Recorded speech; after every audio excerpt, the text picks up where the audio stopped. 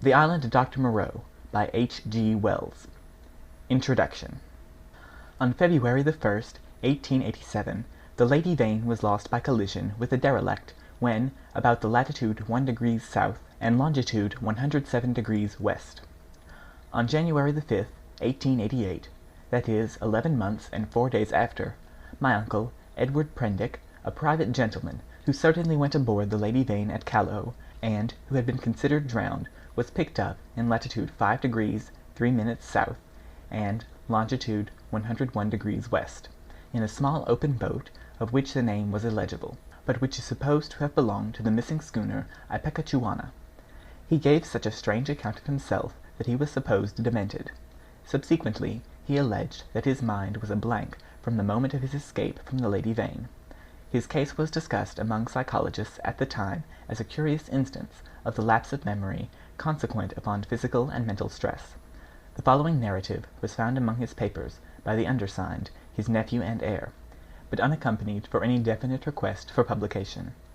The only island known to exist in the small region in which my uncle was picked up is Noble's Island, a small volcanic islet and uninhabited. It was visited in 1891 by H.M.S. Scorpion.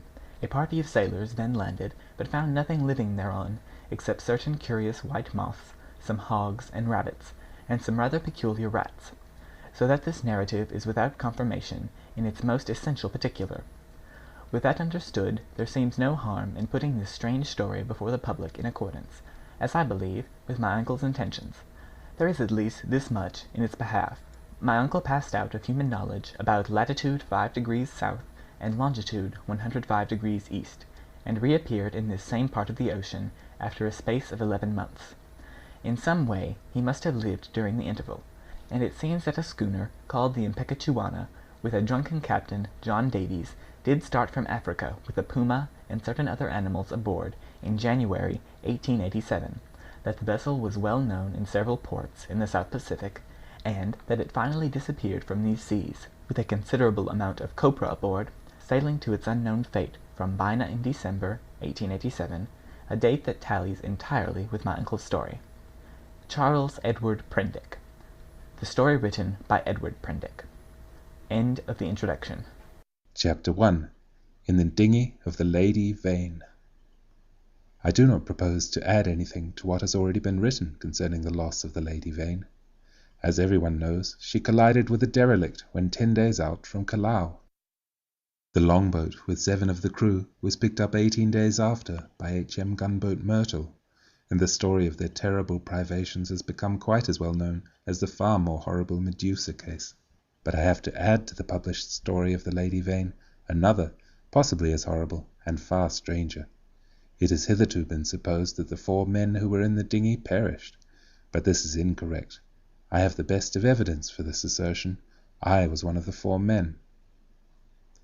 But in the first place, I must state that there were never 4 men in the dinghy. The number was 3. Constance, who was seen by the captain to jump into the gig, footnote Daily News, March 17, 1887, luckily for us and unluckily for himself, did not reach us. He came down out of the tangle of ropes under the stays of the smashed bowsprit. Some small rope caught his heel as he let go, and he hung for a moment, head downward, and then fell and struck a block or spar floating in the water. We pulled towards him, but he never came up. I say lucky for us he did not reach us, and I might almost say luckily for himself, for we had only a small breaker of water and some sodden ship's biscuits with us. So sudden had been the alarm, so unprepared the ship for any disaster. We thought the people on the launch would be better provisioned, though it seemed they were not, and we tried to hail them.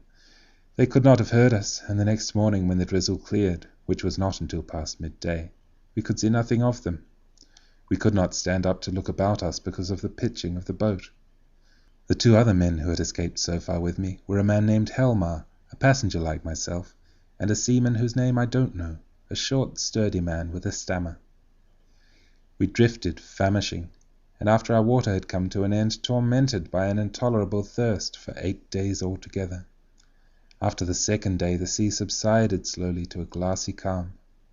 It is quite impossible for the ordinary reader to imagine those 8 days. He has not, luckily for himself, anything in his memory to imagine with. After the first day we said little to one another, and lay in our places in the boat, and stared at the horizon, or watched with eyes that grew larger and more haggard every day, the misery and weakness gaining upon our companions. The sun became pitiless. The water ended on the 4th day, and we were already thinking strange things and saying them with our eyes. But it was, I think, the 6th before Helmar gave voice to the thing we had all been thinking. I remember our voices were dry and thin, so we bent towards one another and spared our words. I stood out against it with all my might, was rather for scuttling the boat and perishing together among the sharks that followed us. But when Helmar said that if his proposal was accepted we should have drink, the sailor came round to him. I would not draw lots, however, and in the night the sailor whispered to Helmar again and again, and I sat in the bows with my clasp knife in my hand, though I doubt if I had the stuff in me to fight. And in the morning I agreed to Helmar's proposal, and we handed halfpence to find the odd man.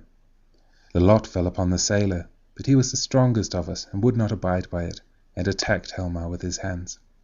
They grappled together and almost stood up. I crawled along the boat to them, intending to help Helmar by grasping the sailor's leg, but the sailor stumbled with the swaying of the boat, and the two fell upon the gunwale and rolled overboard together. They sank like stones. I remember laughing at that and wondering why I laughed. The laugh caught me suddenly, like a thing from without. I lay across one of the thwarts for I know not how long, thinking that if I had the strength I would drink sea-water and madden myself to die quickly. And even as I lay there I saw, with no more interest than if it had been a picture, a sail come up towards me over the skyline. My mind must have been wandering, and yet I remember all that happened quite distinctly. I remember how my head swayed with the seas, and the horizon with the sail above it danced up and down, but I also remember as distinctly that I had a persuasion that I was dead, and that I thought what a jest it was that they should come too late by such a little to catch me in my body. For an endless period, as it seemed to me, I lay with my head on the thwart, watching the schooner. She was a little ship, schooner-rigged fore and aft, come up out of the sea. She kept tacking to and fro in a widening compass, for she was sailing dead into the wind. It never entered my head to attempt to attract attention, and I do not remember anything distinctly after the sight of her side, until I found myself in a little cabin aft. There's a dim half-memory of being lifted up to the gangway, and of a big round countenance covered with freckles and surrounded with red hair, staring at me over the bulwarks. I also had a disconnected impression of a dark face with extraordinary eyes close to mine, but that I thought was a nightmare until I met it again. I fancy I recollect some stuff being poured in between my teeth, and that is all. End of Chapter 1. Chapter 2. The Man Who Was Going Nowhere. The cabin in which I found myself was small and rather untidy. A youngish man with flaxen hair, a bristly straw-coloured moustache, and dropping nether lip, was sitting and holding my wrist. For a minute we stared at each other without speaking. He had watery grey eyes, oddly void of expression. Then just overhead came a sound like an iron bedstead being knocked about, and the low, angry growling of some large animal. At the same time the man spoke. He repeated his question. "How do you feel now?" I think I said I felt all right. I could not recollect how I had got there. He must have seen the question in my face, for my voice was inaccessible to me. "You were picked up in a boat, starving. The name of the boat was the Lady Vane, and there were spots of blood on the gunwale." At the same time my eye caught my hand, so thin that it looked like a dirty skin purse full of loose bones, and all the business of the boat came back to me. "Have some of this," said he, and gave me a dose of some scarlet stuff, iced. It tasted like blood, and made me feel stronger. "You were in luck," said he, "to get picked up by a boat with a medical man aboard." He spoke with a slobbering articulation, with the ghost of a lisp. "What ship is this? I said slowly, hoarse from my long silence. "It's a little trader from Arica and Callao. I never asked where she came from in the beginning. Out of the land of born fools, I guess. I'm a passenger myself, from Arica. The silly ass who owns her, he's captain too, named Davies. He's lost his certificate or something. You know the kind of man. Calls the thing the Epicana of all silly infernal names. Though when there's much of a sea without any wind, she certainly acts accordingly." Then the noise overhead began again, a snarling growl and the voice of a human being together. Then another voice, telling some heaven-forsaken idiot to desist. "You were nearly dead," said my interlocutor. "It was a very near thing indeed, but I've put some stuff into you now. Notice your arm's sore. Injections. You've been insensible for nearly 30 hours. I thought slowly. I was distracted now by the yelping of a number of dogs. "Am I eligible for solid food?" I asked. "Thanks to me," he said. "Even now the mutton is boiling." "Yes," I said with assurance, "I could eat some mutton." "But," said he, with a momentary hesitation, "you know I'm dying to hear of how you came to be alone in that boat. Damn that howling!" I thought I detected a certain suspicion in his eyes. He suddenly left the cabin, and I heard him in violent controversy with someone, who seemed to me to talk gibberish in response to him. The matter sounded as though it ended in blows, but in that I thought my ears were mistaken. Then he shouted at the dogs and returned to the cabin. "Well," said he in the doorway, "you were just beginning to tell me." I told him my name, Edward Prendick, and how I had taken to natural history as a relief from the dullness of my comfortable independence. He seemed interested in this. I've done some science myself. I did my biology at University College. Getting out the ovary of the earthworm and the radula of the snail and all that. Lord, it's 10 years ago. But go on. Tell me about the boat. He was evidently satisfied with the frankness of my story, which I told in concise sentences enough, for I felt horribly weak, and when it was finished he reverted at once to the topic of natural history and his own biological studies. He began to question me closely about Tottenham Court Road and Gower Street. Is Caplatzi still flourishing? What a shop that was! He had evidently been a very ordinary medical student, and drifted incontinently to the topic of the music halls. He told me some anecdotes. "Left it all," he said, 10 years ago. How jolly it all used to be. But I made a young ass of myself. Played myself out before I was 21. I dare say it's all different now. But I must look up that ass of a cook and see what he's done to your mutton." The growling overhead was renewed, so suddenly and with so much savage anger that it startled me. "What's that?" I called after him, but the door had closed. He came back again with the boiled mutton, and I was so excited by the appetizing smell of it that I forgot the noise of the beast that had troubled me. After a day of alternate sleep and feeding, I was so far recovered as to be able to get from my bunk to the scuttle and see the green seas trying to keep pace with us. I judged the schooner was running before the wind. Montgomery, that was the name of the flaxen-haired man, came in again as I stood there, and I asked him for some clothes. He lent me some duck things of his own, for those I had worn in the boat had been thrown overboard. They were rather loose for me, for he was large and long in his limbs. He told me casually that the captain was 3 parts drunk in his own cabin. As I assumed the clothes, I began asking him some questions about the destination of the ship. He said the ship was bound to Hawaii, but it had to land them first. "Where?" said I. "It's an island, where I live. So far as I know, it hasn't got a name." He stared at me with his nether lip dropping, and looked so wilfully stupid of a sudden that it came into my head that he desired to avoid my questions. I had the discretion to ask no more. End of Chapter 2. Chapter 3. The Strange Face. We left the cabin and found a man at the companion obstructing our way. He was standing on the ladder with his back to us, peering over the combing of the hatchway. He was, I could see, a misshapen man, short, broad, and clumsy, with a crooked back, a hairy neck, and a head sunk between his shoulders. He was dressed in dark blue serge, and had peculiarly thick, coarse, black hair. I heard the unseen dogs growl furiously, and forthwith he ducked back, coming into contact with the hand I put out to fend him off from myself. He turned with animal swiftness.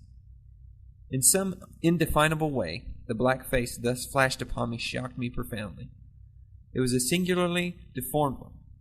The facial part projected, forming something dimly suggestive of a muzzle, and the huge half-open mouth showed as big white teeth as I have ever seen in a human mouth.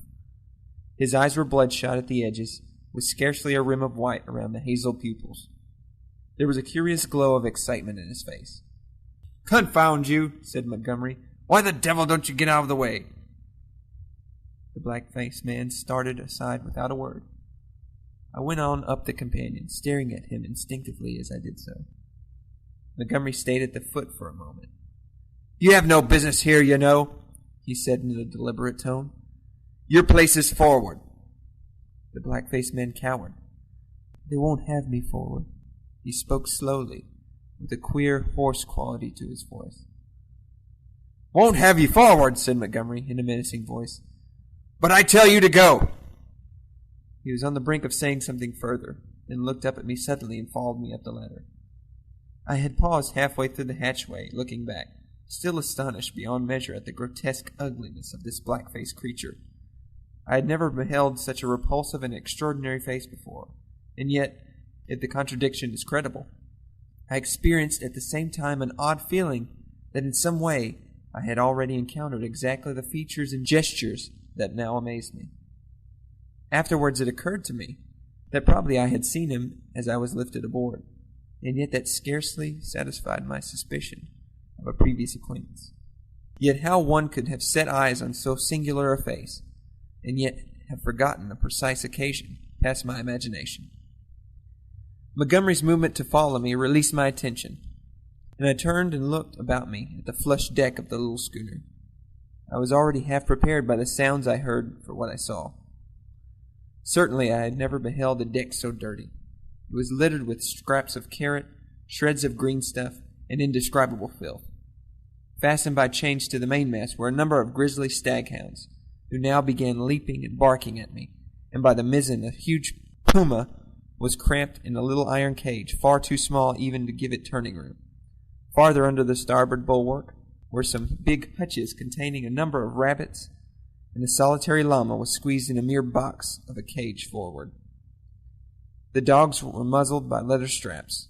The only human being on deck was a gaunt and silent sailor at the wheel. The patched and dirty spankers were tense before the wind, and up aloft the little ship seemed carrying every sail she had. The sky was clear, the sun midway down the western sky.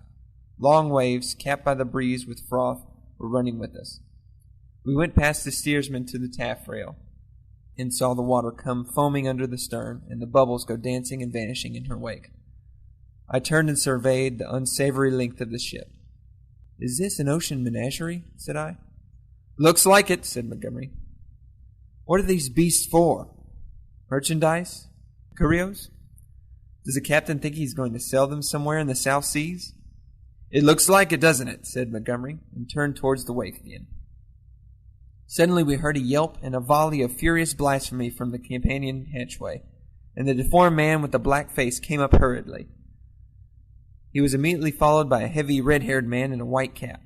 At the sight of the former staghounds, who had ill-tired of barking at me by this time, became furiously excited, howling and leaping against their chains. The black hesitated before them, and this gave the red-haired man time to come up with him and deliver a tremendous blow between the shoulder blades. The poor devil went down like a felled ox, and rolled in the dirt among the furiously excited dogs. It was lucky for him that they were muzzled. The red-haired man gave a yelp of exultation and stood staggering, and as it seemed to me, in serious danger of either going backwards down the companion hatchway or forwards upon his victim. So soon as the second man had appeared, Montgomery had started forward. "Steady on there," he cried, in a tone of remonstrance. A couple of sailors appeared on the forecastle. The black-faced man, howling in a singular voice, rolled about underneath the feet of the dogs. No one attempted to help him. The brutes did their best to worry him, butting their muzzles at him. There was a quick dance of their lithe, gray-figured bodies over the clumsy, prostrate figure. The sailors forward shouted as though it was an admirable sport. Montgomery gave an angry exclamation and went striding down the deck, and I followed him. The black-faced man scrambled up and staggered forward, going and leaning over the bulwark by the main shrouds, where he remained, panting and glaring over his shoulder at the dogs. The red-haired man laughed a satisfied laugh. "Look here, Captain," said Montgomery, with his lisp a little accentuated, gripping the elbows of the red-haired man. "This won't do." I stood behind Montgomery. The captain came half round and regarded him with the dull and solemn eyes of a drunken man. "What won't do?" he said, and added, after looking sleepily into Montgomery's face for a minute, "Blasted sawbones." With a sudden movement he shook his arms free, and after 2 ineffectual attempts stuck his freckled fist into his side pockets. "That man's a passenger," said Montgomery. "I'd advise you to keep your hands off him." "Go to hell," said the captain loudly. He suddenly turned and staggered toward the side. "Do what I like on my own ship," he said. I think Montgomery might have left him then, seeing the brute was drunk, but he only turned a shade paler and followed the captain to the bulwarks. "Look you here, Captain," he said. "That man of mine is not to be ill-treated. He has been hazed ever since he came aboard." For a minute, alcoholic fumes kept the captain speechless. "Blasted sawbones," was all he considered necessary. I could see that Montgomery had one of those slow, pertinacious tempers that will warm day after day to a white heat and never again cool to forgiveness. And I saw, too, that this quarrel had been some time growing. "The man's drunk," said I, perhaps officiously. "You'll do no good." Montgomery gave an ugly twist to his dropping lip. "He's always drunk. You think that excuses his assaulting passengers?" "My ship," began the captain, waving his hand unsteadily towards the cages, "was a clean ship. Look at it now." It was certainly anything but clean. "Crew," continued the captain, "clean, respectable crew. Well, you agreed to take the beasts. I wish I'd never set eyes on your infernal island. What the devil want beasts for on an island like that? Then that man of yours understood he was a man. He's a lunatic, and he had no business aft. Do you think the whole damned ship belongs to you? Your sailors began to haze the poor devil as soon as he came aboard. That's just what he is. He's a devil, an ugly devil. My men can't stand him. I can't stand him. None of us can stand him, nor you either." Montgomery turned away. "You leave that man alone anyhow," he said, nodding his head as he spoke. But the captain meant to quarrel now. He raised his voice. "If he comes this end of the ship again, I'll cut his insides out, I tell you." "Cut out his blasted insides. Who are you to tell me what I'm to do? I tell you I'm the captain of this ship, captain and owner. I'm the law here, I tell you. The law and the prophets. I bargained to take a man and his attendant to and from Africa and bring back some animals. I never bargained to carry a mad devil and a silly sawbones. Well, never mind what he called Montgomery. I saw the latter take a step forward and interposed. "He's drunk," said I. Captain began some abuse even fouler than the last. "Shut up," I said, turning on him sharply, for I had seen danger in Montgomery's white face. With that I brought the downpour on myself. However, I was glad to avert what was uncommonly near a scuffle, even at the price of the captain's drunken ill will. I do not think I have ever heard quite so much vile language come in a continuous stream from any man's lips before, though I have frequented eccentric company enough. I found some of it hard to endure, though I am a mild-tempered man, but certainly, when I told the captain to shut up, I had forgotten that I was merely a bit of human flotsam, cut off from my resources and with my fare unpaid, a mere casual dependent on the bounty, or speculative enterprise, of the ship. He reminded me of it with considerable vigor, but at any rate I prevented a fight. End of Chapter 3. Chapter 4. At the schooner's rail. That night, land was sighted after sundown, and the schooner hove to. Montgomery intimated that was his destination. It was too far to see any details. It seemed to me then simply a low-lying patch of dim blue in the uncertain blue-grey sea. An almost vertical streak of smoke went up from it into the sky. The captain was not on deck when it was sighted. After he had vented his wrath on me, he had staggered below, and I understood he went to sleep on the floor of his own cabin. The mate practically assumed the command. He was the gaunt, taciturn individual we had seen at the wheel. Apparently he was in an evil temper with Montgomery. He took not the slightest notice of either of us. We dined with him in a sulky silence, after a few ineffectual efforts on my part to talk. It struck me, too, that the men regarded my companion and his animals in a singularly unfriendly manner. I found Montgomery very reticent about his purpose with these creatures and about his destination, and though I was sensible of a growing curiosity as to both, I did not press him. We remained talking on the quarter-deck until the sky was thick with stars. Except for an occasional sound in the yellow-lit forecastle and a movement of the animals now and then, the night was very still. The puma lay crouched together, watching us with shining eyes, a black heap in the corner of its cage. Montgomery produced some cigars. He talked to me of London in a tone of half-painful reminiscence, asking all kinds of questions about changes that had taken place. He spoke like a man who had loved his life there, and had been suddenly and irrevocably cut off from it. I gossiped as well as I could of this and that. All the time the strangeness of him was shaping itself in my mind, and as I talked I peered at his odd pallid face in the dim light of the binnacle lantern behind me. Then I looked out at the darkling sea, where in the dimness his little island was hidden. This man, it seemed to me, had come out of immensity merely to save my life. Tomorrow he would drop over the side and vanish again out of my existence. Even had it been under commonplace circumstances, it would have made me a trifle thoughtful. But in the first place was the singularity of an educated man living on this unknown little island, and coupled with that the extraordinary nature of his luggage. I found myself repeating the captain's question, what did he want with the beasts? Why, too, had he pretended they were not his when I had remarked about them at first? Then, again, in his personal attendant there was a bizarre quality which had impressed me profoundly. These circumstances threw a haze of mystery round the man. They laid hold of my imagination and hampered my tongue. Towards midnight our talk of London died away, and we stood side by side, leaning over the bulwarks and staring dreamily over the silent starlit sea, each pursuing his own thoughts. It was the atmosphere for sentiment, and I began upon my gratitude.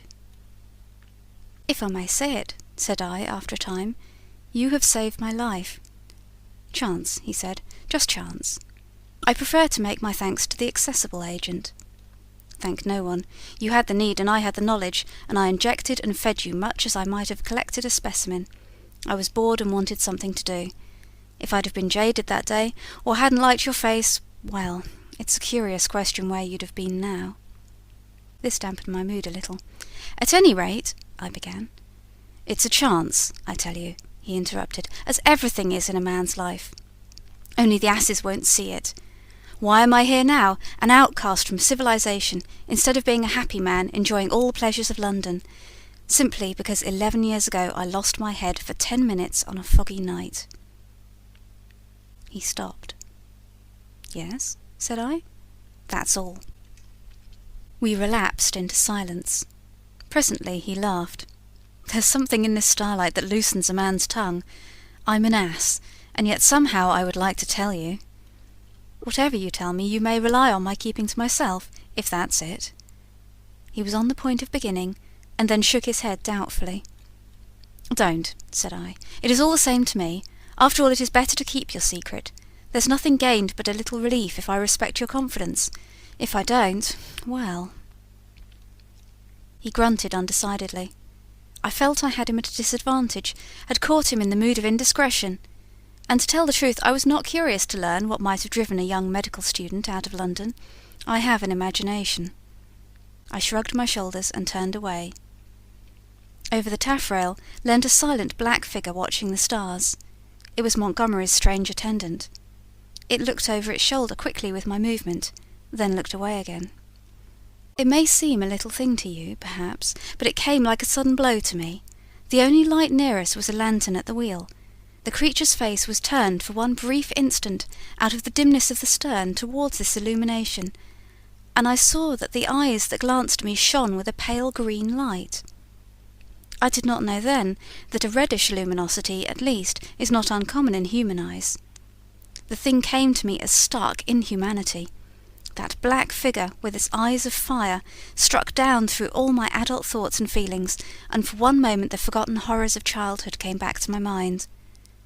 Then the effect passed as it had come.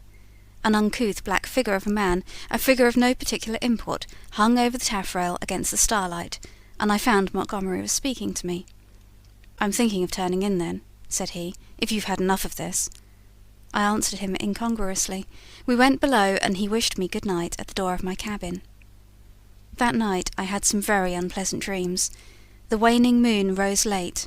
Its light struck a ghostly white beam across my cabin, and made an ominous shape on the planking by my bunk. Then the staghounds woke, and began howling and baying, so that I dreamt fitfully, and scarcely slept until the approach of dawn. End of Chapter 4. Chapter 5. The Man Who Had Nowhere to Go. In the early morning, it was the second morning after my recovery, and I believe the fourth after I was picked up, I woke through an avenue of tumultuous dreams, dreams of guns and howling mobs, and became sensible of a hoarse shouting above me. I rubbed my eyes and lay listening to the noise, doubtful for a little while of my whereabouts. Then came a sudden pattering of bare feet, the sound of heavy objects being thrown about, a violent creaking and the rattling of chains. I heard the swish of the water as the ship was suddenly brought round, and a foamy yellow-green wave flew across the little round window and left it streaming. I jumped into my clothes and went on deck. As I came up the ladder, I saw against the flushed sky, for the sun was just rising, the broad back and red hair of the captain, and over his shoulder the puma spinning from a tackle rigged on to the mizzen spanker boom. The poor brute seemed horribly scared, and crouched in the bottom of its little cage. "Overboard with 'em," bawled the captain. "Overboard with 'em. We'll have a clean ship soon of the whole bilin' of 'em." He stood in my way, so that I had perforce to tap his shoulder to come on deck. He came round with a start, and staggered back a few paces to stare at me. It needed no expert eye to tell that the man was still drunk. "Hello," said he, stupidly, and then with a light coming into his eyes, "Why, it's Mr. Prendick," said I. "Prendick be damned," said he. "Shut up, that's your name. Mr. Shut Up." It was no good answering the brute, but I certainly did not expect his next move. He held out his hand to the gangway by which Montgomery stood talking to a massive gray-haired man in dirty blue flannels who had apparently just come aboard. "That way, Mr. Blasted Shut Up. That way," roared the captain. Montgomery and his companion turned as he spoke. "What do you mean?" I said. "That way, Mr. Blasted Shut Up. That's what I mean. Overboard, Mr. Shut Up. And sharp. We're cleaning the ship out. Cleaning the whole blessed ship out. And overboard you go." I stared at him, dumbfounded. Then it occurred to me that it was exactly the thing I wanted. The lost prospect of a journey as sole passenger with this quarrelsome sot was not one to mourn over. I turned towards Montgomery. "Can't have you," said Montgomery's companion concisely. "You can't have me," said I, aghast. He had the squarest and most resolute face I ever set eyes upon. "Look here," I began, turning to the captain. "Overboard," said the captain. "This ship ain't for beasts and cannibals and worse than beasts any more. Overboard you go, Mr. Shut Up. If they can't have you, you goes overboard. But anyhow, you go. With your friends. I've done with this blessed island for evermore. Amen. I've had enough of it." "But Montgomery," I appealed.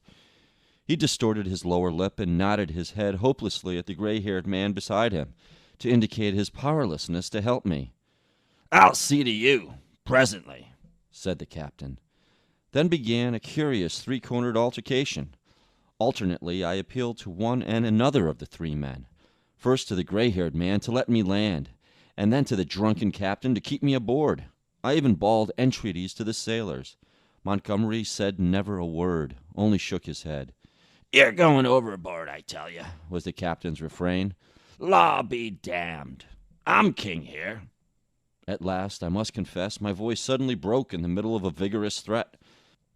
I felt a gust of hysterical petulance, and went aft and stared dismally at nothing. Meanwhile, the sailors progressed rapidly with the task of unshipping the packages and caged animals. A large launch with 2 standing lugs lay under the lee of the schooner, and into this the strange assortment of goods were swung. I did not see then the hands from the island that were receiving the packages, for the hull of the launch was hidden from me by the side of the schooner. Neither Montgomery nor his companion took the slightest notice of me, but busied themselves in assisting and directing the 4 or 5 sailors who were unloading the goods. The captain went forward, interfering rather than assisting. I was alternately despairful and desperate. Once or twice, as I stood waiting there for things to accomplish themselves, I could not resist an impulse to laugh at my miserable quandary. I felt all the wretcheder for the lack of a breakfast. Hunger and a lack of blood corpuscles take all the manhood from a man. I perceived pretty clearly that I had not the stamina either to resist what the captain chose to do to expel me, or to force myself upon Montgomery and his companion. So I waited passively upon fate, and the work of transferring Montgomery's possessions to the launch went on as if I did not exist. Presently that work was finished, and then came a struggle. I was hauled, resisting weakly enough, to the gangway. Even then I noticed the oddness of the brown faces of the men who were with Montgomery in the launch. But the launch was now fully laden, and was shoved off hastily. A broadening gap of green water appeared under me, and I pushed back with all my strength to avoid falling headlong. The hands in the launch shouted derisively, and I heard Montgomery curse at them, and then the captain, the mate, and one of the seamen helping him ran me aft towards the stern. The dinghy of the Lady Vane had been towing behind. It was half full of water, had no oars, and was quite unvictualled. I refused to go aboard her, and flung myself full length on the deck. In the end they swung me into her by a rope, for they had no stern ladder, and then they cut me adrift. I drifted slowly from the schooner. In a kind of stupor I watched all hands take to the rigging, and slowly but surely she came round to the wind. The sails fluttered, and then bellied out as the wind came into them. I stared at her weather-beaten side heeling steeply towards me, and then she passed out of my range of view. I did not turn my head to follow her. At first I could scarcely believe what had happened. I crouched in the bottom of the dinghy, stunned, and staring blankly at the vacant, oily sea. Then I realized that I was in that little hell of mine again, now half swamped, and looking back over the gunwale, I saw the schooner standing away from me, with the red-haired captain mocking at me over the taffrail, and turning towards the island saw the launch growing smaller as she approached the beach. Abruptly the cruelty of this desertion became clear to me. I had no means of reaching the land unless I should chance to drift there. I was still weak, you must remember, from my exposure in the boat. I was empty and very faint, or I should have had more heart. But as it was, I suddenly began to sob and weep, as I had never done since I was a little child. The tears ran down my face. In a passion of despair, I struck with my fists at the water in the bottom of the boat, and kicked savagely at the gunwale. I prayed aloud for God to let me die. End of Chapter 5. Chapter 6. The Evil-Looking Boatman. But the islanders, seeing that I was really adrift, took pity on me. I drifted very slowly to the eastward, approaching the island slantingly, and presently I saw, with hysterical relief, the launch come around and return towards me. She was heavily laden, and I could make out, as she drew nearer, Montgomery's white-haired, broad-shouldered companion sitting cramped up with the dogs and several packing cases in the stern sheets. This individual stared fixedly at me without moving or speaking. The black-faced cripple was glaring at me as fixedly in the bows near the Puma. There were 3 other men besides, 3 strange, brutish-looking fellows, at whom the staghounds were snarling savagely. Montgomery, who was steering, brought the boat by me, and rising, caught and fastened my painter to the tiller to tow me, for there was no room aboard. I had recovered from my hysterical phase by this time, and answered his hail, as he approached, bravely enough. I told him the dinghy was nearly swamped, and he reached me a piggin. I was jerked back as the rope tightened between the boats. For some time I was busy bailing. It was not until I had got the water under, for the water in the dinghy had been shipped, the boat was perfectly sound, that I had leisure to look at the people in the launch again. The white-haired man, I found, was still regarding me steadfastly, but with an expression, as I now fancied, of some perplexity. When my eyes met his, he looked down at the staghound that sat between his knees. He was a powerfully built man, as I have said, with a fine forehead and rather heavy features. But his eyes had that odd drooping of the skin above the lids which often comes with advancing years, and the fall of his heavy mouth at the corners gave him an expression of pugnacious resolution. He talked to Montgomery in a tone too low for me to hear. From him my eyes traveled to his 3 men, and a strange crew they were. I saw only their faces, yet there was something in their faces, I knew not what, that gave me a queer spasm of disgust. I looked steadily at them, and the impression did not pass, though I failed to see what had occasioned it. They seemed to me then to be brown men, but their limbs were oddly swathed in some thin, dirty white stuff down even to the fingers and feet.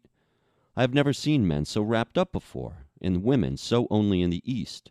They wore turbans, too, and thereunder peered out their elfin faces at me, faces with protruding lower jaws and bright eyes. They had lank black hair, almost like horsehair, and seemed, as they sat, to exceed in stature any race of men I have ever seen. The white-haired man, who I knew was a good 6 feet in height, sat a head below any one of the 3. I found afterwards that really none were taller than myself, but their bodies were abnormally long, and the thigh part of the legs short and curiously twisted. At any rate, they were an amazingly ugly gang, and over the heads of them, under the forward log, peered the black face of the man whose eyes were luminous in the dark. As I stared at them, they met my gaze, and then first one and then another turned away from my direct stare and looked at me in an odd, furtive manner. It occurred to me that I was perhaps annoying them, and I turned my attention to the island we were approaching. It was low and covered with thick vegetation, chiefly a kind of palm that was new to me. From one point a thin white thread of vapor rose slantingly to an immense height, and then frayed out like a down feather. We were now within the embrace of a broad bay, flanked on either hand by a low promontory. The beach was of dull gray sand and sloped steeply up to a ridge, perhaps 60 or 70 feet above the sea level, and irregularly set with trees and undergrowth. Halfway up was a square enclosure of some grayish stone, which I found subsequently was built partly of coral and partly of pumiceous lava. 2 thatched roofs peeped from within this enclosure.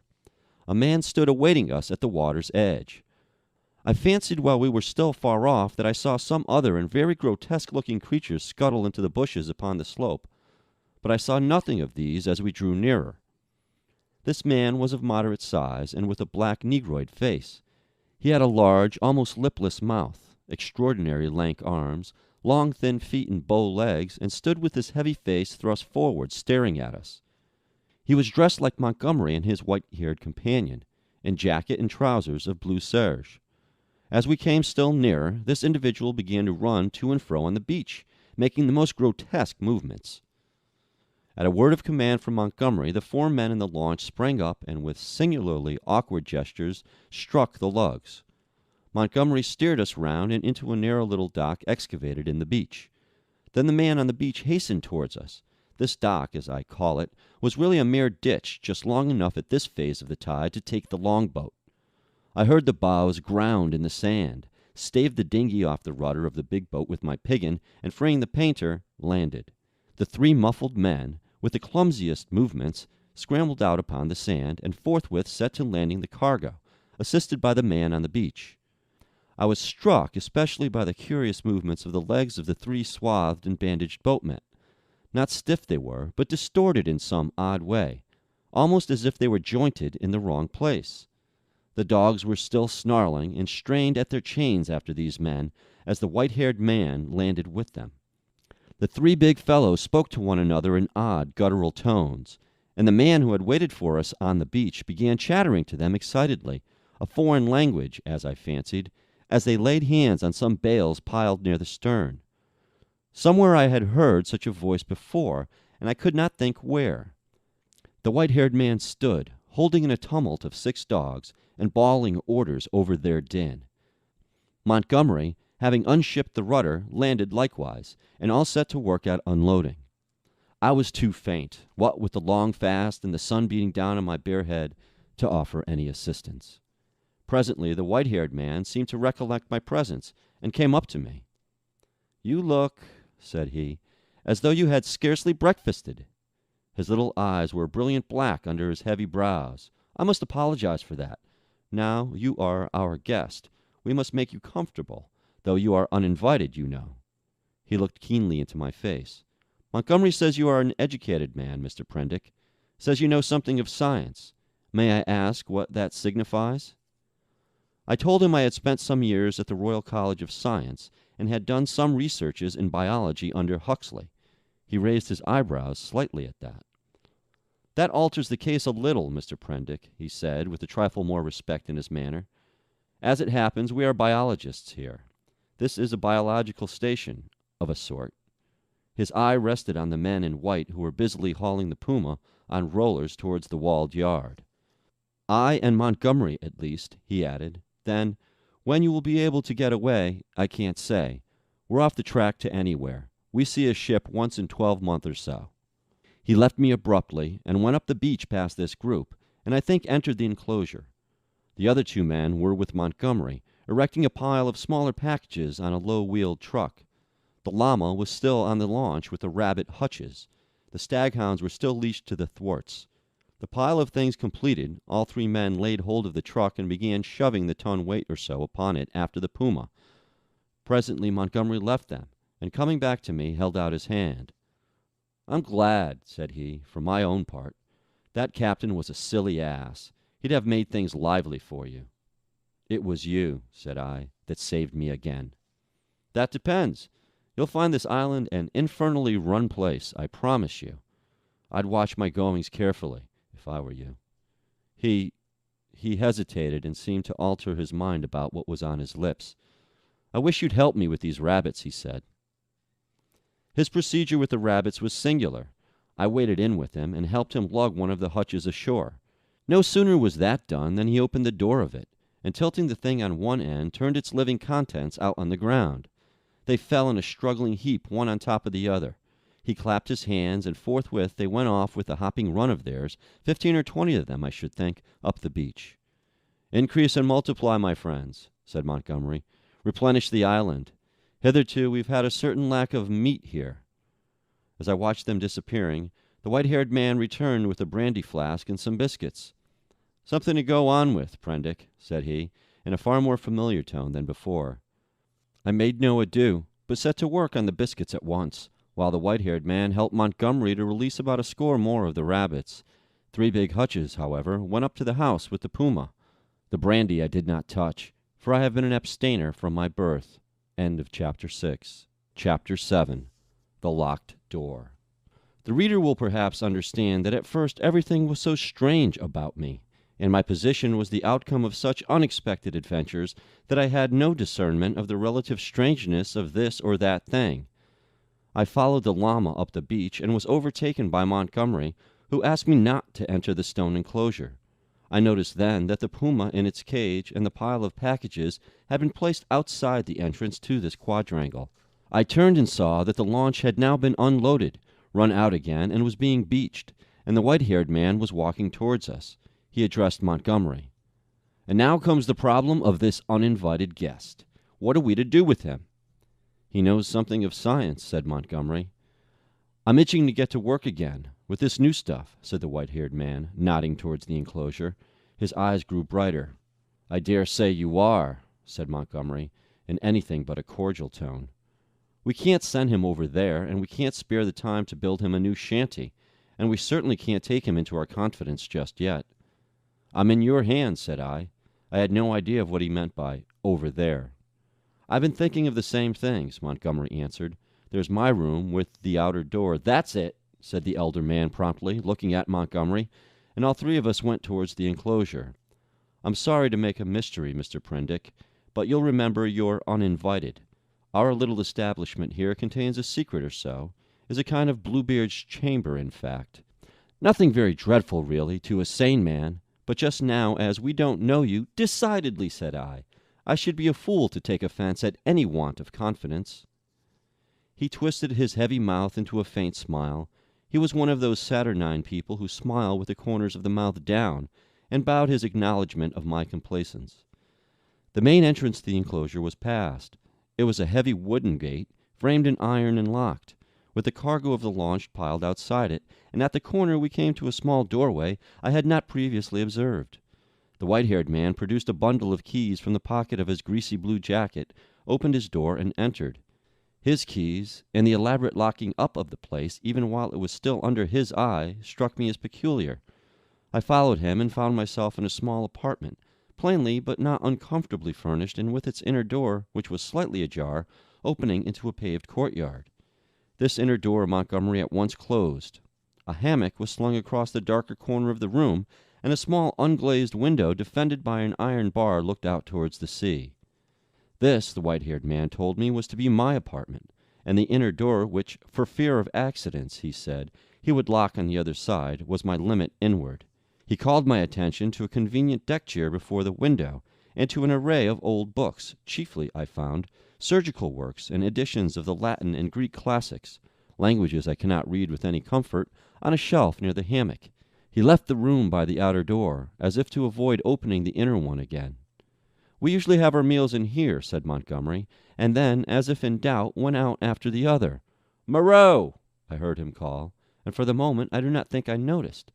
Then, as I handled the books on the shelf, it came up in consciousness. Where had I heard the name of Moreau before?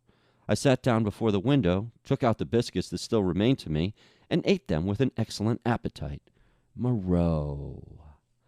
Through the window I saw one of those unaccountable men in white lugging a packing case along the beach. Presently the window frame hid him. Then I heard a key inserted and turned in the lock behind me. After a while I heard through the locked door the noise of the staghounds that had now been brought up from the beach. They were not barking, but sniffing and growling in a curious fashion. I could hear the rapid patter of their feet, and Montgomery's voice soothing them. I was very much impressed by the elaborate secrecy of these two men regarding the contents of the place, and for some time I was thinking of that and of the unaccountable familiarity of the name of Moreau. But so odd is the human memory that I could not then recall that well-known name in its proper connection. From that my thoughts went to the indefinable queerness of the deformed man on the beach. I never saw such a gait, such odd motions as he pulled at the box. I recalled that none of these men had spoken to me, though most of them I had found looking at me at one time or another in a peculiarly furtive manner, quite unlike the frank stare of your unsophisticated savage. Indeed, they had all seemed remarkably taciturn, and when they did speak, endowed with very uncanny voices. What was wrong with them? Then I recalled the eyes of Montgomery's ungainly attendant. Just as I was thinking of him, he came in. He was now dressed in white, and carried a little tray with some coffee and boiled vegetables thereon. I could hardly express a shuddering recoil as he came, bending amiably, and placed the tray before me on the table. Then astonishment paralyzed me. Under his stringy black locks I saw his ear. It jumped upon me suddenly close to my face. The man had pointed ears, covered with fine brown fur. "Your breakfast, sir," he said. I stared at his face without attempting to answer him. He turned and went towards the door, regarding me oddly over his shoulder. I followed him out with my eyes, and as I did so, by some odd trick of unconscious cerebration, there came surging into my head the phrase, "The Moreau Hollows." Was it? The Moreau... Ah! It sent my memory back 10 years. The Moreau horrors. The phrase drifted loose on my mind for a moment, and then I saw it in red lettering on a little buff-colored pamphlet, to read which made one shiver and creep. Then I remembered distinctly all about it. That long-forgotten pamphlet came back with startling vividness to my mind. I had been a mere lad then, and Moreau was, I suppose, about 50, a prominent and masterful physiologist, well known in scientific circles for his extraordinary imagination and his brutal directness in discussion. Was this the same Moreau? He had published some very astonishing facts in connection with the transfusion of blood, and in addition was known to doing valuable work on morbid growths. Then suddenly his career was closed. He had to leave England. A journalist obtained access to his laboratory in the capacity of laboratory assistant with the deliberate intention of making sensational exposures. And by the help of a shocking accident, if it was an accident, his gruesome pamphlet became notorious. On the day of its publication, a wretched dog, flayed and otherwise mutilated, escaped from Moreau's house. It was in the silly season, and a prominent editor, a cousin of the temporary laboratory assistant, appealed to the conscience of the nation. It was not the first time that conscience had turned against the methods of research. The doctor was simply howled out of the country, and maybe that he deserved to be. But I still think that the tepid support of his fellow investigators and his desertion by the great body of scientific workers was a shameful thing. Yet some of his experiments, by the journalist's account, were wantonly cruel. He might perhaps have purchased his social peace by abandoning his investigations, but he apparently preferred the latter, as most men would who have once fallen under the overmastering spell of research. He was unmarried and had indeed nothing but his own interest to consider. I felt convinced that this must be the same man. Everything pointed to it. It dawned upon me to what end the puma and the other animals, which had now been brought with other luggage into the enclosure behind the house, were destined. And a curious faint odor, the halitus of something familiar, an odor that had been in the background of my consciousness hitherto, suddenly came forward into the forefront of my thoughts. It was the antiseptic odor of the dissecting room. I heard the puma growling through the wall, and one of the dogs yelped as though it had been struck. Yet surely, and especially to another scientific man, there was nothing so horrible in vivisection as to account for this secrecy. And by some odd leap in my thoughts, the pointed ears and luminous eyes of Montgomery's attendant came back again before me with the sharpest definition. I stared before me out at the green sea, frothing under a freshening breeze, and let these and other strange memories of the last few days chase one another through my mind. What could it all mean? A locked enclosure on a lonely island, a notorious vivisector, and these crippled and distorted men. End of Chapter 7. Chapter 8. The Crying of the Puma. Montgomery interrupted my tangle of mystification and suspicion about 1 o'clock, and his grotesque attendant followed him, with a tray bearing bread, some herbs and other eatables, a flask of whiskey, a jug of water and 3 glasses, and knives. I glanced askance at this strange creature, and found him watching me with his queer, restless eyes. Montgomery said he would lunch with me, but that Moreau was too preoccupied with some work to come. "Moreau," said I. "I know that name." "The devil you do," said he. "What an ass I was to mention it to you, I might have thought. Anyhow, it will give you an inkling of our mysteries. Whiskey?" "No thanks, I'm an abstainer." "I wish I'd been. But it's no use locking the door after the steed is stolen. It was that infernal stuff that led to my coming here. That and a foggy night. I thought myself in luck at the time, when Moreau offered to get me off. It's queer." "Montgomery," said I, suddenly, as the outer door closed, "why has your man pointed ears?" "Damn," he said, over his first mouthful of food. He stared at me for a moment, and then repeated, "Pointed ears?" "Little points to them," said I, as calmly as possible, with a catch in my breath. "And a fine black fur at the edges." He helped himself to whiskey and water with great deliberation. "I was under the impression that his hair covered his ears. I saw them as he stood by me to put that coffee you sent me on the table, and his eyes shine in the dark." By this time Montgomery had recovered from the surprise of my question. "I always thought," he said deliberately, with a certain accentuation of his flavouring of lisp, "that there was something the matter with his ears from the way he covered them. What were they like?" I was persuaded from his manner that this ignorance was a pretence. Still I could hardly tell the man that I thought him a liar. "Pointed," I said, "rather small and furry, distinctly furry. But the whole man is one of the strangest beings I have ever set eyes on." A sharp, hoarse cry of animal pain came from the enclosure behind us. Its depth and volume testified to the puma. I saw Montgomery wince. "Yes?" he said. "Where did you pick up the creature?" "San Francisco. He's an ugly brute, I admit. Half-witted, you know. Can't remember where he came from. But I'm used to him, you know. We both are. How does he strike you? He's unnatural, I said. There's something about him.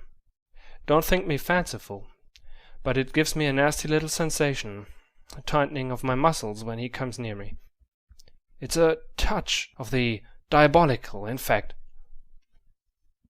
Montgomery had stopped eating while I told him this. Rum, he said. I can't see it. He resumed his meal. I had no idea of it, he said, and masticated. The crew of the schooner must have felt it the same, made a dead set at the poor devil. You saw the captain?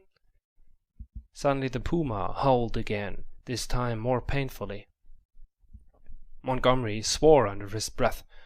I had half a mind to attack him about the man on the beach. Then the poor brute within gave vent to a series of short, sharp cries. Your men on the beach, said I. What race are they? Excellent fellows, aren't they? Said he, absent-mindedly, knitting his brows as the animal yelled out sharply. I said no more. There was another outcry worse than the former. He looked at me with his dull grey eyes, and then took some more whiskey. He tried to draw me into a discussion about alcohol, professing to have saved my life with it. He seemed anxious to lay stress on the fact that I owned my life to him. I answered him distractedly. Presently our meal came to an end. The misshapen monster with the pointed ears cleared the remains away, and Montgomery left me alone in the room again. All the time he had been in a state of ill-concealed irritation at the noise of the vivisected puma. He had spoken of his odd want of nerve and left me to the obvious application. I found myself that the cries were singularly irritating, and they grew in depth and intensity as the afternoon wore on. They were painful at first, but their constant resurgence at last altogether upset my balance. I flung aside a crib of Horace I had been reading and began to clench my fists, to bite my lips, and to pace the room. Presently I got to stopping my ears with my fingers.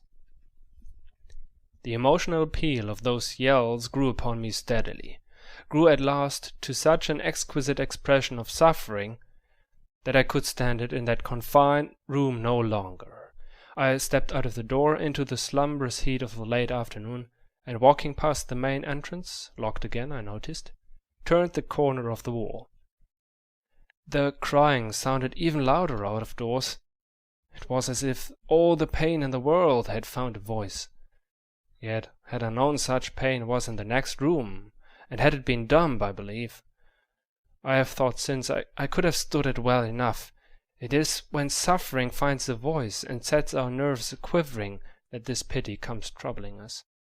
But in spite of the brilliant sunlight and the green fans of the trees wavering in the soothing sea breeze, the world was a confusion, blurred with drifting black and red phantasms, until I was out of earshot of the house in the checkered wall. End of Chapter 8. Chapter 9. The Thing in the Forest. I strode through the undergrowth that had closed the ridge behind the house, scarcely heeding whither I went, passed on through the shadows of the thick cluster of straight-stemmed trees beyond it, and so presently found myself some way on the other side of the ridge, and descending towards a streamlet that ran through a narrow valley. I paused and listened. The distance I had come, or the intervening masses of thicket, deadened any sound that might be coming from the enclosure. The air was still. Then, with a rustle, a rabbit emerged and went scampering up the slope before me. I hesitated and sat down in the edge of the shade. The place was a pleasant one. The rivulet was hidden by the luxuriant vegetation of the banks, save at one point, where I caught a triangular patch of its glittering water. On the farther side I saw through a bluish haze of a tangle of trees and creepers, and above these, again, the luminous blue of the sky. Here and there a splash of white or crimson marked the blooming of some trailing epiphyte. I let my eyes wander over this scene for a while, and then began to turn over in my mind again the strange peculiarities of Montgomery's men. But it was too hard to think elaborately, and presently I fell into a tranquil state midway between dozing and waking. From this I was aroused, after I know not how long, by a rustling amidst the greenery on the other side of the stream. For a moment I could see nothing but the waving summits of the ferns and reeds. Then suddenly upon the bank of the stream appeared something. At first I could not distinguish what it was. It bowed its round head to the water and began to drink. Then I saw it was a man, going on all fours like a beast. He was clothed in bluish cloth, and was of a copper-colored hue, with black hair. It seemed that grotesque ugliness was an invariable character of these islanders. I could hear the suck of the water at his lips as he drank. I leaned forward to see him better, and a piece of lava detached by my hand went pattering down the slope. He looked up guiltily, and his eyes met mine. Forthwith he scrambled to his feet, and stooped, wiping his clumsy hand across his mouth and regarding me. His legs were scarcely half the length of his body, so staring one another out of countenance, we remained for perhaps the space of a minute. Then, stopping to look back once or twice, he slunk off among the bushes to the right of me, and I heard the swish of the fronds grow faint in the distance and die away. Long after he had disappeared, I remained sitting up staring in the direction of his retreat. My drowsy tranquillity had gone. I was startled by a noise behind me, and turning suddenly saw the flapping white tail of a rabbit vanishing up the slope. I jumped to my feet. The apparition of this grotesque, half-bestial creature had suddenly populated the stillness of the afternoon for me. I looked around me rather nervously and regretted that I was unarmed. Then I thought that the man I had just seen had been clothed in bluish cloth, had not been naked as a savage would have been, and I tried to persuade myself from the fact that he was, after all, probably a peaceful character, that the dull ferocity of his countenance belied him. Yet I was greatly disturbed at the apparition. I walked to the left along the slope, turning my head about and peering this way and that among the straight stems of the trees. Why should a man go on all fours and drink with his lips? Presently I heard an animal wailing again, and taking it to be the puma, I turned about and walked in a direction diametrically opposite to the sound. This led me down to the stream, across which I stepped and pushed my way up through the undergrowth beyond. I was startled by a great patch of vivid scarlet on the ground, and going up to it found it to be a peculiar fungus, branched and corrugated like a foliaceous lichen, but delicating into slime at the touch. And then, in the shadow of some luxuriant ferns, I came upon an unpleasant thing. The dead body of a rabbit, covered with shining flies, but still warm and with the head torn off.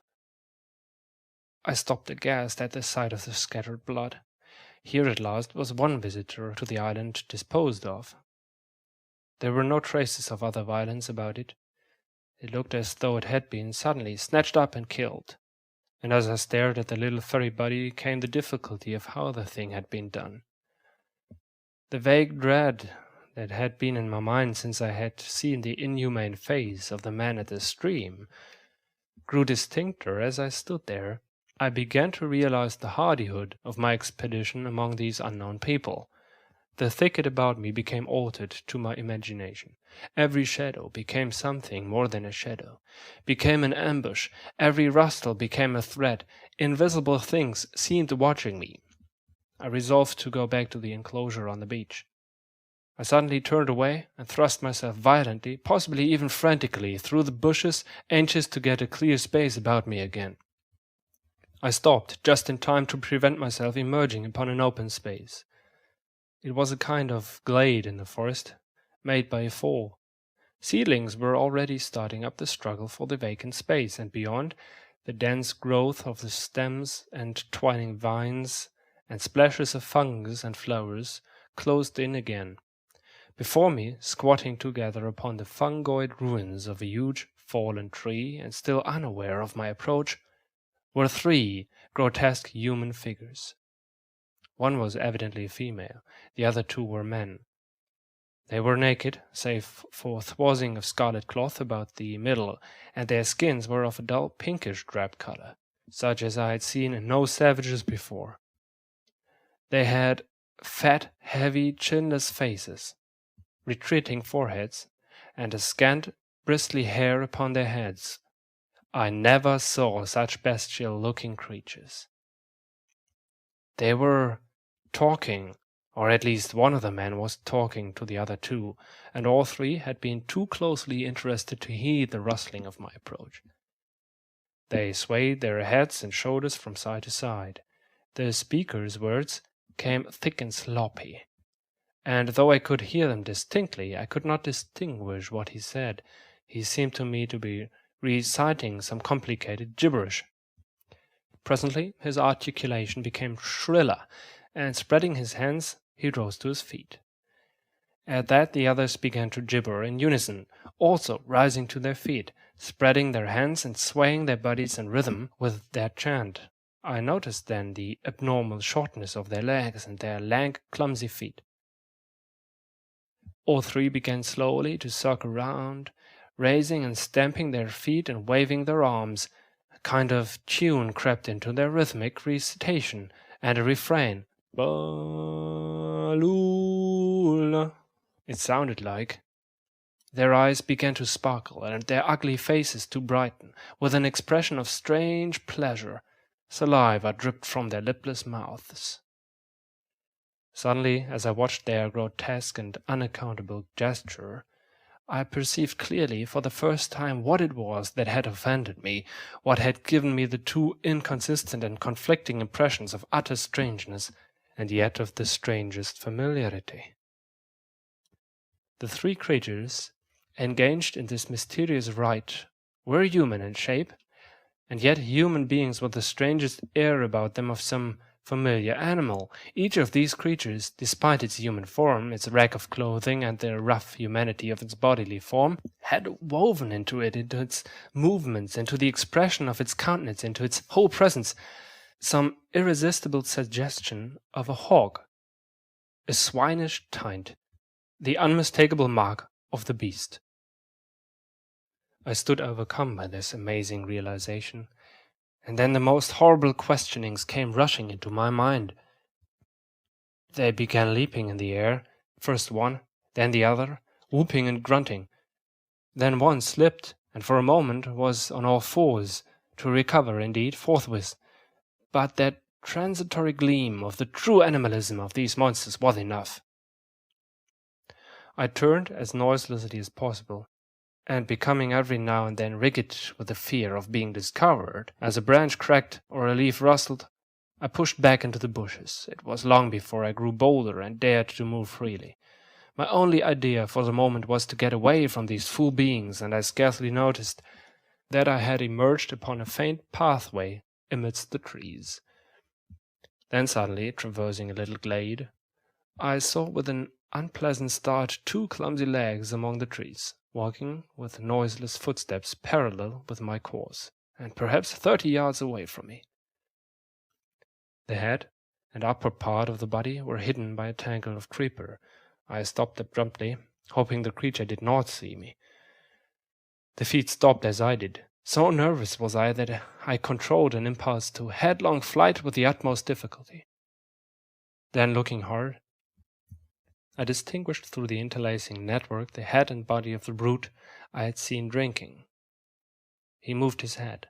There was an emerald flash in his eye as he glanced at me from the shadow of the trees, a half-luminous color that vanished as he turned his head again.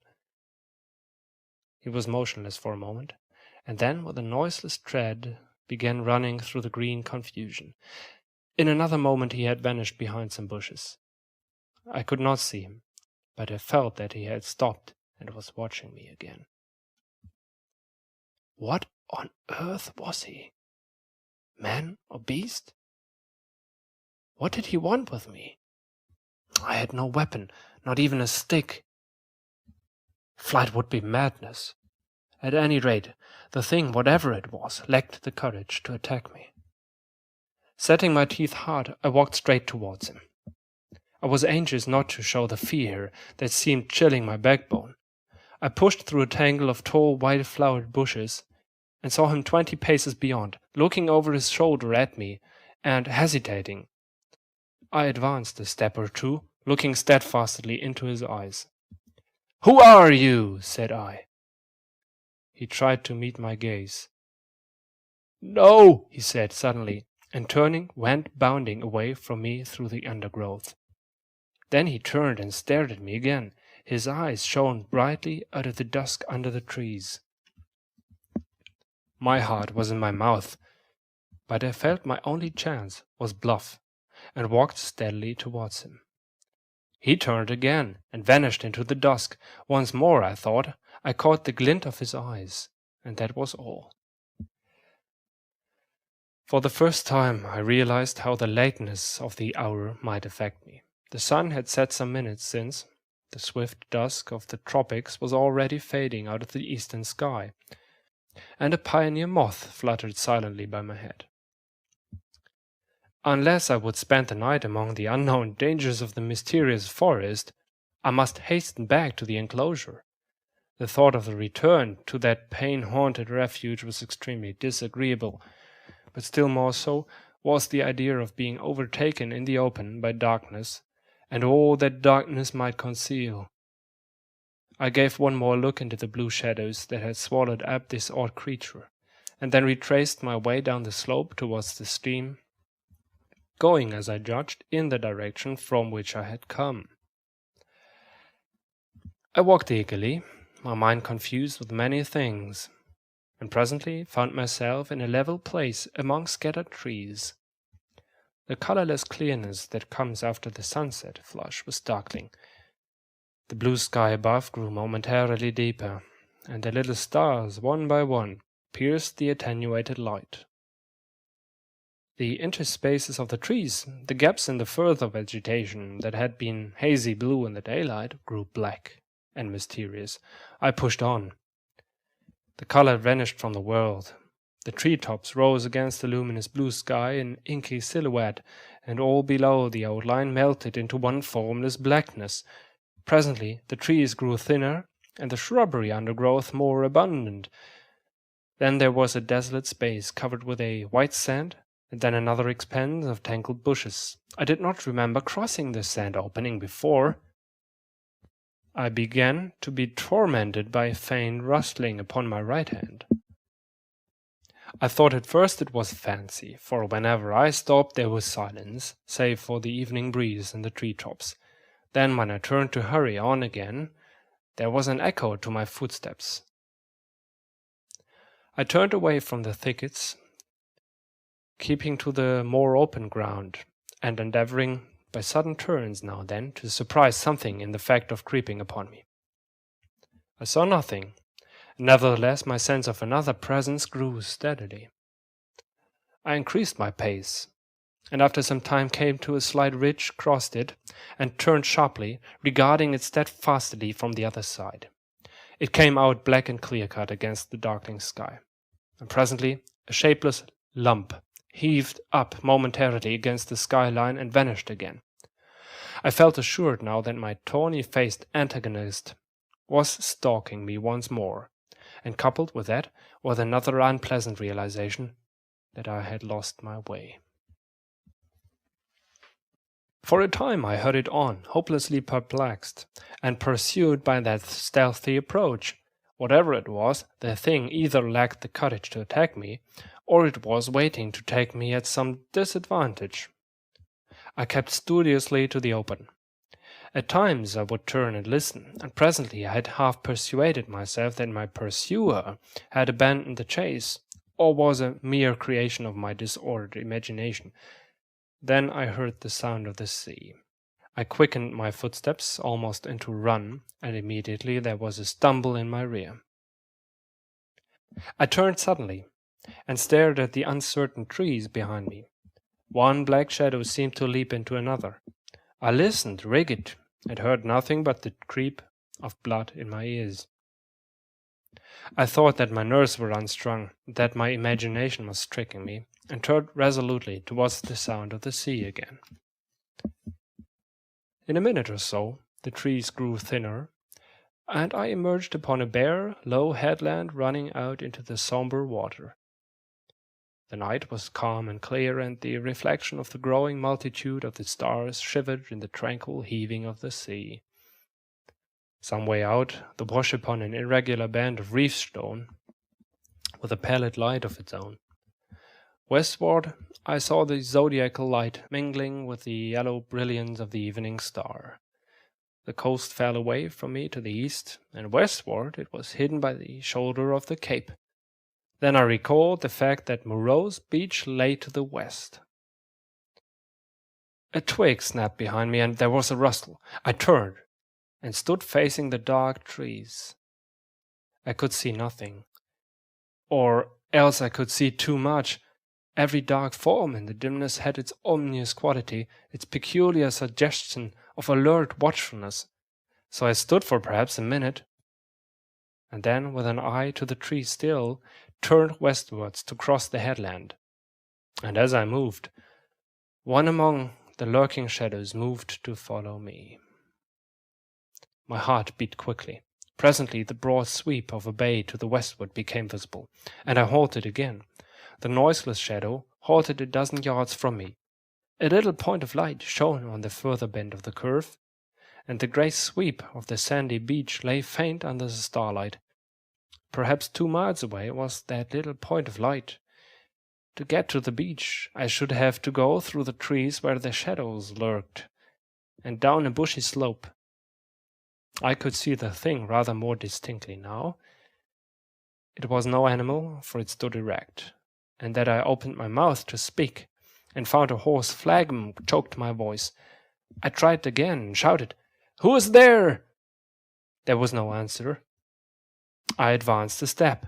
The thing did not move, only gathered itself together.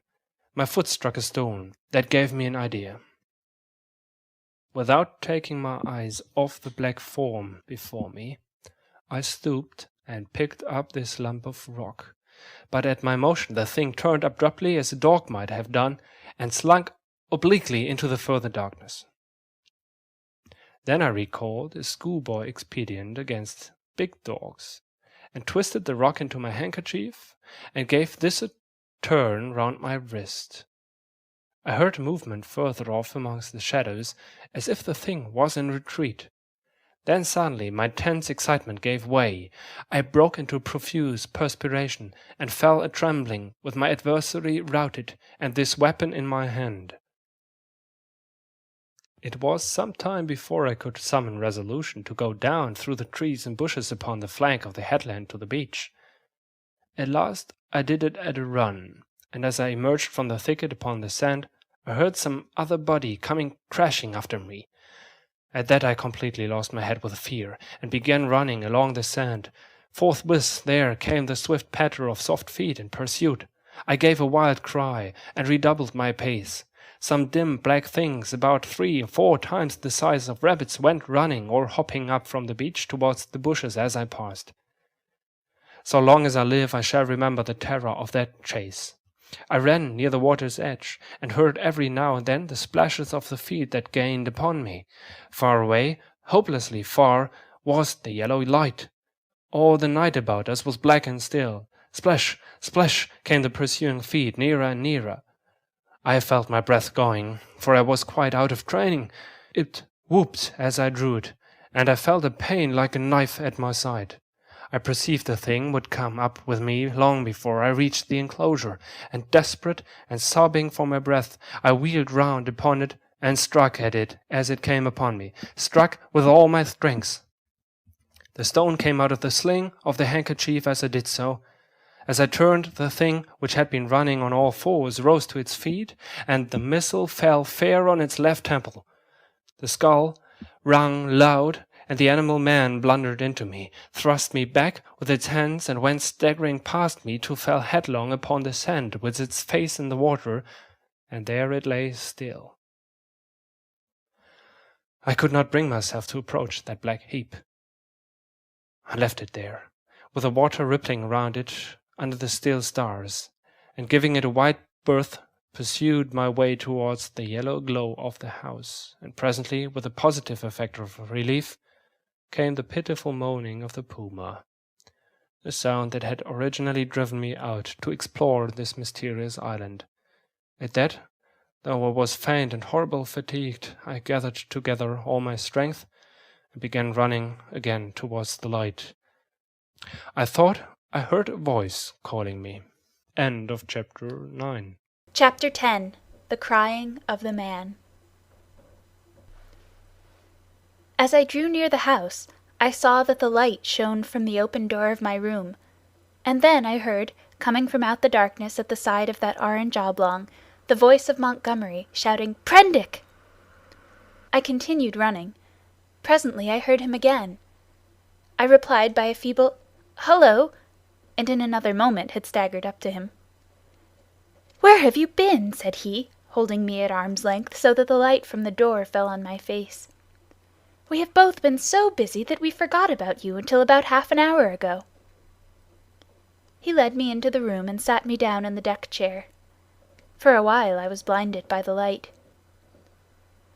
"We did not think you would start to explore this island of ours without telling us," he said, and then, "I was afraid, but what? Hullo!" For my last remaining strength slipped from me, and my head fell forward on my chest. I think he found a certain satisfaction in giving me brandy. "For God's sake," said I, "fasten that door." "You've been meeting some of our curiosities, eh?" said he. He locked the door and turned to me again. He asked me no questions, but gave me some more brandy and water, and pressed me to eat. I was in a state of collapse. He said something vague about his forgetting to warn me, and asked me briefly when I left the house and what I had seen. I answered him as briefly in fragmentary sentences. "Tell me what it all means," said I, in a state bordering on hysterics. "It's nothing so very dreadful," said he, "but I think you have been about enough for one day." The puma suddenly gave a sharp yell of pain. At that he swore under his breath. "I'm damned," said he, "if this place is not as bad as Gower Street, with its cats." "Montgomery," said I, "what was that thing that came after me? Was it a beast, or was it a man?" "If you don't sleep tonight," he said, "you'll be off your head tomorrow." I stood up in front of him. "What was that thing that came after me?" I asked. He looked me squarely in the eyes and twisted his mouth askew. His eyes, which had seemed animated a minute before, went dull. "From your account," said he, "I'm thinking it was a bogle." I felt a gust of intense irritation that passed as quickly as it came. I flung myself into the chair again and pressed my hands on my forehead. The puma began again. Montgomery came round behind me and put his hand on my shoulder. "Look here, Prendick," he said. "I had no business to let you drift out into this silly island of ours. But it's not so bad as you feel, man. Your nerves are worked to rags. Let me give you something that will make you sleep. That will keep on for hours yet. You must simply get to sleep, or I won't answer for it." I did not reply. I bowed forward and covered my face with my hands. Presently he returned with a small measure containing a dark liquid. This he gave me. I took it unresistingly, and he helped me into the hammock. When I awoke it was broad day. For a little while I lay flat, staring at the roof above me. The rafters, I observed, were made out of the timbers of a ship. Then I turned my head and saw a meal prepared for me on the table. I perceived that I was hungry, and prepared to clamber out of the hammock, which, very politely anticipating my intention, twisted round and deposited me upon all fours on the floor. I got up and sat down before the food. I had a heavy feeling in my head, and only the vaguest memory at first of the things that had happened overnight. The morning breeze blew very pleasantly through the unglazed window, and that and the food contributed to the sense of animal comfort I experienced. Presently the door behind me, the door inward toward the yard of the enclosure, opened. I turned and saw Montgomery's face. "All right," said he. I'm frightfully busy." And he shut the door. Afterwards I discovered that he forgot to relock it. Then I recalled the expression of his face the previous night, and with that the memory of all I had experienced reconstructed itself before me. Even as that fear returned to me came a cry from within. But this time it was not the cry of the puma. I put down the mouthful that hesitated upon my lips, and listened. Silence, save for the whisper of the morning breeze. I began to think my ears had deceived me. After a long pause I resumed my meal, but with my ears still vigilant. Presently I heard something else very faint and low. I sat as if frozen in my attitude.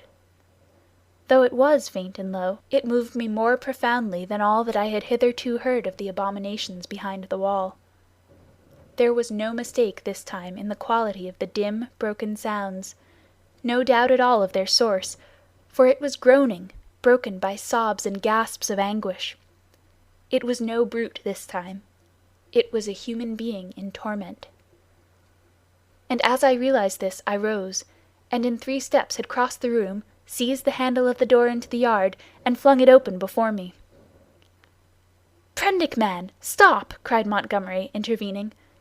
A startled deerhound yelped and snarled. There was blood, I saw, in the sink, brown and some scarlet, and I smelt the peculiar smell of carbolic acid. Then through an open doorway beyond, in the dim light of the shadow, I saw something bound painfully upon a framework, scarred, red, and bandaged. And then, blotting this out, appeared the face of old Moreau, white and terrible. In a moment he had gripped me by the shoulder with a hand that was smeared red, had twisted me off my feet, and flung me headlong back into my own room. He lifted me as though I was a little child. I fell at full length upon the floor, and the door slammed and shut out the passionate intensity of his face. Then I heard the key turn in the lock, and Montgomery's voice in expostulation. "Ruin the work of a lifetime," I heard Moreau say. "He does not understand," said Montgomery, and other things that were inaudible. "I can't spare the time yet," said Moreau. The rest I did not hear.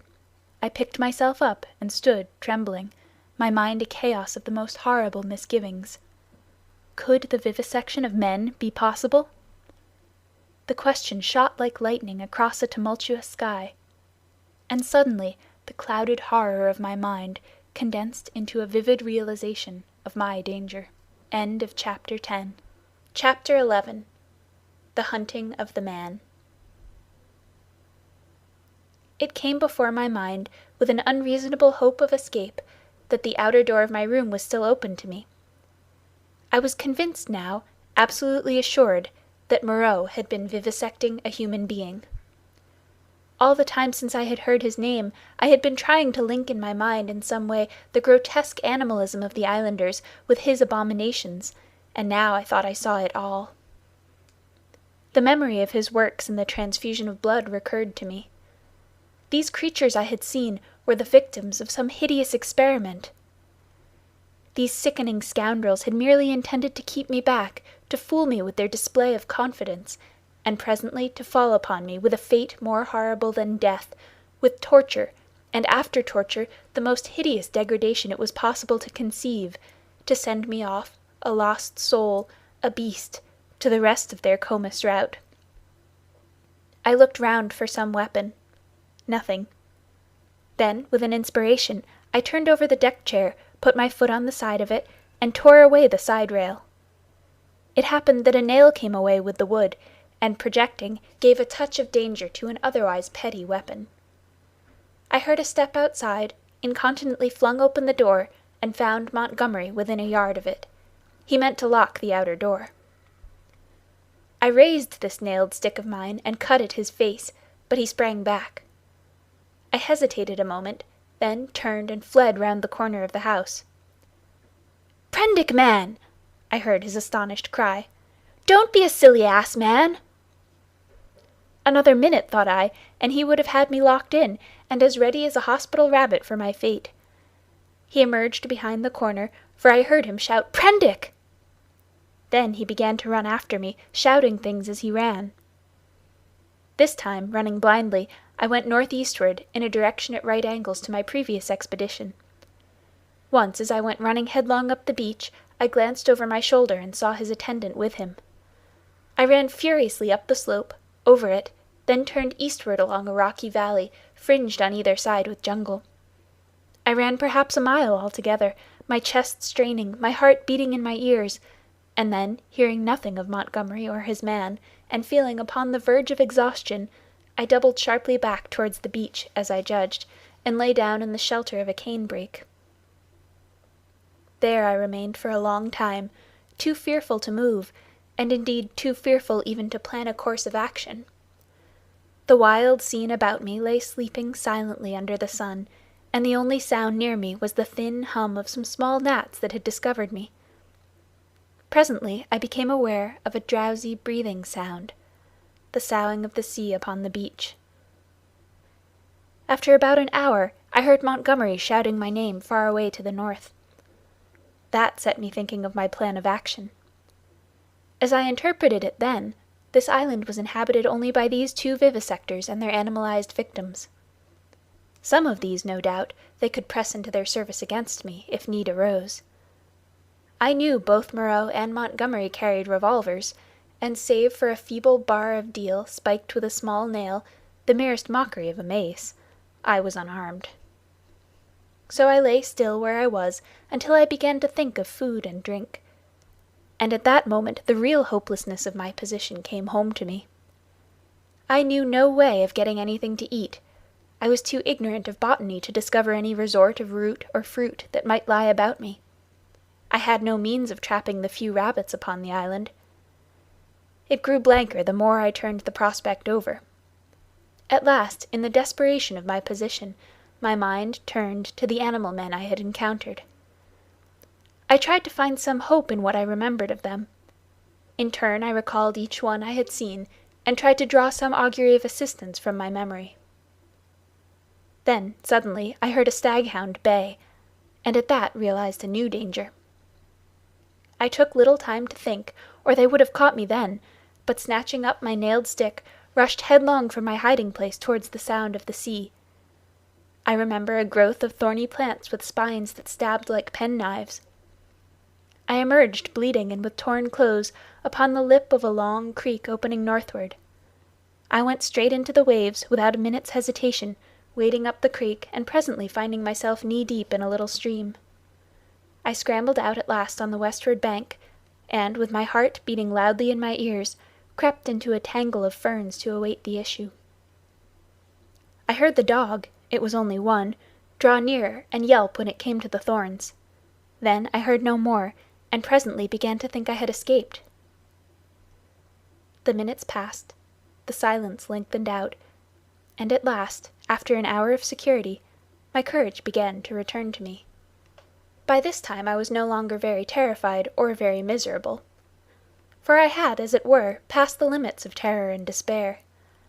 I felt now that my life was practically lost, and that persuasion made me capable of daring anything. I had even a certain wish to encounter Moreau face to face. And as I had waded in the water, I remembered that if I were too hard pressed, at least one path of escape from torment still lay open to me. They could not very well prevent me from drowning myself. I had half a mind to drown myself then, but an odd wish to see the whole adventure out, a queer, impersonal, spectacular interest in myself, restrained me. I stretched my limbs, sore and painful from the pricks of the spiny plants, and stared around me at the trees. And so suddenly that it seemed to jump out of the green tracery about it, my eyes lit upon a black face watching me. I saw that it was the simian creature who had met the launch upon the beach. He was clinging to the oblique stem of a palm tree. I gripped my stick and stood up facing him. He began chattering. You, was all I could distinguish at first. Suddenly he dropped from the tree, and in another moment was holding the fronds apart and staring curiously at me.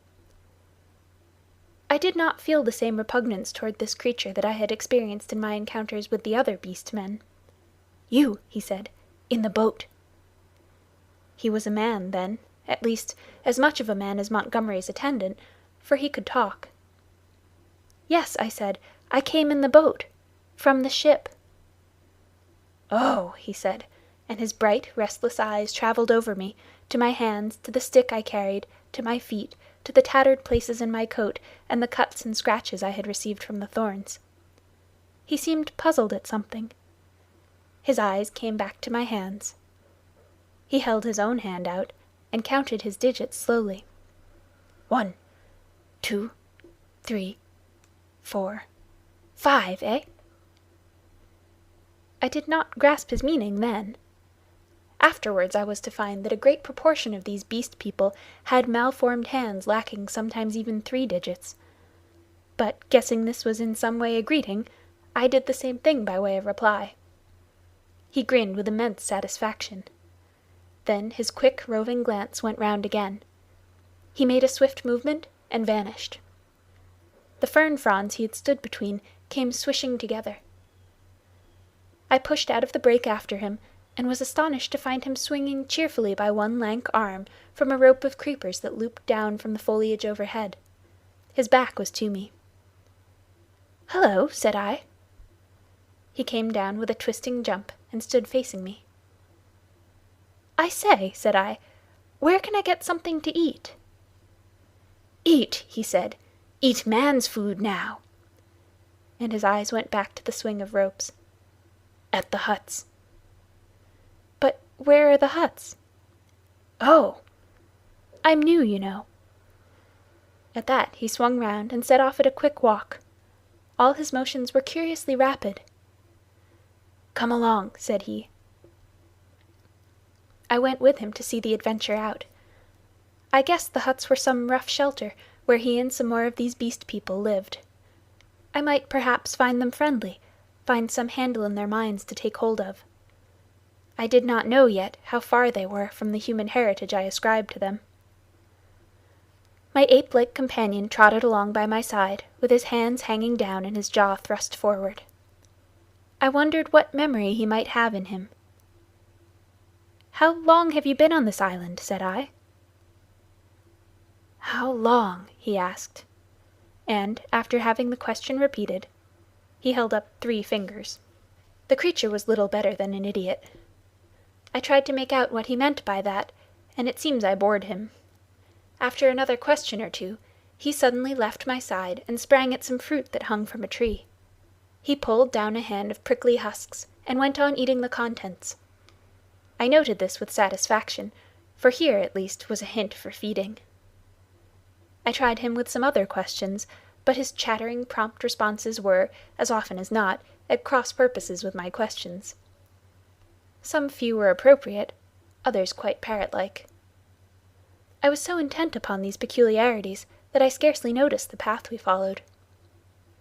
Presently we came to trees, all charred and brown, and so to a bare place covered with a yellow-white incrustation, across which went a drifting smoke, pungent in whiffs to nose and eyes. On our right, over a shoulder of bare rock, I saw the level blue of the sea. The path coiled down abruptly into a narrow ravine between 2 tumbled and knotty masses of blackish scoriae. Into this we plunged. It was extremely dark, this passage, after the blinding sunlight reflected from the sulphurous ground. Its walls grew steep and approached one another. Blotches of green and crimson drifted across my eyes. My conductor stopped suddenly. "Home," said he, and I stood in a floor of a chasm that was at first absolutely dark to me. I heard some strange noises, and thrust the knuckles of my left hand into my eyes. I became aware of a disagreeable odor like that of a monkey's cage ill-cleaned. Beyond, the rock opened again, upon a gradual slope of sunlit greenery, and on either hand the light smote down through a narrow channel into the central gloom. End of Chapter 11. Chapter 12. The Sayers of the Law. Then something cold touched my hand. I started violently, and saw close to me a dim, pinkish thing, looking more like a flayed child than anything else in the world. The creature had exactly the mild but repulsive features of a sloth, the same low forehead and slow gestures. As the first shock of the change of light passed, I saw about me more distinctly. The little sloth-like creature was standing and staring at me. My conductor had vanished. The place was a narrow passage between high walls of lava, a crack in its knotted flow, and on either side interwoven heaps of sea-mat, palm fans and reeds leaning against the rock, formed rough and impenetrably dark dens. The winding way up the ravine between these was scarcely 3 yards wide, and was disfigured by lumps of decaying fruit pulp and other refuse which accounted for the disagreeable stench of the place.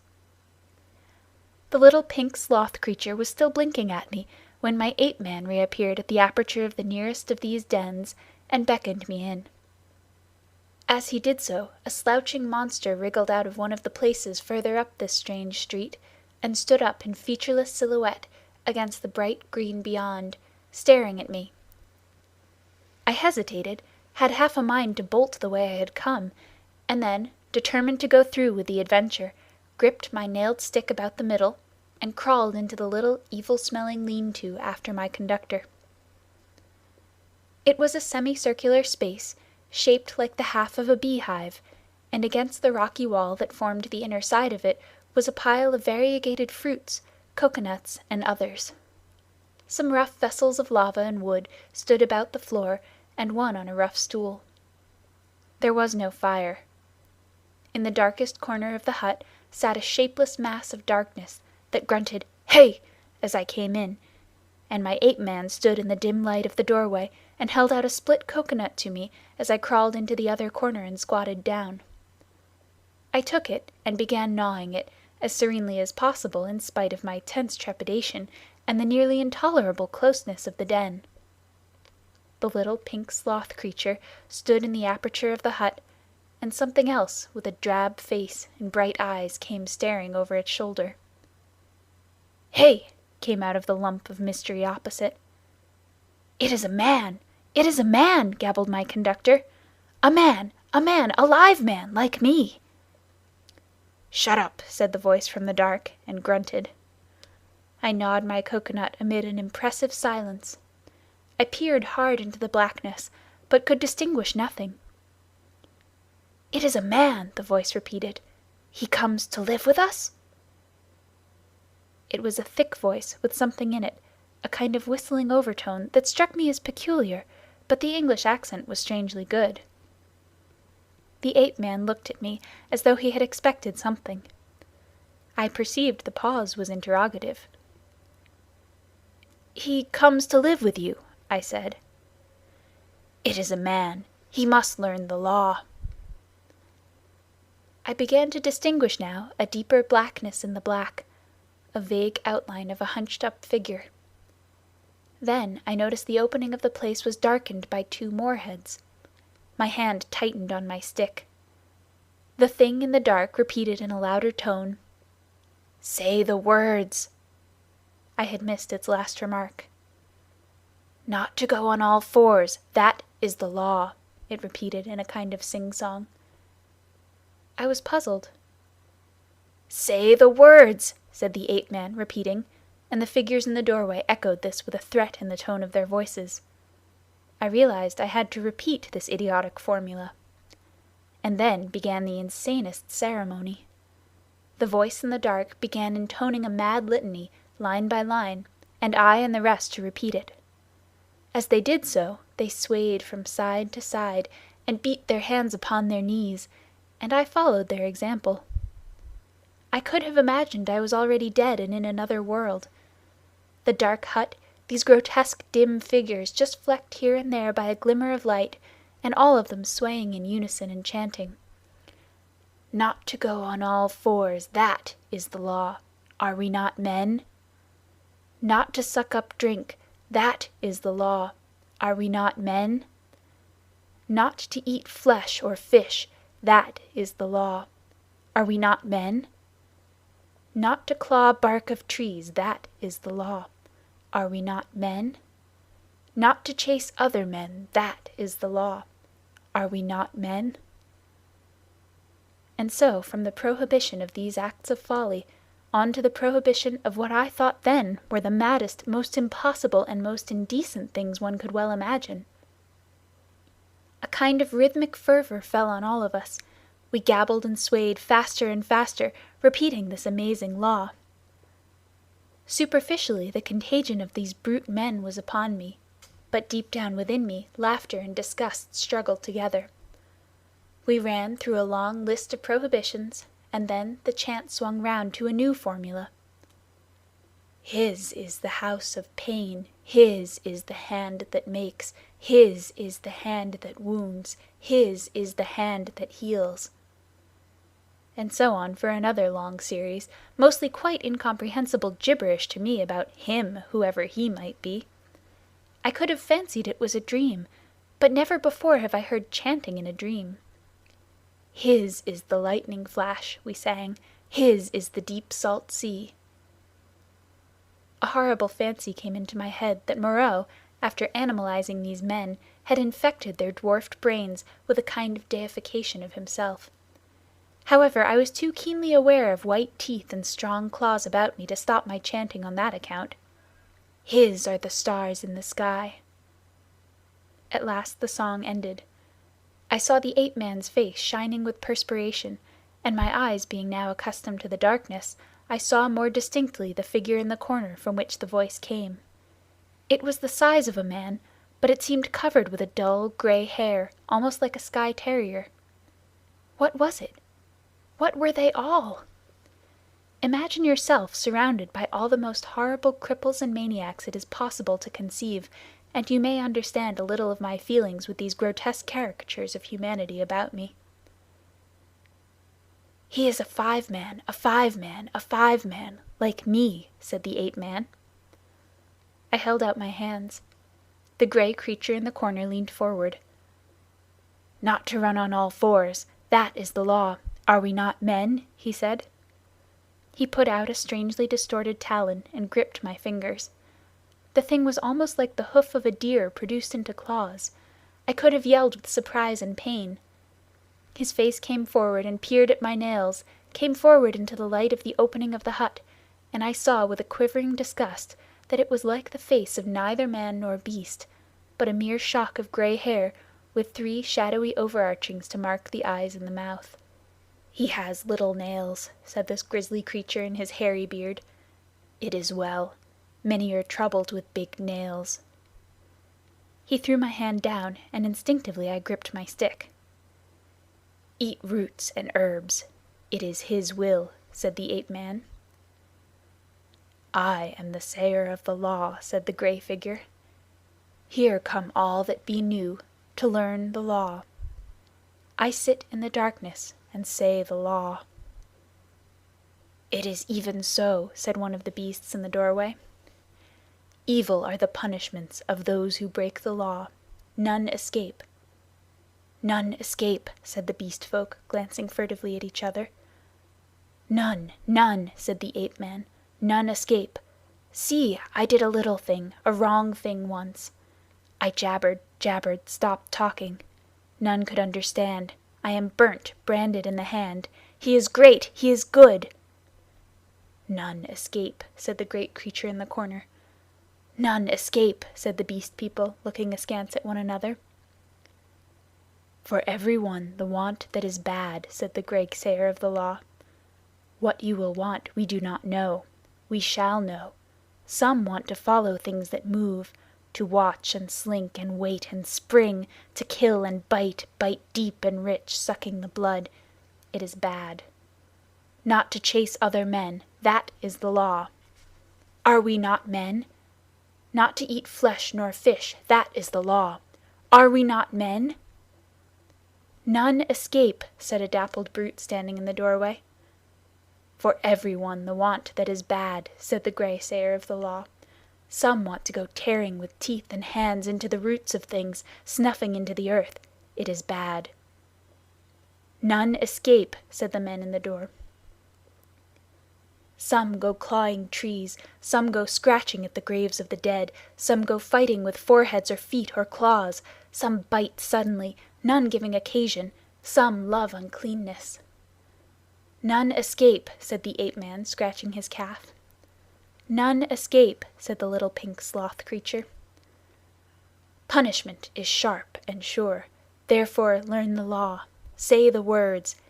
And incontinently he began again the strange litany of the law, and again I and all those creatures began singing and swaying. My head reeled with this jabbering and the close stench of the place, but I kept on, trusting to find presently some chance of a new development.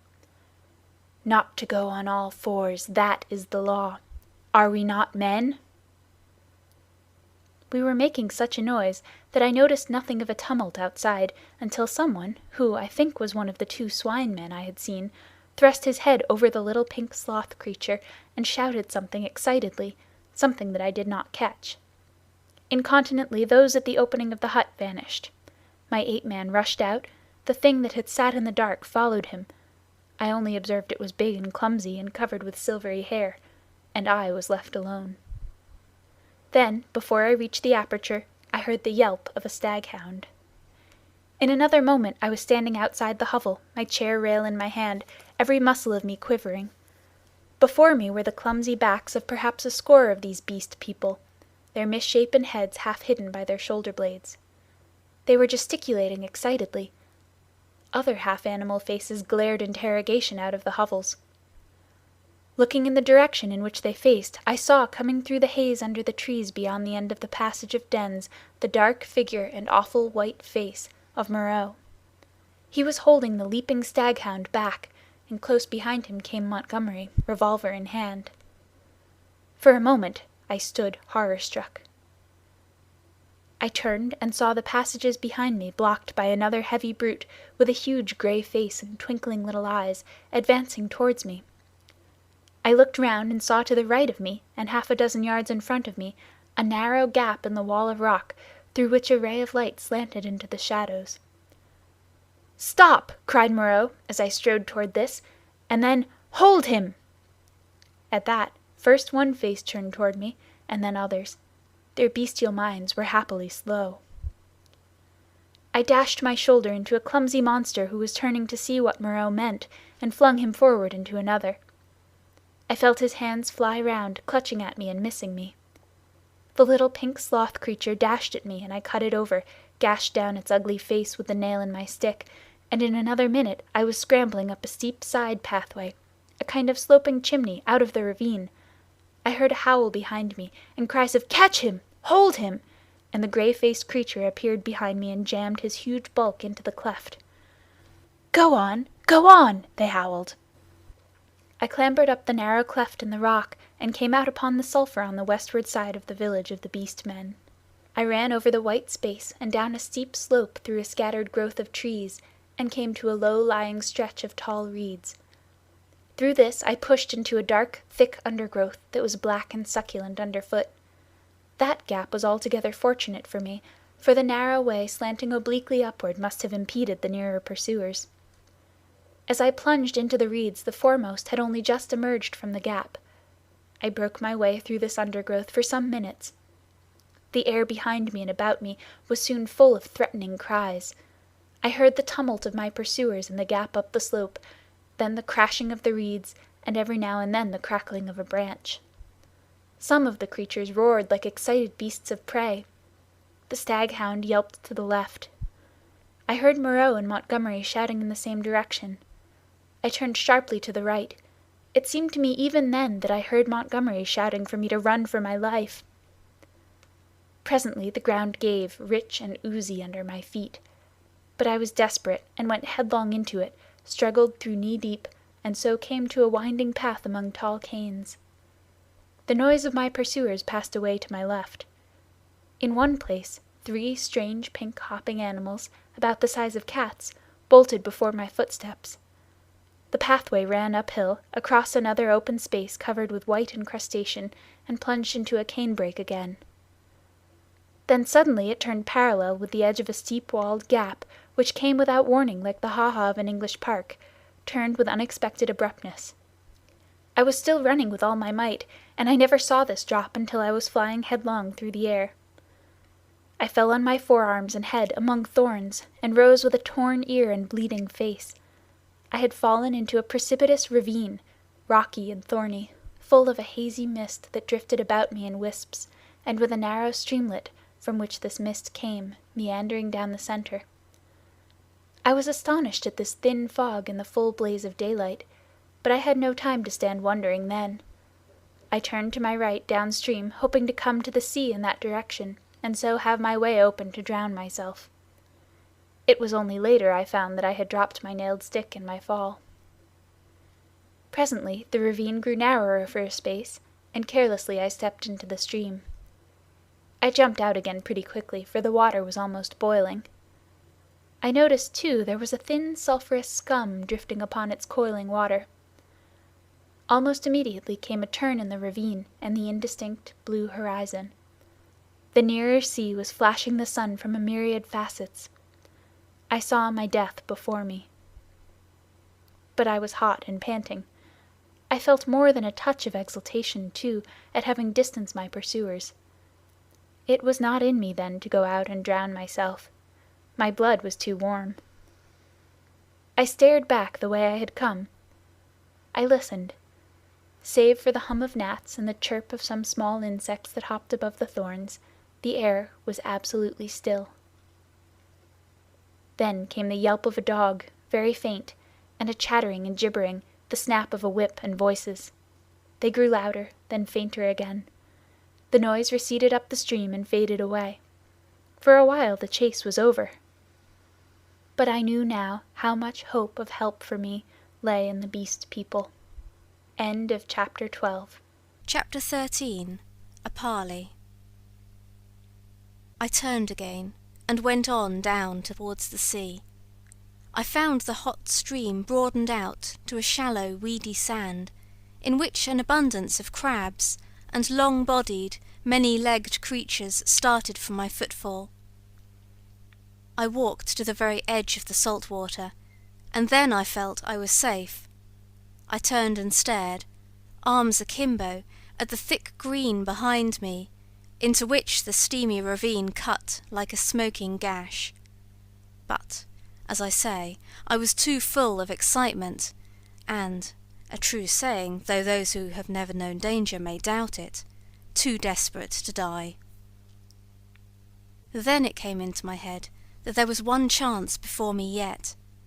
While Moreau and Montgomery and their bestial rabble chased me through the island, might I not go round the beach until I came to their enclosure, make a flank march upon them, in fact, and then, with a rock lugged out of their loosely built wall, perhaps, smash in the lock of the smaller door, and see what I could find, knife, pistol, or what not, to fight them with when they returned.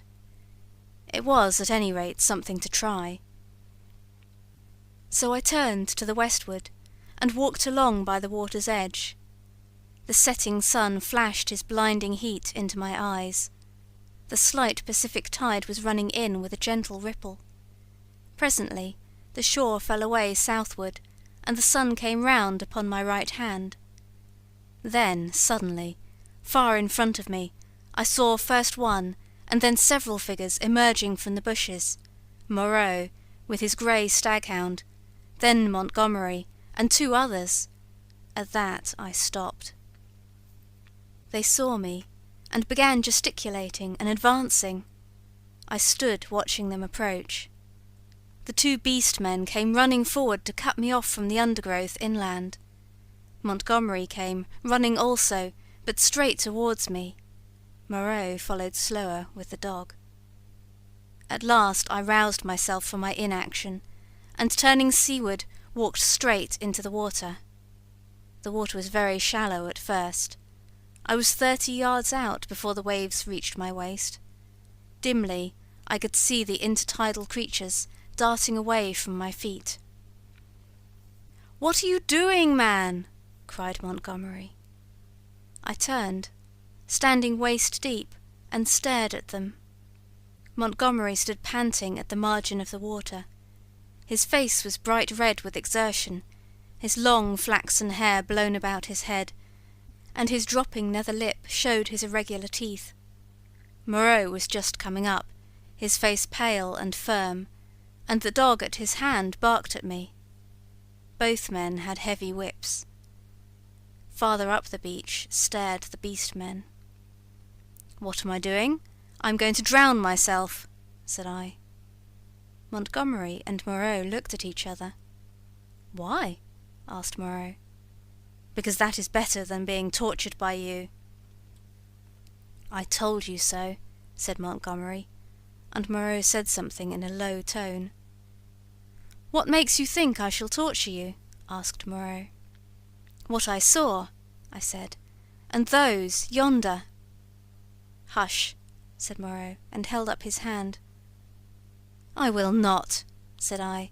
"They were men. What are they now? I at least will not be like them." I looked past my interlocutors.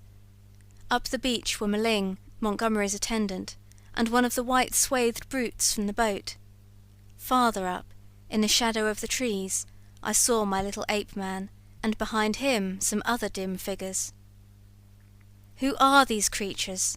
said I, pointing to them and raising my voice more and more that it might reach them. "They were men, men like yourselves, whom you have infected with some bestial taint, men whom you have enslaved, and whom you still fear. You who listen," I cried, pointing now to Moreau, and shouting past him to the beast men. "You who listen! Do you not see these men still fear you, go in dread of you?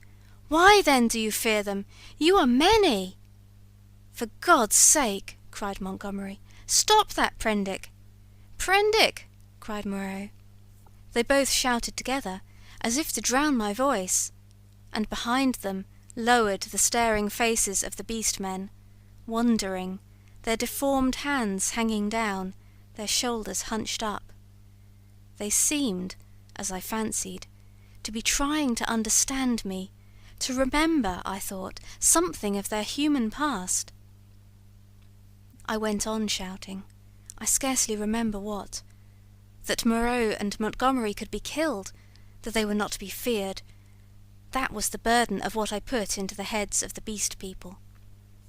I saw the green-eyed man, in the dark rags, who had met me on the evening of my arrival, come out from among the trees, and others followed him to hear me better. At last, for want of breath, I paused. "Listen to me for a moment," said the steady voice of Moreau, "and then say what you will." "Well?" said I. He coughed, thought, then shouted, "Latin, Prendick, bad Latin, schoolboy Latin, but try and understand. He non sunt homines, sunt animalia qui nos habemus, vivisected, a humanizing process. I will explain. Come ashore." I laughed. "A pretty story," said I. "They talk, build houses. They were men. It's likely I'll come ashore. The water just beyond where you stand is deep, and full of sharks." "That's my way," said I, "short and sharp presently." "Wait a minute." He took something out of his pocket that flashed back the sun, and dropped the object at his feet. "That's a loaded revolver," said he. "Montgomery here will do the same. Now we are going up the beach until you are satisfied the distance is safe. Then come and take the revolvers." "Not I. You have a third between you." "I want you to think over things, Prendick. In the first place, I never asked you to come upon this island. If we vivisected men, we should import men, not beasts. In the next, we had you drugged last night. Had we wanted to work you any mischief? And in the next, now your first panic is over and you can think a little, is Montgomery here quite up to the character you give him? We have chased you for your good, because this island is full of inimical phenomena. Besides, why should we want to shoot you when you've just offered to drown yourself? Why did you set your people onto me when I was in the hut?" "We felt sure of catching you and bringing you out of danger. Afterwards we drew away from the scent, for your good." I mused. It seemed just possible. Then I remembered something again. "But I saw," said I, "in the enclosure." That was the puma. "Look here, Prendick," said Montgomery, "you're a silly ass. Come out of the water and take these revolvers and talk. We can't do anything more than we could do now." I will confess that then, and indeed always, I distrusted and dreaded Moreau, but Montgomery was a man I felt I understood. "Go up the beach," said I after thinking, and added, "holding your hands up." "Can't do that," said Montgomery, with an explanatory nod over his shoulder. Undignified. "Go up to the trees, then," said I, "as you please." "It's a damned silly ceremony," said Montgomery. Both turned, and faced the 6 or 7 grotesque creatures who stood there in the sunlight, solid, casting shadows, moving, and yet so incredibly unreal. Montgomery cracked his whip at them, and forthwith they all turned and fled helter-skelter into the trees, and when Montgomery and Moreau were at a distance I judged sufficient, I waded ashore, and picked up and examined the revolvers. To satisfy myself against the subtlest trickery, I discharged one at a round lump of lava, and had the satisfaction of seeing the stone pulverized and the beach splashed with lead. Still I hesitated for a moment. "I'll take the risk," said I at last, and with a revolver in each hand I walked up the beach towards them. "That's better," said Moreau, without affectation. "As it is, you have wasted the best part of my day with your confounded imagination." And with a touch of contempt which humiliated me, he and Montgomery turned, and went on in silence before me. The knot of beast men still wondering stood back among the trees. I passed them as serenely as possible. One started to follow me, but retreated again when Montgomery cracked his whip. The rest stood silent, watching. They may once have been animals, but I never before saw an animal trying to think. End of chapter 13. Chapter 14. Dr. Moreau explains. "And now, Prendick, I will explain," said Dr. Moreau, as soon as we had eaten and drunk. "I must confess that you are the most dictatorial guest I ever entertained. I warn you that this is the last I shall do to oblige you. The next thing you threaten to commit suicide about, I shan't do, even at some personal inconvenience." He sat in my deck chair, a cigar half consumed in his white, dexterous-looking fingers. The light of the swinging lamp fell on his white hair. He stared through the little window out at the starlight. I sat as far away from him as possible, the table between us and the revolvers to hand. Montgomery was not present. I did not care to be with the two of them in such a little room. "You admit that the vivisected human being, as you call it, is, after all, only a puma?" said Moreau. He had made me visit that horror in the inner room, to assure myself of its inhumanity. "It is the puma," I said, "still alive, but so cut and mutilated as I pray I may never see living flesh again, of all vile—" "Never mind that," said Moreau. "At least spare me those youthful horrors. Montgomery used to be just the same. You admit that it is the puma. Now be quiet, while I reel off my physiological lecture to you." And forthwith, beginning in the tone of a man supremely bored, but presently warming a little, he explained his work to me. He was very simple and convincing. Now and then there was a touch of sarcasm in his voice. Presently I found myself hot with shame at our mutual positions. The creatures I had seen were not men, had never been men. They were animals, humanized animals, triumphs of vivisection. "You forget all that a skilled vivisector can do with living things," said Moreau. For my own part, I'm puzzled why the things I have done here have not been done before.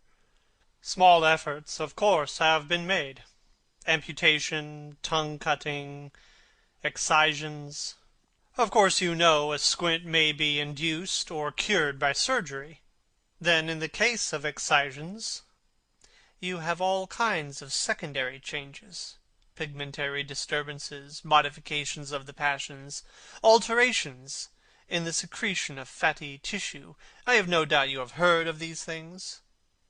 Of course, said I. But these foul creatures of yours, all in good time, said he, waving his hand at me. I am only beginning. Those are trivial cases of alteration. Surgery can do better things than that. There is building up, as well as breaking down and changing. You have heard, perhaps, of a common surgical operation resorted to in cases where the nose has been destroyed. A flap of skin is cut from the forehead, turned down on the nose, and heals in the new position. This is a kind of grafting in a new position as part of an animal upon itself. Grafting of freshly obtained material from another animal is also possible. The case of teeth, for example. The grafting of skin and bone is done to facilitate healing. The surgeon places in the middle of the wound pieces of skin snipped from another animal, or fragments of bone from a victim freshly killed. Hunter's cockspur, possibly you've heard of that, flourished on the bull's neck, and the rhinoceros rats of the Algerian Zouaves are also to be thought of, monsters manufactured by transferring a slip from the tail of an ordinary rat to its snout, and allowing it to heal in that position. Monsters manufactured, said I. Then you mean to tell me, yes. These creatures you have seen are animals, carven and wrought into new shapes. To the study of the plasticity of living forms, my life has been devoted. I've studied for years, gaining in knowledge as I go. I see you look horrified. And yet I tell you nothing new. It all lay in the surface of practical anatomy years ago, but no one had the temerity to touch it. It is not simply the outward form of an animal which I can change. The physiology, the chemical rhythm of the creature may also be made to undergo an enduring modification, of which vaccination and other methods of inoculation with living or dead matter are examples that will, no doubt, be familiar to you. A similar operation is the transfusion of blood, with which subject indeed I began. These are all familiar cases. Less so, and probably far more extensive, were the operations of those medieval practitioners who made dwarves and beggar cripples, show monsters, some vestiges of whose art still remain in the preliminary manipulation of the young mountebank or contortionist. Victor Hugo gives an account of them in L'Homme Crérit. But perhaps my meaning grows plain now. You begin to see that it is a possible thing to transplant tissue from one part of an animal to another, or from one animal to another, to alter its chemical reactions and methods of growth, to modify the articulation of its limbs, and indeed to change it in its most intimate structure. And yet this extraordinary branch of knowledge has never been sought as an end, and systematically by modern investigators until I took it up. Some such things have been hit upon in the last resort of surgery. Most of the kindred evidence that will recur to your mind has been demonstrated, as it were, by accident, by tyrants, by criminals, by the breeders of horses and dogs, by all kinds of untrained, clumsy-handed men working for their own immediate ends. I was the first man to take up this question armed with antiseptic surgery, and with a really scientific knowledge of the laws of growth. Yet one would imagine it must have been practiced in secret before. Such creatures as the Siamese twins, and in the vaults of the Inquisition. No doubt their chief aim was artistic torture, but some, at least of the inquisitors, must have had a touch of scientific curiosity. But, said I, these things, these animals, talk.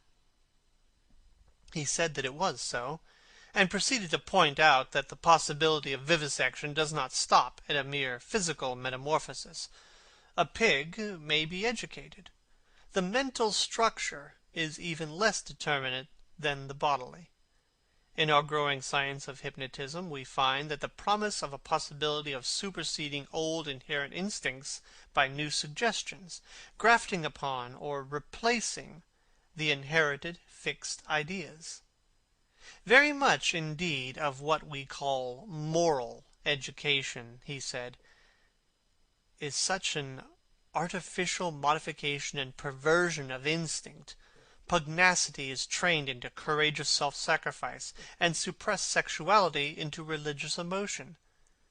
And the great difference between man and monkey is in the larynx, he continued, in the capacity to frame delicately different sound syllables, by which thought could be sustained. In this I failed to agree with him, but with a certain incivility he declined to notice my objection. He repeated that the thing was so, and continued his account of his work. I asked him why he had taken the human form as a model. There seemed to me then, and there still seems to me now, a strange wickedness for that choice. He confessed that he had chosen that form by chance. I might just as well have worked to form sheep into llamas, or llamas into sheep. I suppose there is something in the human form that appeals to the artistic turn of mind more powerfully than any animal shape can. But I have not confined myself to man-making. Once or twice he was silent for a minute, perhaps. These years, how they have slipped by. And here I have wasted a day saving your life, and am now wasting an hour explaining myself. But, said I still do not understand. Where is your justification for inflicting all this pain? The only thing that could excuse vivisection to me would be some application. Precisely, said he. But, you see, I am differently constituted. We are on different platforms. You are a materialist. I am not a materialist, I began hotly. In my view. For it is just this question of pain that parts us. So long as visible or audible pain turns you sick, so long as your own pains drive you, so long as pain underlies your propositions about sin, so long, I tell you, you are an animal, thinking a little less obscurely what an animal feels. This pain, I gave an impatient shrug at such sophistry. Oh, but it is such a little thing. A mind truly open to what science has to teach must see that it is a little thing. It may be that save in this little planet, this speck of cosmic dust, invisible long before the nearest star could be attained, it may be, I say, that nowhere else does this thing called pain occur. But the laws we feel our way towards, why, even on this earth, even among living things, what pain is there? As he spoke, he drew a little penknife from his pocket, opened the smaller blade, and moved his chair so that I could see his thigh. Then, choosing the place deliberately, he drove the blade into his leg and withdrew it. No doubt, he said, you have seen that before. It does not hurt a pinprick, but what does it show? The capacity for pain is not needed in the muscle, and it is not placed there. Is but little needed in the skin, and only here or there over the thigh is a spot capable of feeling pain. Pain is simply our intrinsic medical advisor to warn us and stimulate us. Not all living flesh is painful, nor is all nerve, not even all sensory nerve. There's no taint of pain, real pain, in the sensations of the optic nerve. If you wound the optic nerve, you merely see flashes of light, just as disease of the auditory nerve merely means a humming in our ears. Plants do not feel pain, nor the lower animals. It's possible that such animals as the starfish and crayfish do not feel pain at all. Then with men, the more intelligent they become, the more intelligently they will see after their own welfare, and the less they will need the goad to keep them out of danger. I never yet heard of a useless thing that was not ground out of existence by evolution sooner or later. Did you? And pain gets needless. Then I am a religious man, Prendick, as every sane man must be. It may be, I fancy, that I have seen more of the ways of this world's Maker than you, for I have sought his laws in my way all my life, while you, I understand, have been collecting butterflies. And I tell you, pleasure and pain have nothing to do with heaven or hell. Pleasure and pain, bah! What is your theologian's ecstasy but Mahomet's Ori in the dark? This store which men and women set upon pleasure and pain, Prendick, is the mark of the beast upon them, the mark of the beast from which they came, pain. Pain and pleasure, they are for us only so long as we wriggle in the dust. You see, I went on with this research just the way it led me. That is the only way I ever heard of true research going. I asked a question, devised some method of obtaining an answer, and got a fresh question. Was this possible or that possible? You cannot imagine what this means to an investigator, what an intellectual passion grows upon him. You cannot imagine the strange, colorless delight of these intellectual desires. The thing before you is no longer an animal, a fellow creature, but a problem. Sympathetic pain, all I know of it I remember as a thing I used to suffer years ago. I wanted, it was the one thing I wanted, to find out the extreme limit of plasticity in a living shape.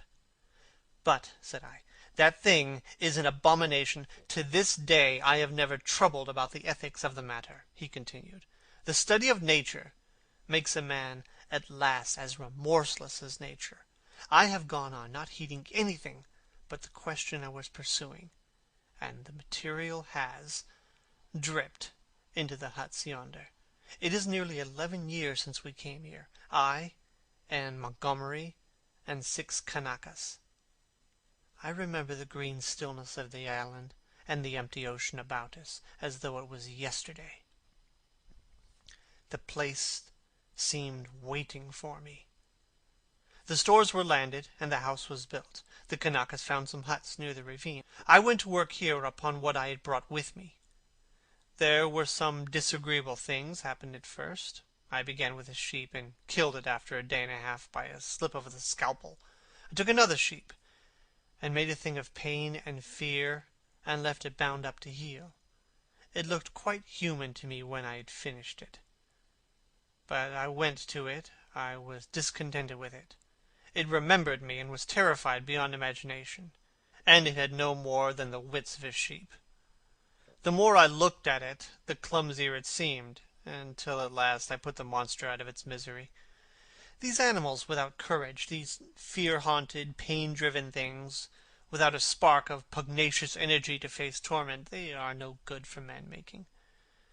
Then I took a gorilla I had, and upon that, working with infinite care and mastering difficulty after difficulty, I made my first man. All the week, night and day, I molded him. With him, it was chiefly the brain that needed molding. Much had to be added, much changed. I thought him a fair specimen of the negroid type when I finished him, and he lay bandaged, bound, and motionless before me. It was only when his life was assured that I left him, and came into this room again, and found Montgomery much as you are. He had heard some of the cries as the thing grew human, cries like those that disturbed you so. I didn't take him completely into my confidence at first, and the Kanakas too had realized something of it. They were scared out of their wits by the sight of me. I got Montgomery over to me, in a way, but I and he had the hardest job to prevent the Kanakas deserting. Finally they did, and so we lost the yacht. I spent many days educating the brute. Altogether I had him for 3 or 4 months. I taught him the rudiments of English, gave him ideas of counting, even made the thing read the alphabet. But at that he was slow, though I've met with idiots slower. He began with a clean sheet mentally, had no memories left in his mind of what he had been. When his scars were quite healed, and he was no longer anything but painful and stiff, and able to converse a little, I took him yonder, and introduced him to the Kanakas as an interesting stowaway. They were horribly afraid of him at first, somehow, which offended me rather, for I was conceited about him. But his ways seemed so mild, and he was so abject, that after a time they received him, and took his education in hand. He was quick to learn, very imitative and adaptive, and built himself a hovel, rather better, it seemed to me, than their own shanties. There was one among the boys, a bit of a missionary, and he taught the thing to read, or at least to pick out letters, and gave him some rudimentary ideas of morality, but it seemed the beast's habits were not all that desirable. I rested from work some days after this, and was in a mind to write an account of the whole affair, to wake up English physiology. Then I came upon the creature squatting up in a tree and gibbering at 2 of the Kanakas who had been teasing him. I threatened him, told him the inhumanity of such a proceeding, aroused his sense of shame, and came home resolved to do better before I took my work back to England. I have been doing better. But somehow the things drift back again. The stubborn beast flesh grows day by day back again. But I mean to do better still. I mean to conquer this puma. But that's the story. All the Kanaka boys are dead now. One fell overboard of the launch, and one died of a wounded heel that he had poisoned in some way with plant juice. 3 went away in the yacht, and I suppose in hope were drowned. The other one was killed. Well, I have replaced them. Montgomery went on as much as you are disposed to do at first, and then what became of the other one? Said I sharply. The other Kanaka who was killed. The fact is, after I had made a number of human creatures, I made a thing. He hesitated. Yes, said I. It was killed. I don't understand, said I. Do you mean to say it killed the Kanaka? Yes. It killed several of the things that it caught. We chased it for a couple days. It only got loose by accident. I never meant it to get away. It wasn't finished. It was purely an experiment. It was a limbless thing with a horrible face that writhed along the ground in a serpentine fashion. It was immensely strong, and in infuriating pain. It lurked in the woods for some days until we hunted it, and then it wriggled into the northern part of the island, and we divided the party to close in upon it. Montgomery insisted upon coming with me. The man had a rifle, and when his body was found, one of the barrels was curved into a shape of an S and very nearly bitten through. Montgomery shot the thing. After that, I stuck to the ideal of humanity, except for little things. He became silent. I sat in silence, watching his face. So for 20 years altogether, counting 9 years in England, I have been going on. And there is still something in everything I do that defeats me, makes me dissatisfied, challenges me to further effort. Sometimes I rise above my level, sometimes I fall below it, but I always fall short of the things I dream. The human shape I can get now, almost with ease, so that it is lithe and graceful, or thick and strong, but Often there's trouble with the hands and the claws. Painful things that I dare not shape too freely. But it is in the subtle grafting and reshaping one must needs do to the brain that my trouble lies. The intelligence is often oddly low, with unaccountable blank ends, unexpected gaps. And least satisfactory of all is something that I cannot touch, somewhere, I cannot determine where, in the seat of the emotions, cravings, instincts, desires that harm humanity, a strange hidden reservoir, to burst forth suddenly and inundate the whole being of the creature with anger, hate, or fear. These creatures of mine seemed strange and uncanny to you so soon as you began to observe them, but to me, just after I make them, they seem to be indisputably human beings. It's afterwards, as I observe them, that the persuasion fades. First one animal trait, then another, creeps to the surface and stares out at me. But I will conquer yet. Each time I dip a living creature into the bath of burning pain, I say, this time I will burn out all the animal. This time I will make a rational creature of my own. After all, what is it, 10 years? After all, what is 10 years? Men have been 100,000 in the making. He thought darkly. But I'm drawing near the fastness. This puma of mine, after a silence. And they revert. As soon as my hand is taken from them, the beast begins to creep back, begins to assert itself again. Another long silence. Then you take the things you make into those dens, said I. They go. I turn them out when I begin to feel the beast in them, and presently they wander there. They all dread this house and me. There's a kind of travesty of humanity over there. Montgomery knows about it, for he interferes in their affairs. He has trained one or two of them to our service. He's ashamed of it, but I believe he half likes some of those beasts. It's his business, not mine. They only sicken me with a sense of failure. I take no interest in them.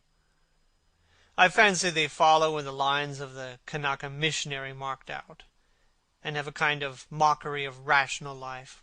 Poor beasts. There's something they call the law. Sing hymns about all thine. They build themselves their dens, gather fruit, and pull herbs, merry even, but I can see through it all. See into their very souls, and see there is nothing but the souls of beasts, beasts that perish, anger, and the lust to live and gratify themselves. Yet they're odd, complex like everything else alive. There is a kind of upward striving in them, part vanity, part waste sexual emotion, part waste curiosity. It only mocks me. I have some hope of this puma. I have worked hard at her head and brain. And now, said he, standing up after a long gap of silence, during which we had each pursued our own thoughts, what do you think? Are you in fear of me still? I looked at him, and saw but a white-faced, white-haired man with calm eyes. Save for his serenity, the touch almost of beauty that resulted from his set tranquillity and his magnificent build, he might have passed muster among 100 other comfortable old gentlemen. Then I shivered. By way of answer to his second question, I handed him a revolver with either hand. Keep them, he said, and snatched at a yawn. He stood up, stared at me for a moment, and smiled. You have had 2 eventful days, said he. I should advise some sleep. I'm glad it's all clear. Good night. He thought me over for a moment, and then went out by the inner door. I immediately turned the key in the outer one, I sat down again, sat for a time in a kind of stagnant mood, so weary, emotionally, mentally, and physically, that I could not think beyond the point at which he had left me. The black window stared at me like an eye. At last, with an effort, I put out the light and got into the hammock. Very soon I was asleep. End of chapter 14. Chapter 15. Concerning the Beast Folk. I woke early. Moreau's explanation stood before my mind, clear and definite, from the moment of my awakening. I got out of the hammock and went to the door to assure myself that the key was turned. Then I tried the window bar and found it firmly fixed. That these men-like creatures were in truth only bestial monsters, mere grotesque travesties of men, filled me with a vague uncertainty of their possibilities which was far worse than any definite fear. A tapping came at the door, and I heard the glutinous aspects of Mling speaking. I pocketed one of the revolvers, keeping one hand upon it, and opened to him. "Good morning, sir," he said, bringing in addition to the customary herb breakfast, an ill-cooked rabbit. Montgomery followed him. His roving eye caught the position of my arm, and he smiled askew. The puma was resting to heal that day, but Moreau, who was singularly solitary in his habits, did not join us. I talked with Montgomery to clear any ideas of the way in which the beast folk lived. In particular, I was urgent to know how these inhuman monsters were kept from falling upon Moreau and Montgomery and from rending one another. He explained to me that the comparative safety of Moreau and himself was due to the limited mental scope of these monsters.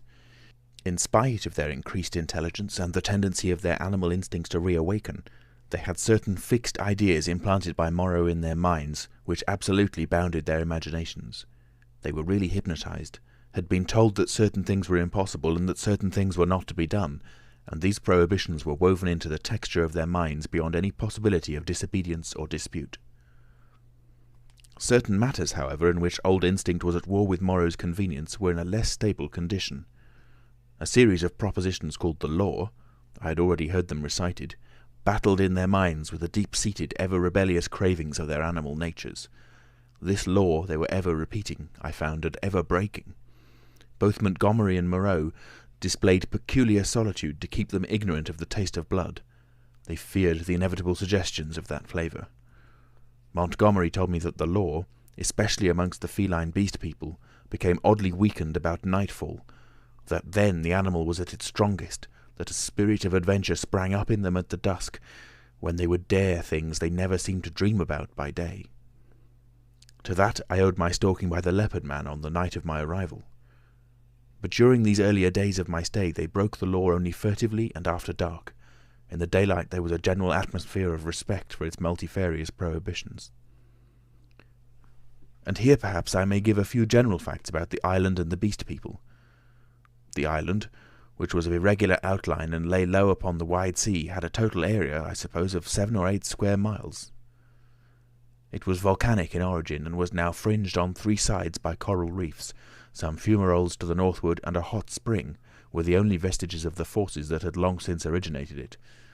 Now and then a faint quiver of earthquake would be sensible, and sometimes the ascent of the spire of smoke would be rendered tumultuous by gusts of steam. But that was all. The population of the island, Montgomery informed me, now numbered rather more than 60 of these strange creations of Moreau's art, not counting the smaller monstrosities which lived in the undergrowth and were without human form. Altogether he had made nearly 120, but many had died, and others, like the writhing footless thing of which he had told me, had come by violent ends. In answer to my question, Montgomery said they actually bore offspring, but that these generally died. When they lived, Moreau took them and stamped the human form upon them. There was no evidence of the inheritance of their acquired human characteristics. The females were less numerous than the males, and liable to much furtive persecution in spite of the monogamy the law enjoined. It would be impossible for me to describe these beast people in detail. My eye has had no training in details, and unhappily I cannot sketch. Most striking perhaps in their general appearance was the disproportion between the legs of these creatures and the length of their bodies. And yet, so relative is our idea of grace, my eye became habituated to their forms, and at last I even fell in with their persuasion that my own long thighs were ungainly.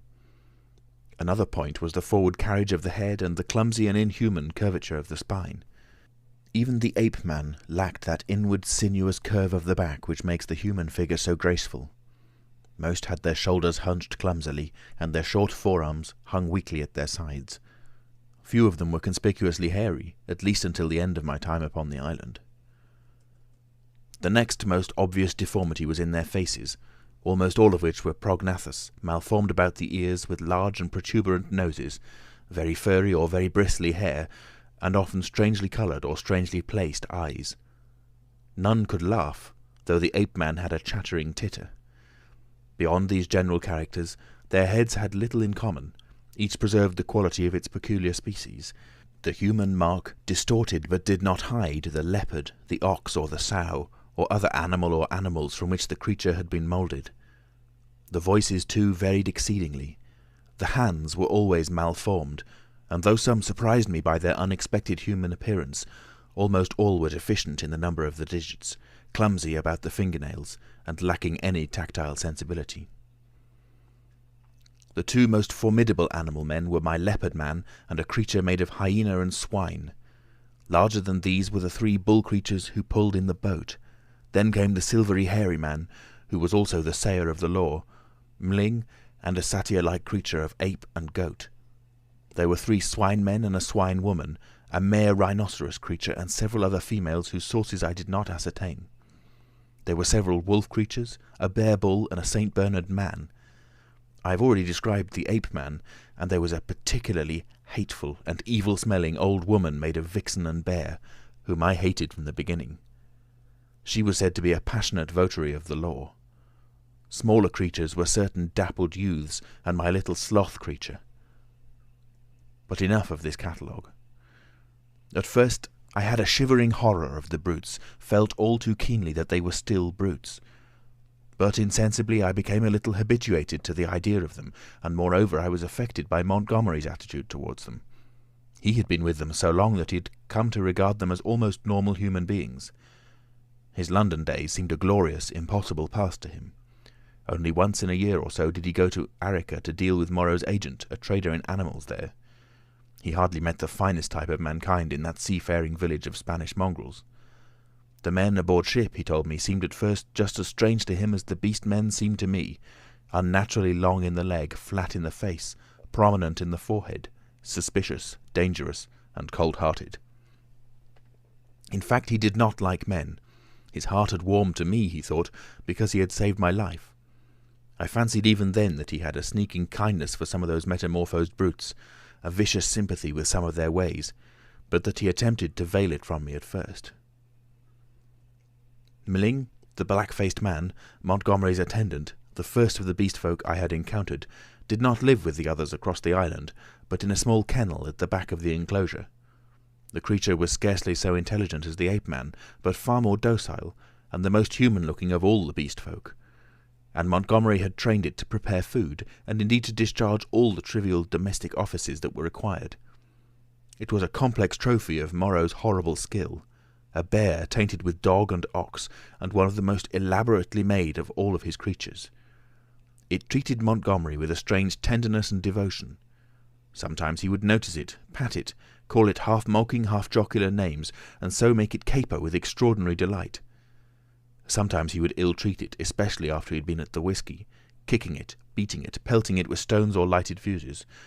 But whether he treated it well or ill, it loved nothing so much as to be near him. I say I became habituated to the beast people, that 1,000 things which had seemed unnatural and repulsive speedily became natural and ordinary to me. I suppose everything in existence takes its colour from the average hue of our surroundings. Montgomery and Moreau were too peculiar an individual to keep my general impressions of humanity well defined. I would see one of the clumsy bovine creatures who worked the launch treading heavily through the undergrowth, and found myself asking, trying hard to recall, how he differed from some real human yokel trudging home from his mechanical labours. Or I would meet the fox-bear woman's vulpine, shifty face, strangely human in its speculative cunning, and even imagine I had met it before in some city byway. Yet every now and then the beast would flash out upon me beyond doubt or denial. An ugly-looking man, a hunchbacked human savage to all appearance, squatting in the aperture of one of the dens, would stretch his arms and yawn, showing with startling suddenness scissor-edged incisors and sabre-like canines, keen and brilliant as knives. Or in some narrow pathway, glancing with a transitory daring into the eyes of some lithe, white-swathed female figure, I would suddenly see, with a spasmodic revulsion, that she had slit-like pupils. Or glancing down, note the curving nail with which she held her shapeless wrap about her. It's a curious thing, by the by, for which I am quite unable to account, that these weird creatures, the females I mean, had in the earlier days of my stay an instinctive sense of their own repulsive clumsiness, and displayed in consequence a far more human regard for the decency and decorum of extensive costume. End of chapter 15. Chapter 16. How the Beast Folk Taste Blood.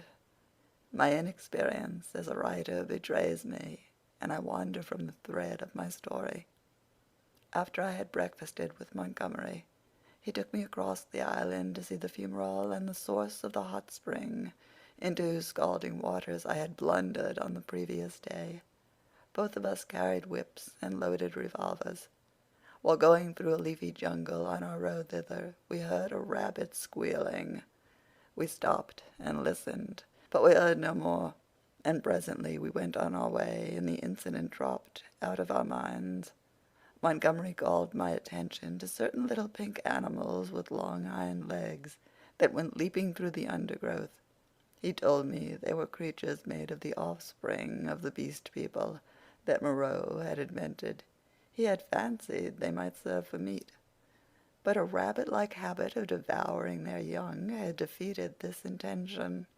I had already encountered some of these creatures, once during my moonlight flight from the leopard man, and once during my pursuit of Moreau on the previous day. By chance, one hopping to avoid us leapt into the hole caused by the uprooting of a wind-blown tree.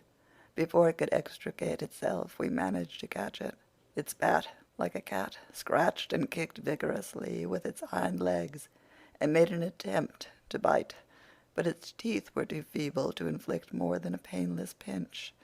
It seemed to me rather a pretty little creature, and as Montgomery stated that it never destroyed the turf by burrowing, and was very cleanly in its habits, I should imagine it might prove a convenient substitute for the common rabbit in gentlemen's parks. We also saw on our way the trunk of a tree barked in long strips and splintered deeply. Montgomery called my attention to this. Not to claw bark of trees, that is the law, he said.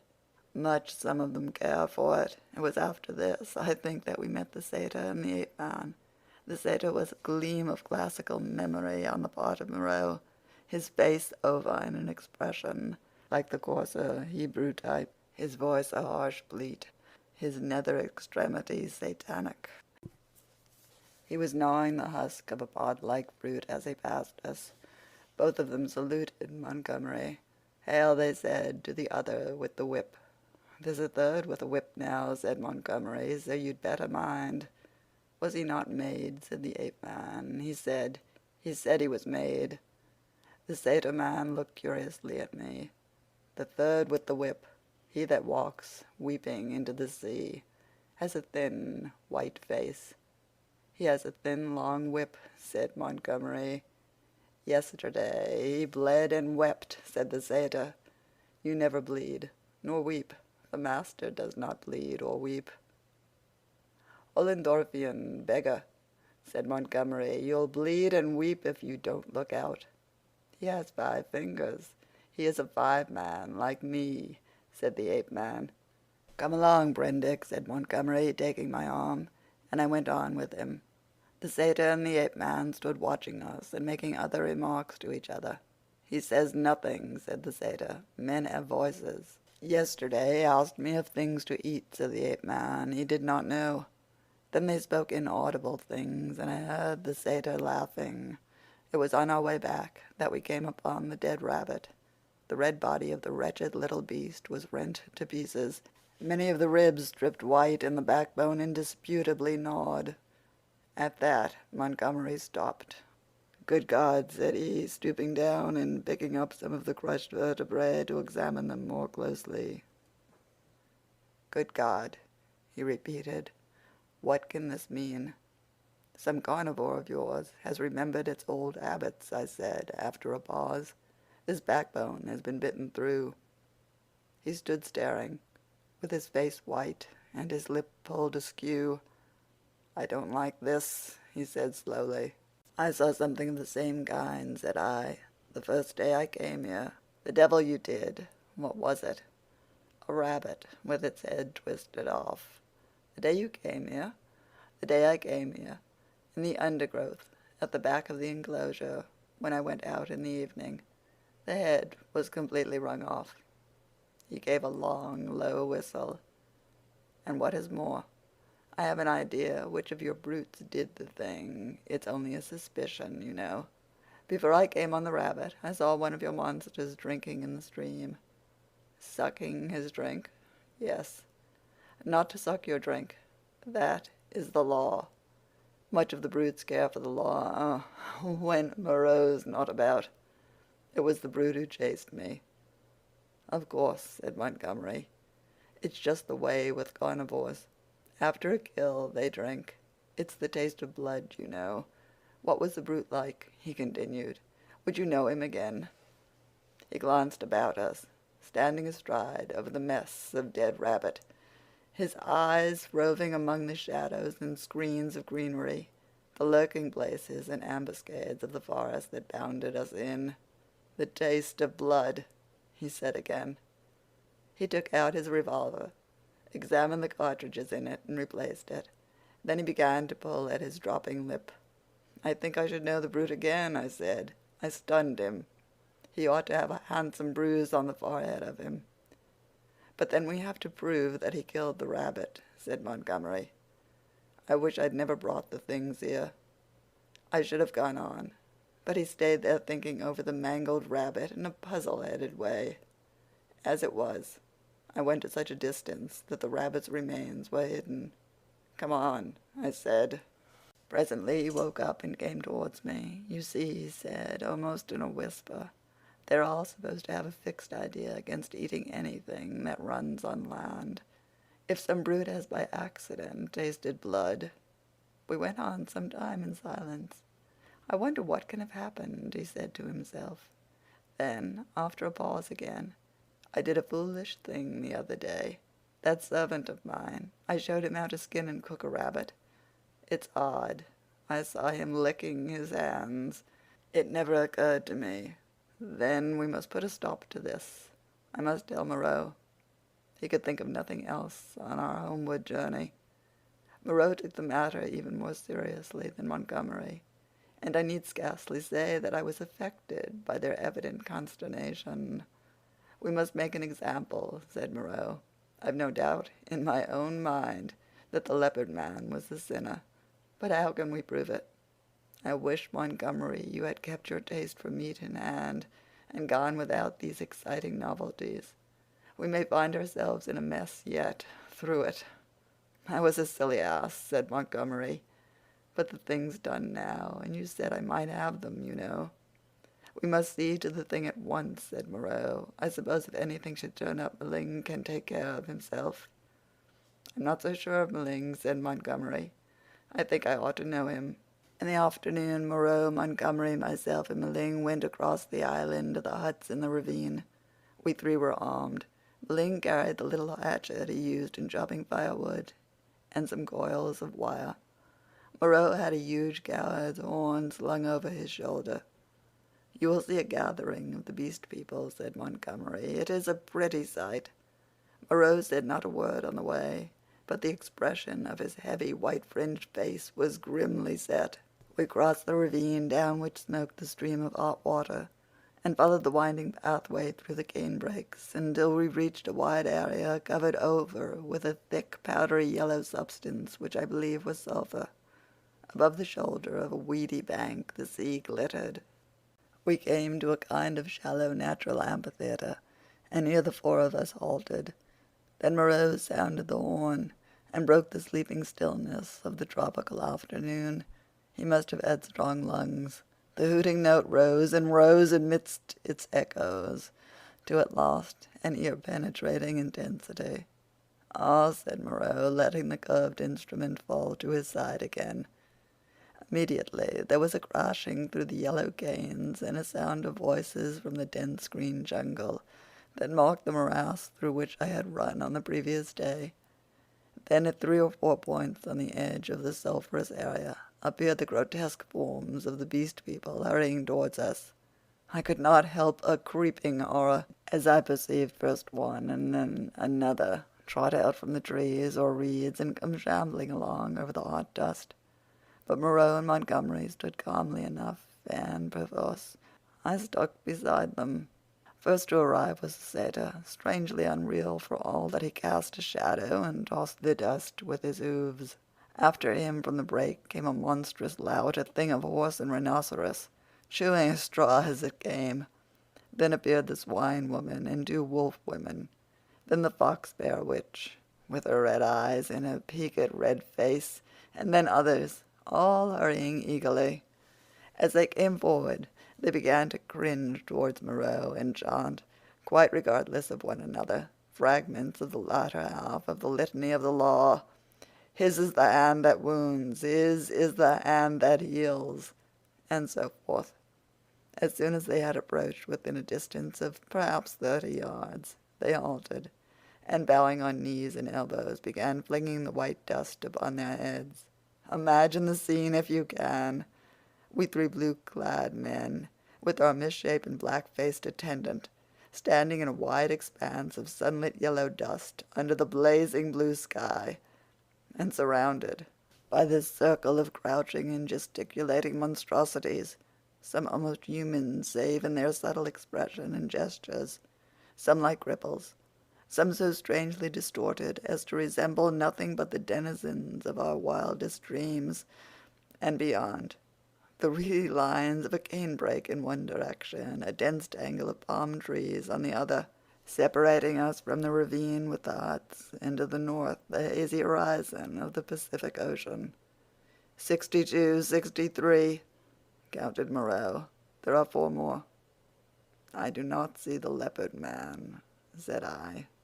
Presently Moreau sounded the great horn again, and at the sound of it all the beast people writhed and grovelled in the dust. Then, slinking out of the canebrake, stooping near the ground and trying to join the dust-throwing circle behind Moreau's back, came the leopard man. The last of the beast people to arrive was the little ape-man. The earlier animals, hot and weary with their grovelling, shot vicious glances at him.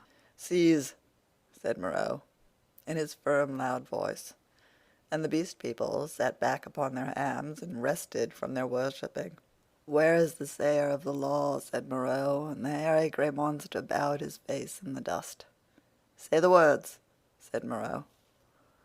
Forthwith all of the kneeling assembly, swaying from side to side and dashing up the sulphur with their hands, first the right hand in a puff of dust and then the left, began once more to chant their strange litany. "When they reached not to eat flesh or fish, that is the law." Moreau held up his lank white hand. "Stop," he cried, and there fell absolute silence upon them all. I think they all knew and dreaded what was coming. I looked round at their strange faces. When I saw their wincing attitudes and the furtive dread in their bright eyes, I wondered that I had ever believed them to be men. "That law has been broken," said Moreau.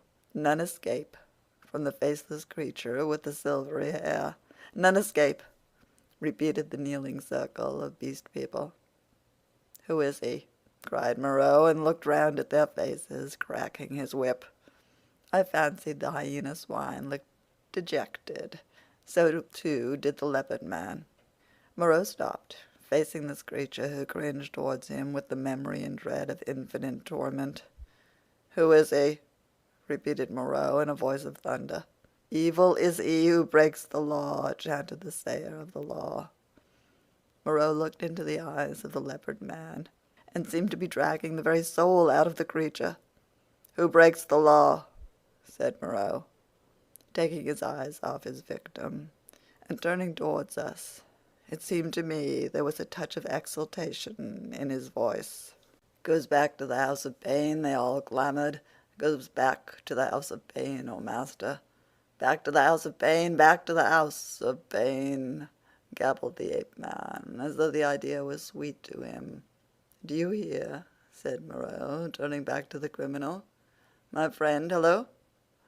For the leopard man, released from Moreau's eye, had risen straight from his knees, and now, with eyes aflame, and his huge feline tusks flashing out from under his curling lips, leapt towards his tormentor.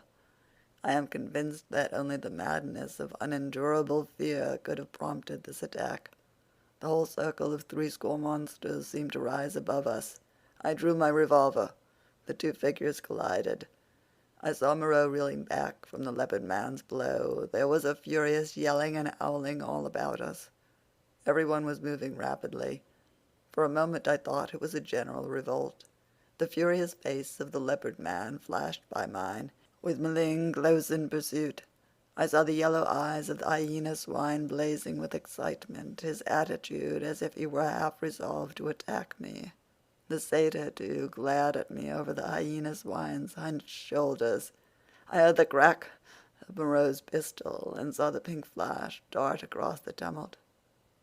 The whole crowd seemed to swing round in the direction of the glint of fire, and I too was swung round by the magnetism of the movement. In another second I was running, one of a tumultuous, shouting crowd in pursuit of the escaping leopard man. That is all I can tell definitely. I saw the leopard man strike Moreau, and then everything spun about me until I was running headlong. Meling was ahead, close in pursuit of the fugitive. Behind, their tongues already lolling out, ran the wolf women in great leaping strides. The swine folk followed, squealing with excitement, and the two bullmen in their swathings of white. Then came Moreau in a cluster of the beast people, his wide-brimmed straw hat blown off, his revolver in hand, and his lank white hair streaming out. The hyena swine ran beside me, keeping pace with me and glancing furtively at me out of his feline eyes, and the others came pattering and shouting behind us. The leopard man went bursting his way through the long canes, which sprang back as he passed and rattled in Meling's face. We others in the rear found a trampled path for us when we reached the break. The chase lay through the brake for perhaps a quarter of a mile, and then plunged into a dense thicket, which retarded our movements exceedingly, though we went through it in a crowd together. Fronds flicking into our faces, ropey creepers catching us under the chin or gripping our ankles, thorny plants hooking into and tearing cloth and flesh together. "He has gone on all fours through this," panted Moreau, now just ahead of me. "None escape," said the wolf bear, laughing into my face with the exultation of hunting. We burst out again among rocks, and saw the quarry ahead running lightly on all fours, and snarling at us over his shoulder. At that the wolf folk howled with delight. The thing was still clothed, and at a distance its face still seemed human, but the carriage of its forelimbs was feline, and the furtive droop of its shoulder was distinctly that of a hunted animal. It leapt over some thorny yellow flowering bushes and was hidden. Meling was halfway across the space. Most of us now had lost the first speed of the chase and had fallen into a longer and steadier stride. I saw as we traversed the open that the pursuit was now spreading from a column into a line.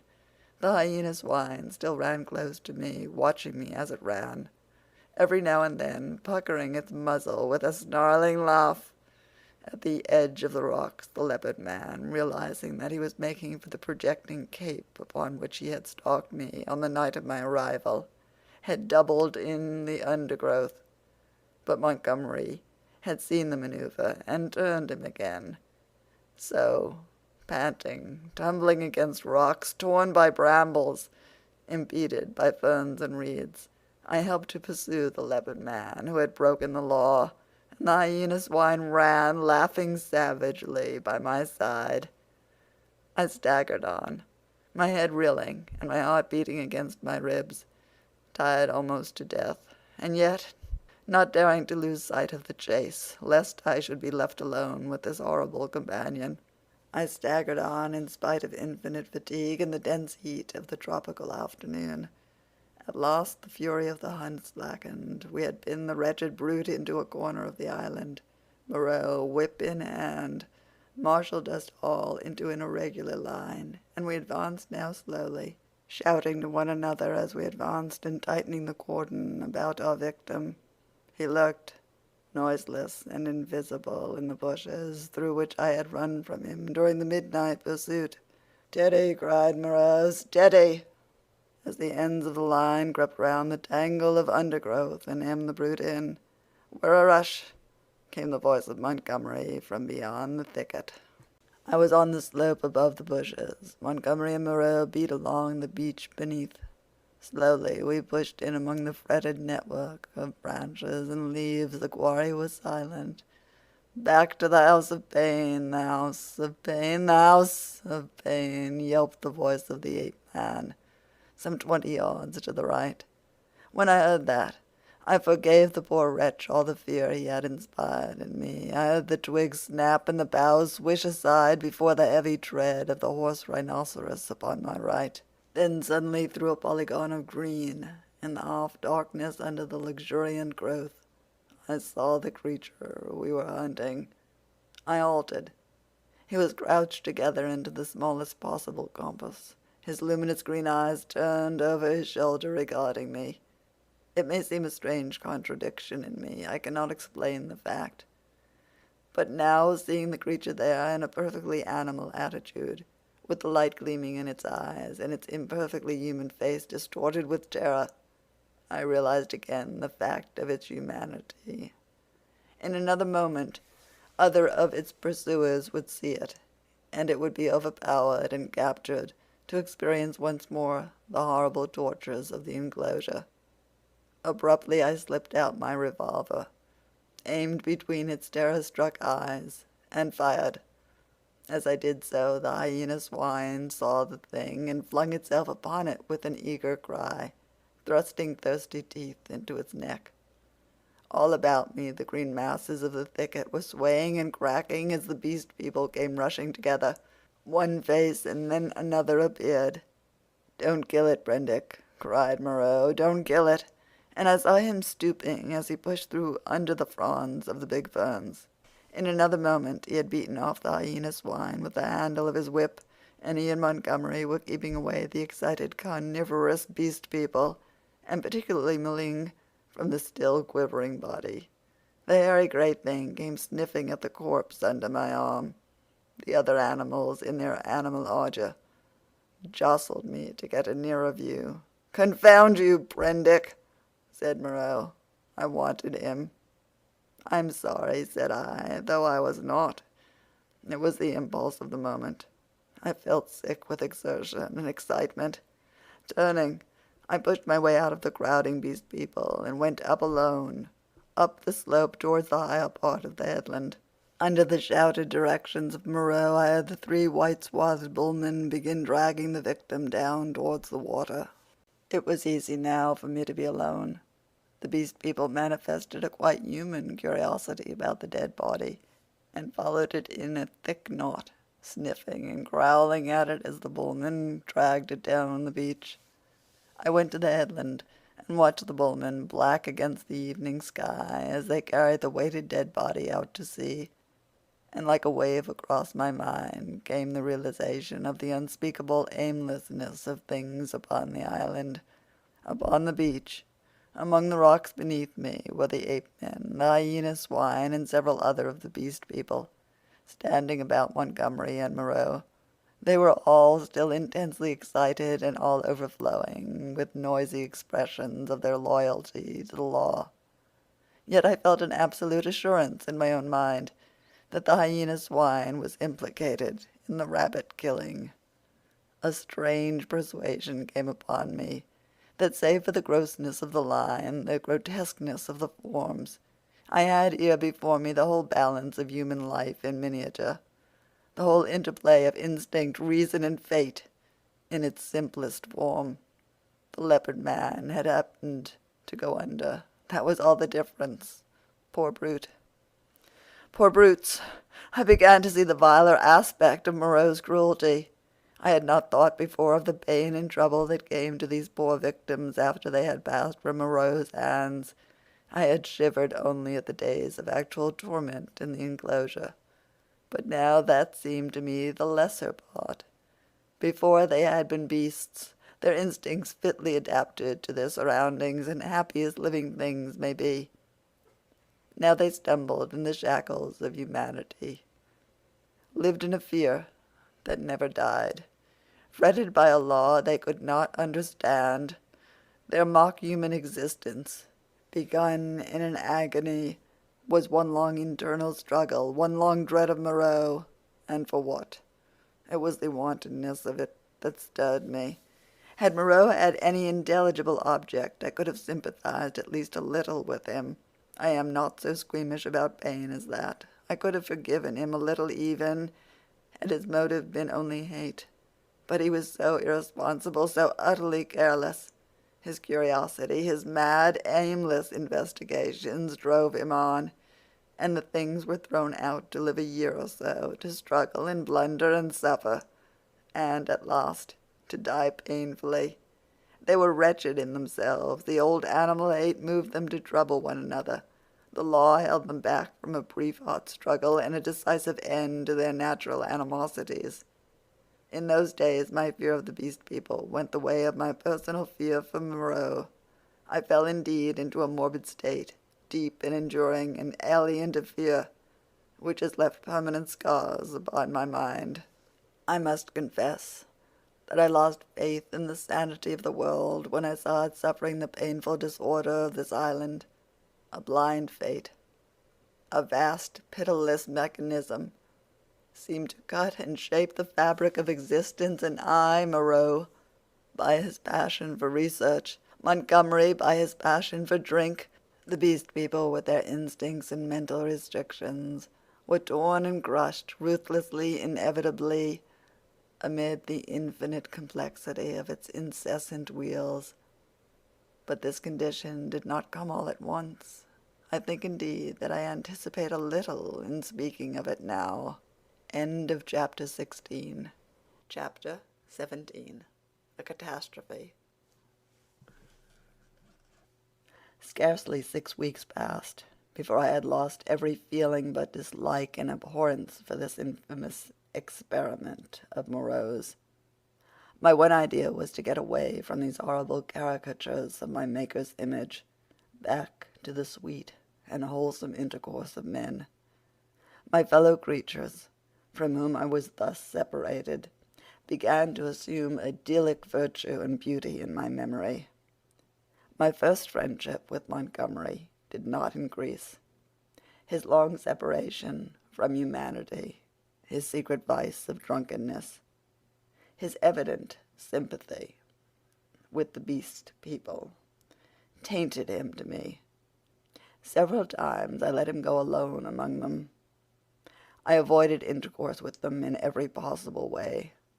I spent an increasing proportion of my time upon the beach, looking for some liberating sail that never appeared, until one day there fell upon us an appalling disaster, which put an altogether different aspect upon my strange surroundings.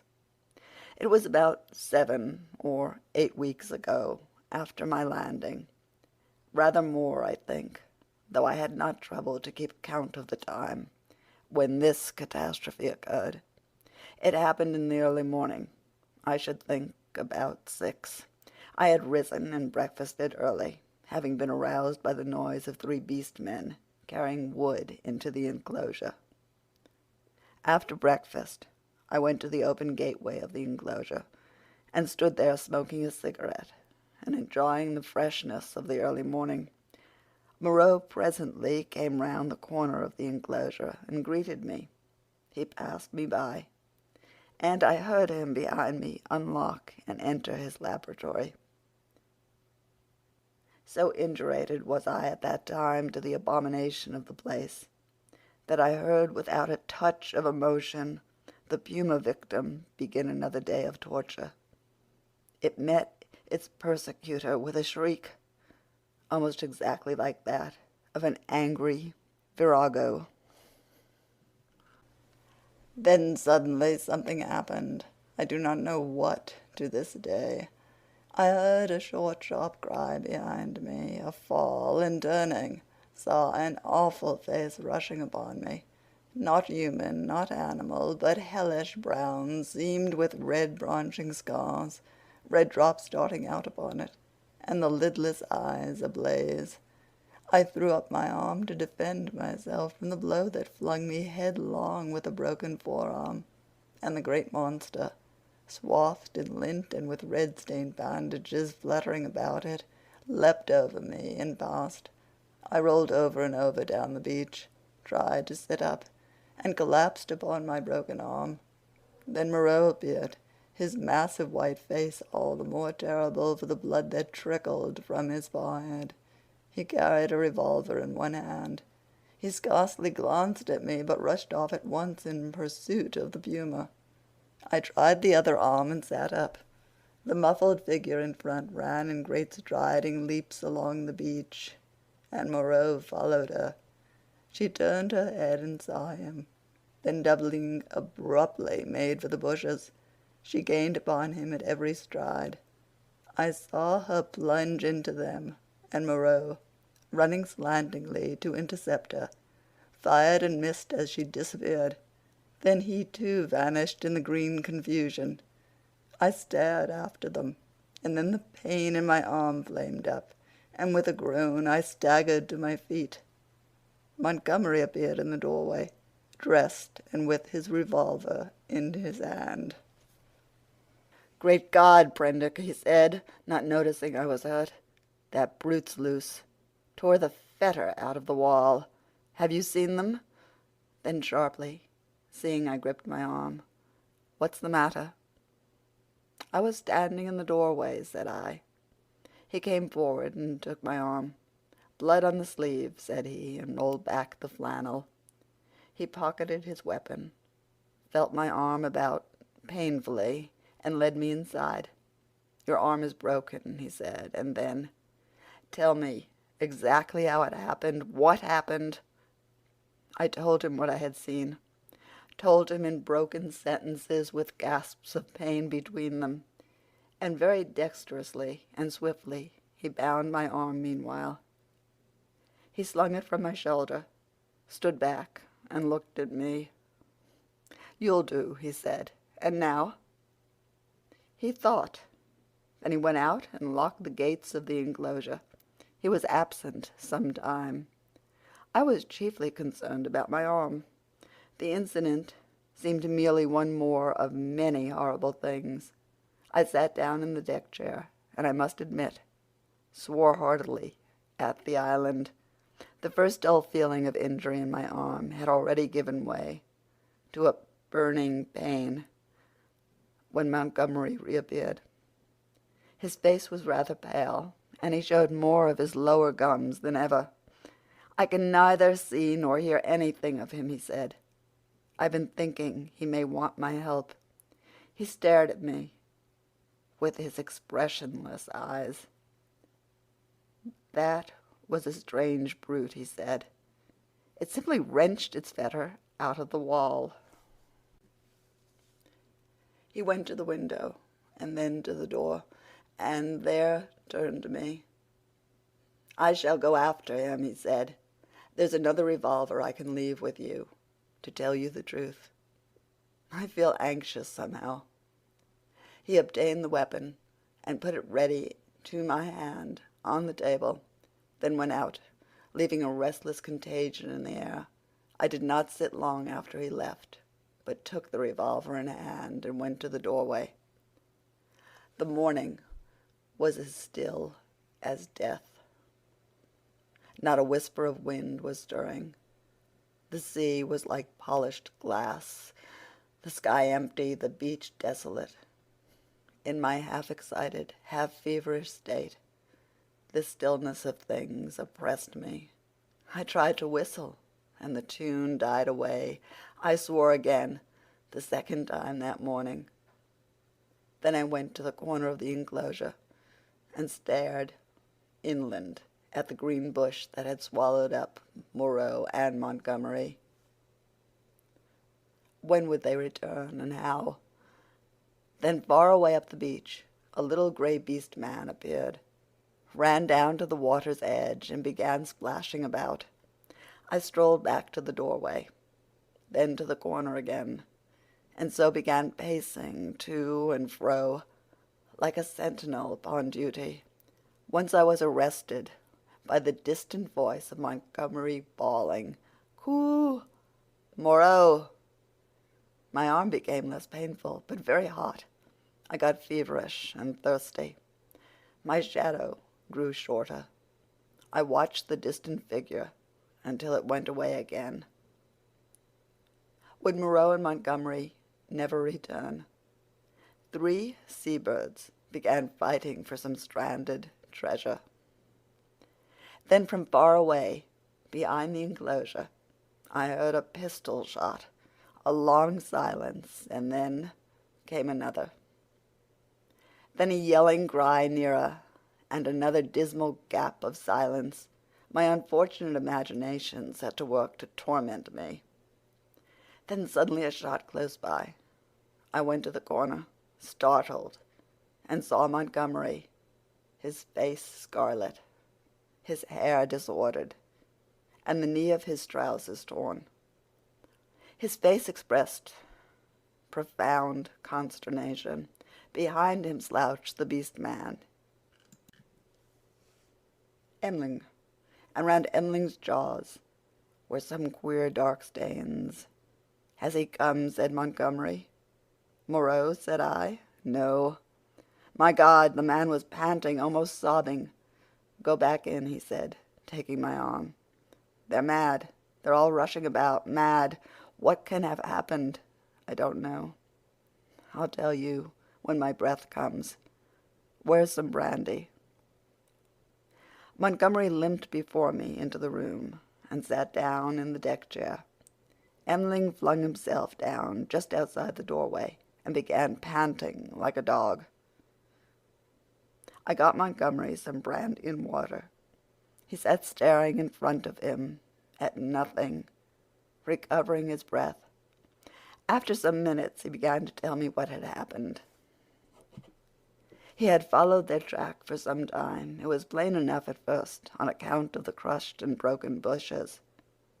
White rags torn from the puma's bandages, and occasional smears of blood on the leaves of the shrubs and undergrowth. He lost the track, however, on the stony ground beyond the stream where I had seen the beast man drinking, and went wandering aimlessly westward, shouting Moreau's name.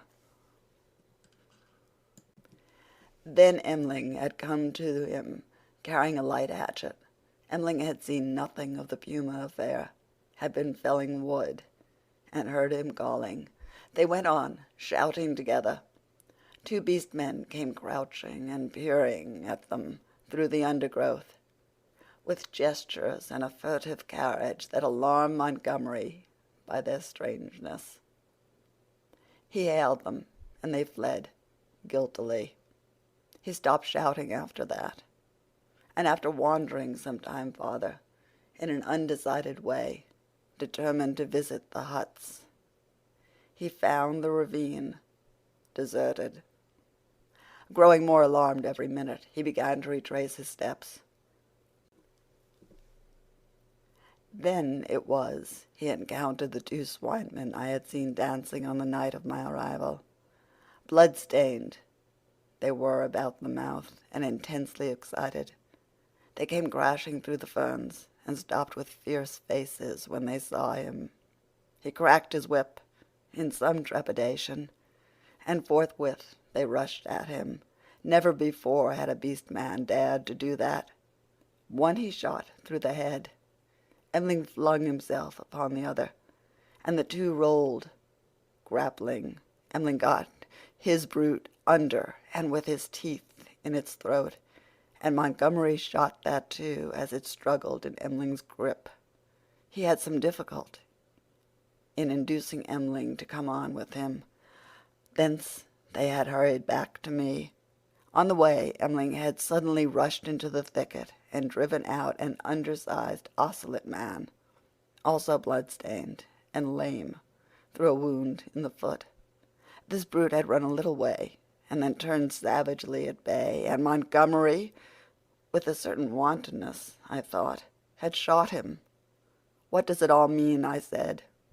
He shook his head and turned once more to the brandy. End of chapter 17. Chapter 18. The Finding of Moreau. When I saw Montgomery swallow a third dose of brandy, I took it upon myself to interfere. He was already more than half fuddled.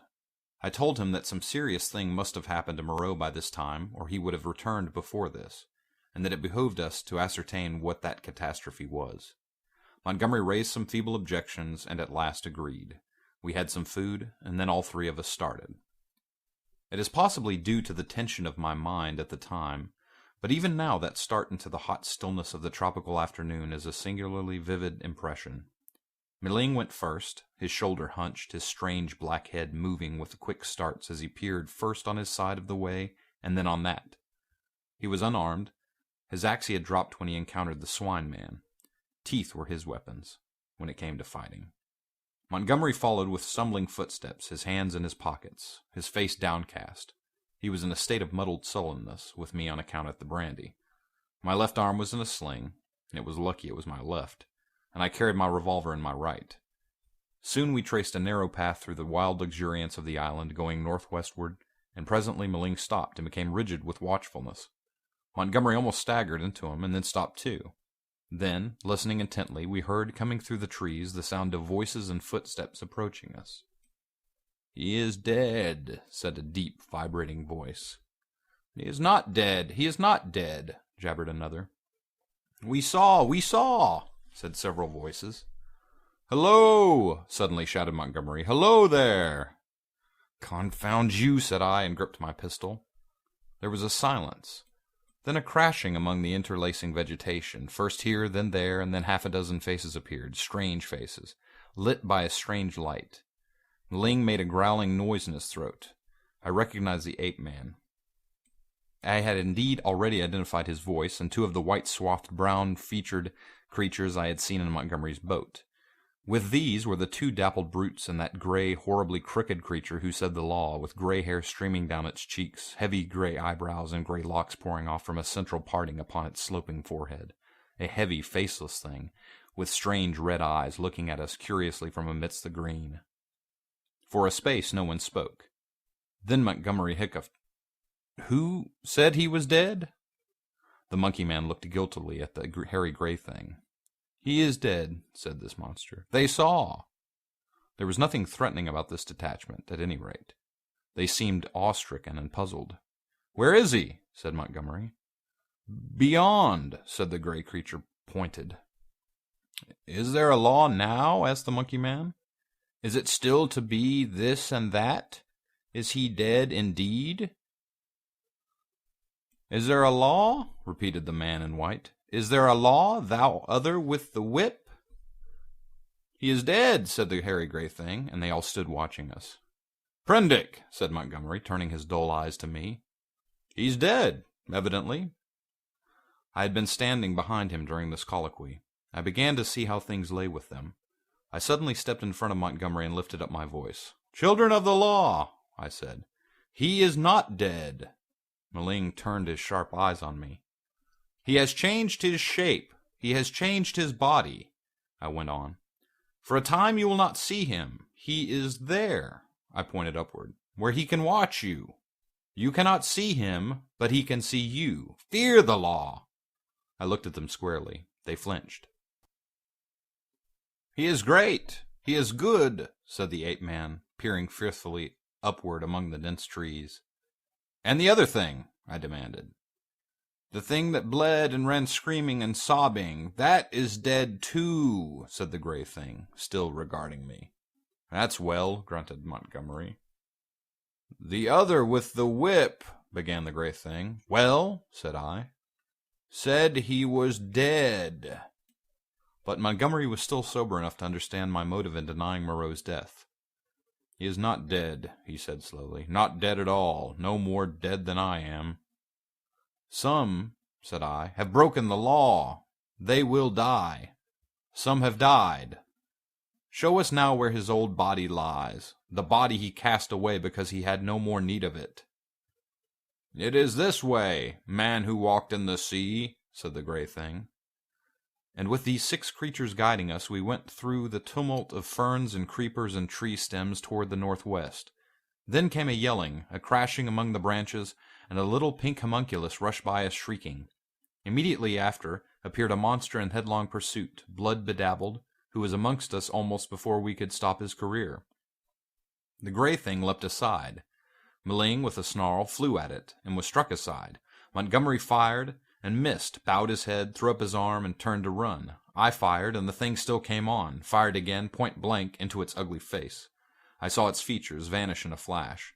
Its face was driven in. Yet it passed me, gripped Montgomery, and holding him, fell headlong beside him, and pulled him sprawling upon itself in its death agony. I found myself alone with Maling, the dead brute, and the prostrate man. Montgomery raised himself slowly and stared in a muddled way at the shattered beast-man beside him. It more than half sobered him. He scrambled to his feet. Then I saw the gray thing returning cautiously through the trees. See, said I, pointing to the dead brute. Is the law not alive? This came of breaking the law. He peered at the body. He sends the fire that kills, said he in his deep voice, repeating part of the ritual. The others gathered round and started for a space. At last we drew near the westward extremity of the island. We came upon the gnawed and mutilated body of the puma, its shoulder bone smashed by a bullet, and perhaps 20 yards farther found at last what we sought. Moreau lay face downward in a trampled space and a canebrake. One hand was almost severed at the wrist, and his silvery hair was dabbled in blood. His head had been battered in by the fetters of the puma. The broken canes beneath him were smeared with blood. His revolver we could not find. Montgomery turned him over. Resting at intervals, and with the help of the 7 beast people, for he was a heavy man, we carried Moreau back to the enclosure. The night was darkling. Twice we heard unseen creatures howling and shrieking past our little band, and once the little pink sloth creature appeared and stared at us and vanished again. But we were not attacked again. At the gates of the enclosure our company of beast people left us, Maling going with the rest. We locked ourselves in, and then took Moreau's mangled body into the yard and laid it upon a pile of brushwood. Then we went into the laboratory and put an end to all we found living there. End of Chapter 18. Chapter 19. When this was accomplished, and we had washed and eaten, Montgomery and I went into my little room and seriously discussed our position for the first time. It was then near midnight. He was almost sober, but greatly disturbed in his mind. He had been strangely under the influence of Moreau's personality. I did not think it had ever occurred to him that Moreau could die. This disaster was the sudden collapse of the habits that had become part of his nature in the 10 or more monotonous years he had spent on the island. He talked vaguely, answered my questions crookedly, wandered into general questions. "This silly ass of a world," he said. "What a muddle it all is. I haven't had any life. I wonder when it's going to begin. 16 years being bullied by nurses and schoolmasters at their own sweet will. 5 in London, grinding hard at medicine, bad food, shabby lodgings, shabby clothes, shabby vice, a blunder. I didn't know any better, and hustled off to this beastly island. 10 years here. What's it all for, Prendick? Are we bubbles blown by a baby?" It was hard to deal with such ravings. "The thing we have to think of now," said I, "is how to get away from this island." "What's the good of getting away? I'm an outcast. Where am I to join on? It's all very well for you, Prendick. Poor old Moreau. We can't leave him here to have his bones picked. And besides, what will become of the decent part of the beast folk?" "Well," said I, "that will do tomorrow. I've been thinking we might make the brushwood into a pyre and burn his body, and those other things. Then what will happen with the beast folk?" "I don't know.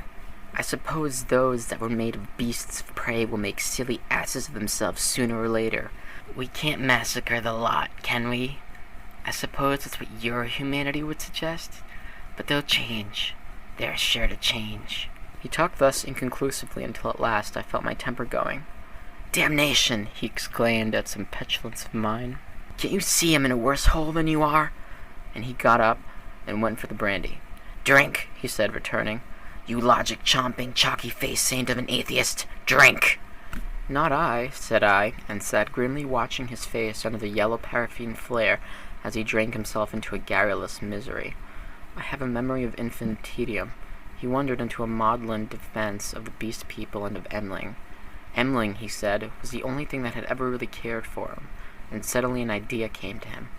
I'm damned, said he, staggering to his feet and clutching the brandy bottle. By some flash of intuition, I knew what it was he intended. You don't give drink to that beast, I said, rising and facing him. Beast, said he. You're the beast. He takes his liquor like a Christian. Come out of the way, Prendick. For God's sake, said I. Get out of the way, he roared, and suddenly whipped out his revolver. Very well, said I, and stood aside, half-minded to fall upon him as he put his hand upon the latch, but deterred by the thought of my useless arm. You made a beast of yourself. To the beasts you may go. He flung the doorway open and stood half-facing me between the yellow lamplight and the pallid glare of the moon. His eye sockets were blotches of black under his stubbly eyebrows. You're a solemn prig, Prendick, a silly ass. You're always fearing and fancying. We're on the edge of things. I'm bound to cut my throat tomorrow. I'm going to have a damned bank holiday tonight. He turned and went out into the moonlight. Emling, he cried. Emling, old friend. 3 dim creatures in the silvery light came along the edge of the wan beach. One a white-wrapped creature, the other 2 blotches of blackness following it. They halted, staring. Then I saw Emling's hunched shoulders as he came round the corner of the house. Drink, cried Montgomery. Drink, you brutes. Drink and be men. Dame, I'm the cleverest. Moreau forgot this. This is the last touch. Drink, I tell you. And waving the bottle in his hand, he started off at a kind of quick trot to the westward, Emling ranging himself between him and the 3 dim creatures who followed. I went to the doorway. They were already indistinct in the mist of the moonlight before Montgomery halted. I saw him administer a dose of the raw brandy to Emling, and saw the 5 figures melt into one vague patch. Sing, I heard Montgomery shout. Sing all together. Confound old Prendick. That's right. Now, again, confound old Prendick. The black group broke up into 5 separate figures and wound slowly away from me along the band of shining beach. Each went howling at his own sweet will, yelping insults at me or giving whatever vent this new inspiration of brand demanded. Presently I heard Montgomery's voice shouting, Right turn! And they passed with their shouts and howls into the blackness of the landward trees. Slowly, very slowly, they receded into silence. The peaceful splendor of the night healed again. The moon was now past the meridian and traveling down the west. It was at its full and very bright, riding through the empty blue sky. The shadow of the wall lay a yard wide and of inky blackness at my feet.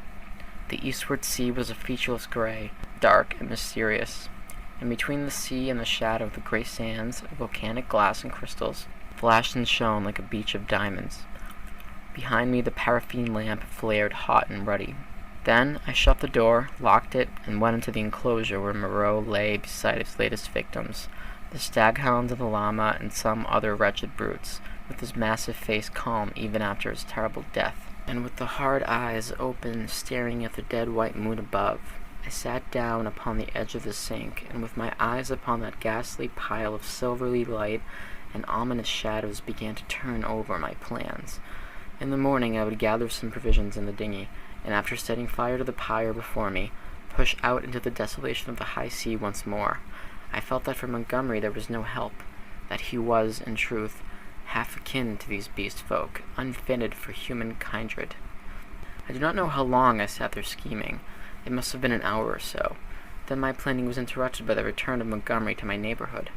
I heard a yelling from many throats, a tumult of exulted cries passing down towards the beach, whooping and howling, and excited shrieks that seemed to come to a stop near the water's edge.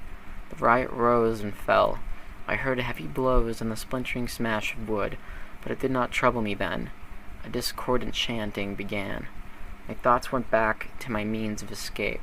I got up, brought the lamp, and went into a shed to look at some kegs I had seen there. Then I became interested in the contents of some biscuit tins, and opened one. I saw something out of the tail of my eye, a red figure, and turned sharply. Behind me lay the yard, vividly black and white in the moonlight, and the pile of wood and faggots on which Moreau and his mutilated victims lay, one over another. They seemed to be gripping one another in one last revengeful grapple. His wounds gaped, black as night, and the blood that had dripped lay in black patches upon the sand. Then I saw, without understanding, the cause of my phantom, a ruddy glow that came and danced and went upon the wall opposite. I misinterpreted this, fancied it was a reflection of my flickering lamp, and turned again to the stores in the shed. I went on rummaging among them, as well as a one-armed man could, finding this convenient thing and that, and putting them aside for tomorrow's launch. My movements were slow, and the time passed quickly. Insensibly the daylight crept upon me. The chanting died down, giving place to a clamor. Then it began again, and suddenly broke into a tumult. I heard cries of "More! More!" a sound like quarreling, and a sudden wild shriek. The quality of the sounds changed so greatly that it arrested my attention. I went out into the yard and listened. Then, cutting like a knife across the confusion, came the crack of a revolver. I rushed at once through my room to the little doorway. As I did so, I heard some of the packing cases behind me go sliding down and smash together with a clatter of glass on the floor of the shed. But I did not heed these. I flung the door open and looked out. Up the beach by the boathouse a bonfire was burning, raining up sparks into the indistinctness of the dawn. Around this struggled a mass of black figures. I heard Montgomery call my name. I began to run at once toward this fire, revolver in hand. I saw the pink tongue of Montgomery's pistol lick out once, close to the ground. He was down. I shouted with all my strength and fired into the air. I heard someone cry, "The master!" The knotted black struggle broke into scattering units. The fire leapt and sank down. The crowd of beast people fled in stunning panic before me, up the beach. In my excitement, I fired at their retreating backs as they disappeared among the bushes. Then I turned to the black heaps upon the ground. Montgomery lay on his back, the hairy gray beast man sprawling across his body. The brute was dead, but still gripping Montgomery's throat with its curving claws. Nearby lay Emling on his face and quite still, his neck bitten open and the upper part of the smashed brandy bottle in his hand.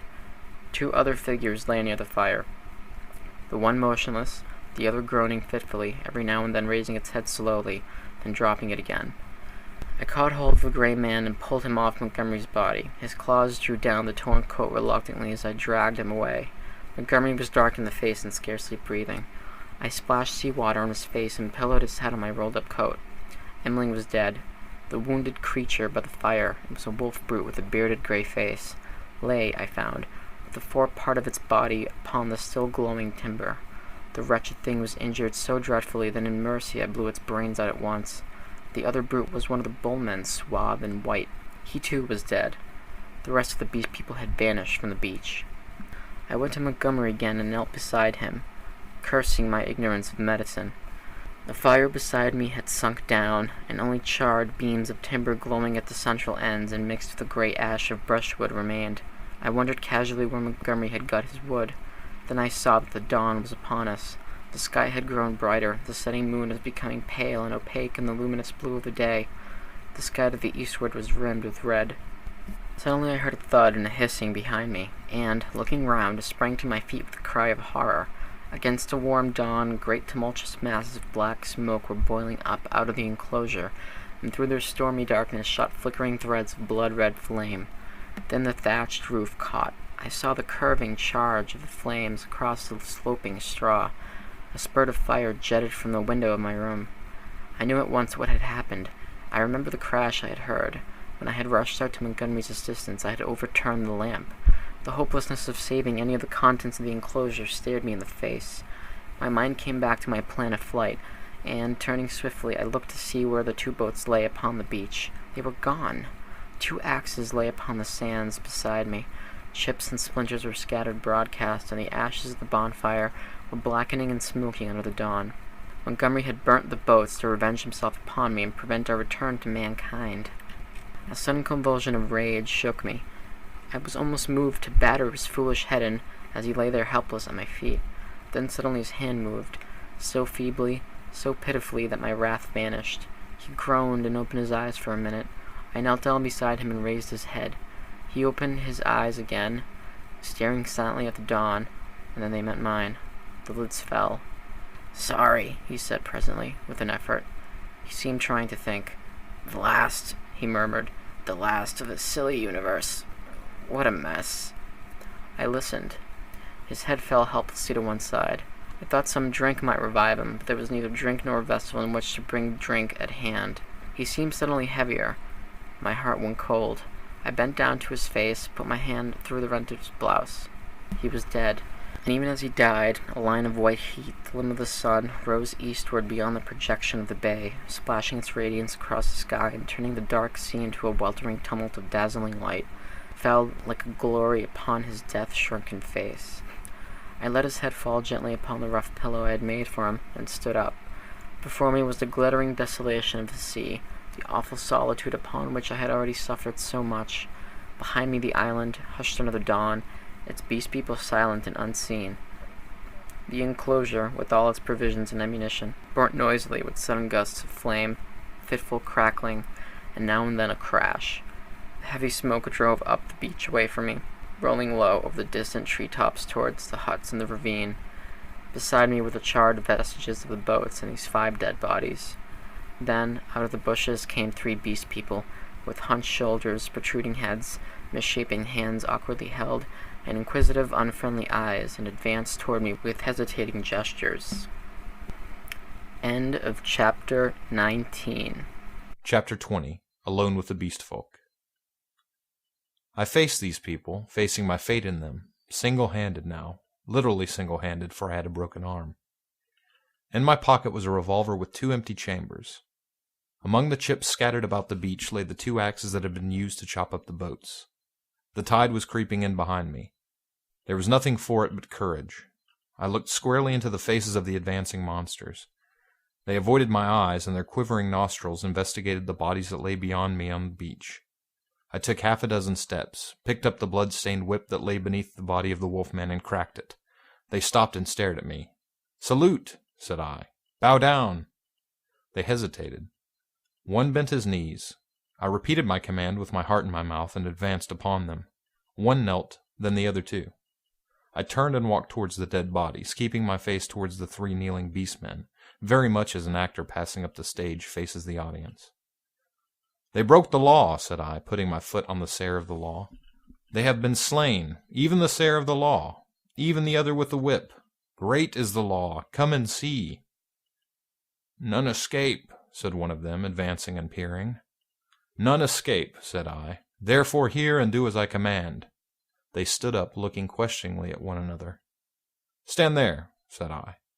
I picked up the hatchets and swung them by their heads from the sling of my arm, turned Montgomery over, picked up his revolver still loaded in 2 chambers, and bending down to rummage, found 6 cartridges in his pocket. "Take 'em," said I, standing up again, and pointing with the whip. "Take 'em and carry 'em out and cast 'em into the sea." They came forward, evidently still afraid of Montgomery, but still more afraid of my cracking red whiplash. And after some fumbling and hesitation, some whip-cracking and shouting, they lifted him gingerly, carried him down to the beach, and went splashing into the dazzling welter of the sea. "On," said I. "On, carry him far." They went in up to their armpits and stood regarding me. "Let go," said I, and the body of Montgomery vanished with a splash. Something seemed to tighten across my chest. "Good," said I, with a break in my voice, and they came back, hurrying and fearful, to the margin of the water, leaving long wakes of black in the silver. At the water's edge they stopped, turning and glaring into the sea as though they presently expected Montgomery to arise therefrom and exact vengeance. "Now these," said I, pointing to the other bodies. They took care not to approach the place where they had thrown Montgomery into the water, but instead carried the 4 dead beast people slantingly along the beach for perhaps 100 yards before they waded out and cast them away. As I watched them disposing of the mangled remains of Maling, I heard a light footfall behind me, and turning quickly saw the big hyena swine perhaps 12 yards away. His head was bent down, his bright eyes were fixed upon me, his stumpy hands clenched and held close by his side. He stopped in this crouching attitude when I turned, his eyes a little averted. For a moment we stood eye to eye. I dropped the whip and snatched at the pistol in my pocket, for I meant to kill this brute, the most formidable of any left now upon the island, at the first excuse. It may seem treacherous, but so I was resolved. I was far more afraid of him than of any other 2 of the beast folk. His continued life was, I knew, a threat against mine. I was perhaps a dozen seconds collecting myself. Then cried I, "Salute! Bow down!" His teeth flashed upon me in a snarl. "Who are you that I should—" Perhaps a little too spasmodically I drew my revolver, aimed quickly, and fired. I heard him yelp, saw him run sideways and turn, knew I had missed, and clicked back the cock with my thumb for the next shot. But he was already running headlong, jumping from side to side, and I dared not risk another miss. Every now and then he looked back at me over his shoulder. He went slanting along the beach and vanished beneath the driving masses of dense smoke that were still pouring out from the burning enclosure. For some time I stood staring after him. I turned to my 3 obedient beast folk again and signaled them to drop the body they still carried. Then I went back to the place by the fire where the bodies had fallen and kicked the sand until all the brown bloodstains were absorbed and hidden. I dismissed my 3 serfs with a wave of the hand and went up the beach into the thickets. I carried my pistol in my hand, my whip thrust with the hatchets in the sling of my arm. I was anxious to be alone, to think out the position in which I was now placed. A dreadful thing that I was only beginning to realize was that over all this island there was now no safe place where I could be alone and secure to rest or sleep. I had recovered strength amazingly since my landing, but I was still inclined to be nervous and to break down under any great stress. I felt that I ought to cross the island and establish myself with the beast people and make myself secure in their confidence. But my heart failed me. I went back to the beach and, turning eastward past the burning enclosure, made for a point where a shallow spit of coral sand ran out towards the reef. Here I could sit down and think, my back to the sea and my face against my surprise. And there I sat, chin on knees, the sun beating down upon my head, and an unspeakable dread in my mind, plotting how I could live on against the hour of my rescue, if ever rescue came. I tried to review the whole situation as calmly as I could, but it was difficult to clear the thing of emotion. I began turning over in my mind the reason of Montgomery's despair. "They will change," he said. "They are sure to change." And Moreau, what was it that Moreau had said? "The stubborn beast flesh grows day by day back again." Then I came round to the hyena swine. I felt sure that if I did not kill that brute, he would kill me. The sayer of the law was dead, worse luck. They knew now that we of the whips could be killed even as they themselves were killed. Were they peering at me already out of the green masses of ferns and palms over yonder, watching until I came within their spring? Were they plotting against me? What was the hyena swine telling them? My imagination was running away with me into a morass of unsubstantial fears. My thoughts were disturbed by a crying of seabirds hurrying towards some black object that had been stranded by the waves on the beach near the enclosure. I knew what that object was, but I had not the heart to go back and drive them off. I began walking along the beach in the opposite direction, designing to come around the eastward corner of the island and so approach the ravine of the huts, without traversing the possible ambuscades of the thickets. Perhaps half a mile along the beach I became aware of one of my 3 beast folk advancing out of the landward bushes towards me. I was now so nervous with my own imaginings that I immediately drew my revolver. Even the propitiatory gestures of the creature failed to disarm me. He hesitated as he approached. "Go away!" cried I. There was something very suggestive of a dog in the cringing attitude of the creature. It retreated a little way, very like a dog being sent home, and stopped, looking at me imploringly with canine brown eyes. "Go away," said I. "Do not come near." "May I not come near you?" it said. "No, go away," I insisted, and snapped my whip. Then, putting my whip in my teeth, I stooped for a stone, and with that threat drove the creature away. So in solitude I came round by the ravine of the beast people, and hiding among the weeds and reeds that separated the crevice from the sea, I watched such of them as appeared, trying to judge from their gestures and appearance how the death of Moreau and Montgomery and the destruction of the House of Pain had affected them. I know now the folly of my cowardice. Had I kept my courage up to the level of the dawn, had I not allowed it to ebb away in solitary thought, I might have grasped the vacant scepter of Moreau and ruled over the beast people. As it was, I lost the opportunity and sank to the position of a mere leader among my fellows. Towards noon, certain of them came and squatted basking in the hot sand. The imperious voices of hunger and thirst prevailed over my dread. I came out of the bushes and, revolver in hand, walked down towards these seated figures. One, a wolf woman, turned her head and stared at me, and then the others. None attempted to rise or salute me. I felt too faint and weary to insist, and I let the moment pass. "I want food," said I, almost apologetically, and drawing near. "There is food in the huts," said an ox-boar man, drowsily and looking away from me. I passed them and went down into the shadow and odors of the almost deserted ravine. In an empty hut, I feasted on some specked and half-decayed fruit, and then after I had propped some branches and sticks about the opening, and placed myself with my face towards it and my hand upon my revolver, the exhaustion of the last 30 hours claimed its own, and I fell into a light slumber, hoping that the flimsy barricade I had erected would cause sufficient noise in its removal to save me from surprise. End of Chapter 20. Chapter 21.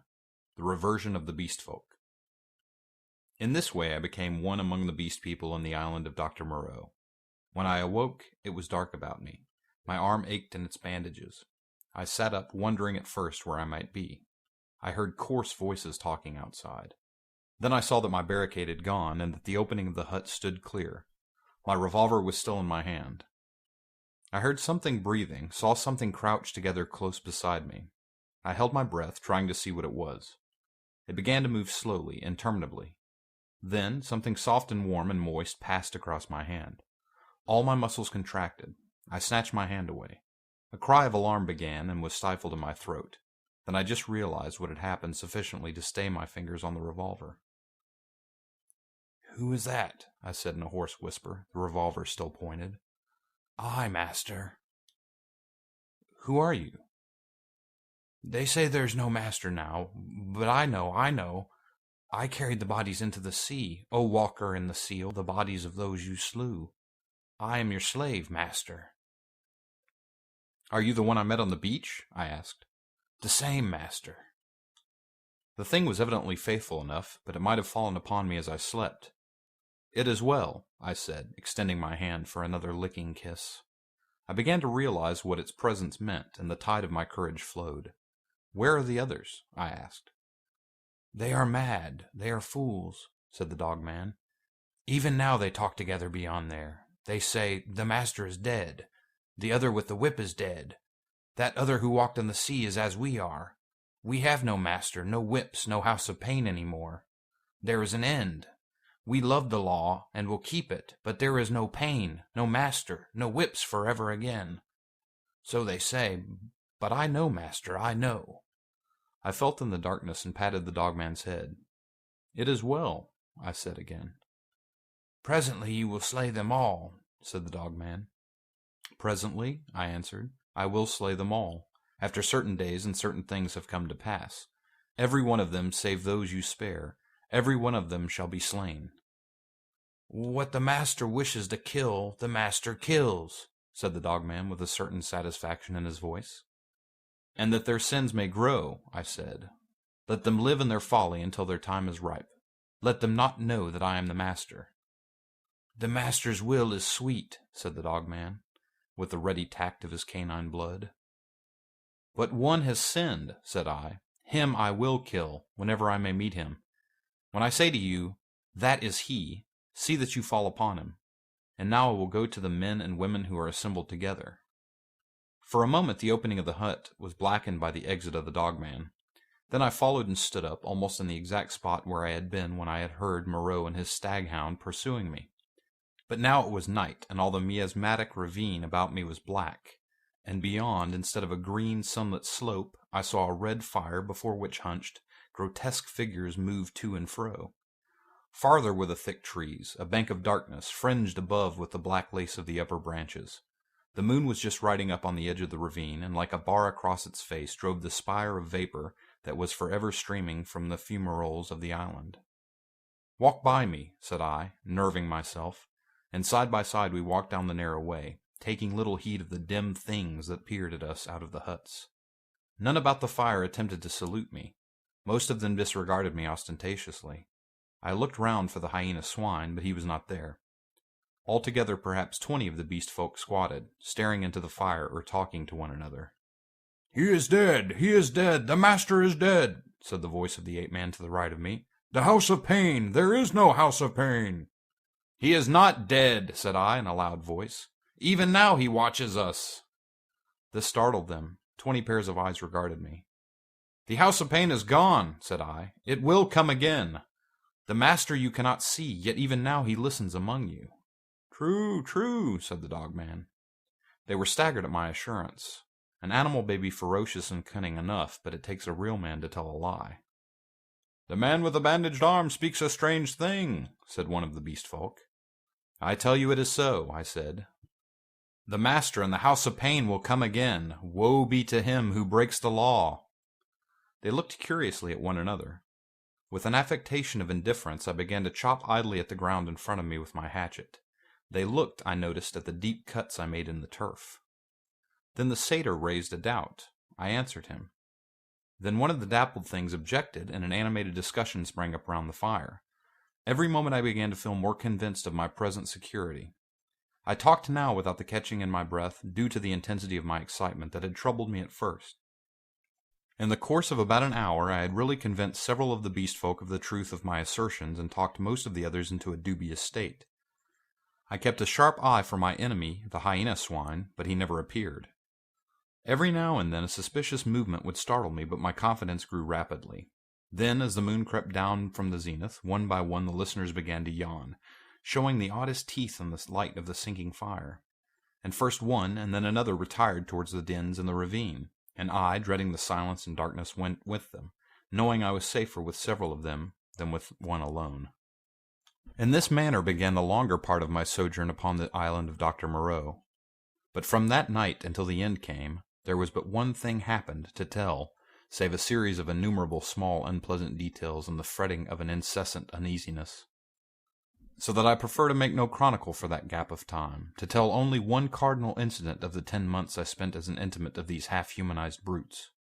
There is much that sticks in my memory that I could write, things that I would cheerfully give my right hand to forget, but they do not help the telling of the story. In the retrospect, it is strange to remember how soon I fell in with these monsters' ways, and gained my confidence again. I had my quarrels with them, of course, and could show some of their teeth marks still, but they soon gained a wholesome respect for my trick of throwing stones and for the bite of my hatchet. And my St. Bernard man's loyalty was of infinite service to me.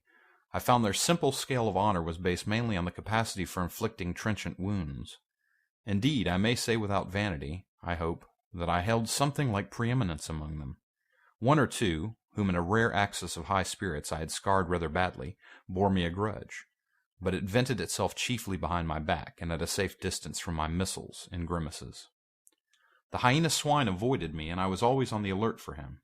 My inseparable dog-man hated and dreaded him intensely. I really believe that was at the root of the brute's attachment to me. It was soon evident to me that the former monster had tasted blood and had gone the way of the leopard man. He formed a lair somewhere in the forest and became solitary. Once I tried to induce the beast folk to hunt him, but I lacked the authority to make them cooperate for one end. Again and again I tried to approach his den and come upon him unaware, but always he was too acute for me, and saw or winded me and got away. He, too, made every forest pathway dangerous to me and my ally with his lurking ambuscades. The dog-man scarcely dared to leave my side. In the first month or so the beast folk, compared with their latter condition, were human enough, and for one or two besides my canine friend I even conceived a friendly tolerance. The little pink sloth creature displayed an odd affection for me and took to following me about.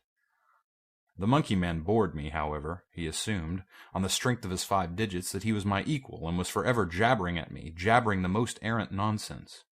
One thing about him entertained me a little. He had a fantastic trick of coining new words. He had an idea, I believe, that to gabble about names that meant nothing was the proper use of speech. He called it big thinks to distinguish it from little thinks, the sane everyday interests of life. If ever I made a remark he did not understand, he would praise it very much, ask me to say it again, learn it by heart, and go off repeating it with a word wrong here or there, to all the milder of the beast people. He thought nothing of what was plain and comprehensible. I invented some very curious big thinks for his especial use. I think now that he was the silliest creature I ever met.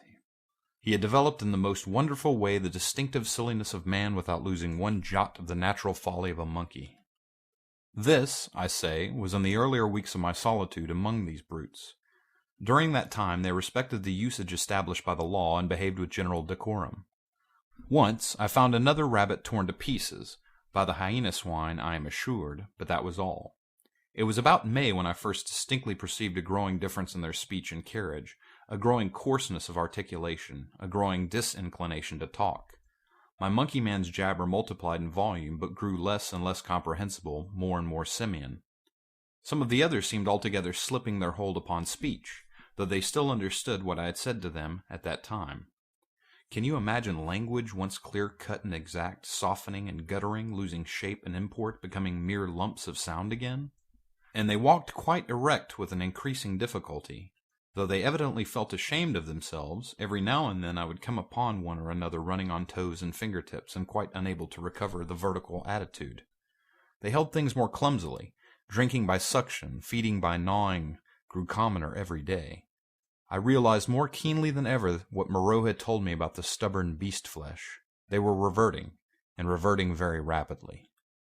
Some of them, the pioneers in this, I noticed with some surprise, were all females, began to disregard the injunction of decency, deliberately for the most part.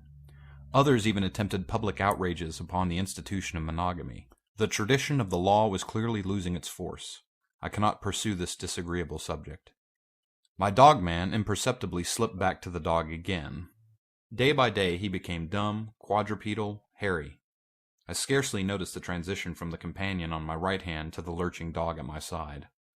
As the carelessness and disorganization increased from day to day, the lane of dwelling places, at no time very sweet, became so loathsome that I left it, and going across the island made myself a hovel of boughs amid the black ruins of Moreau's enclosure.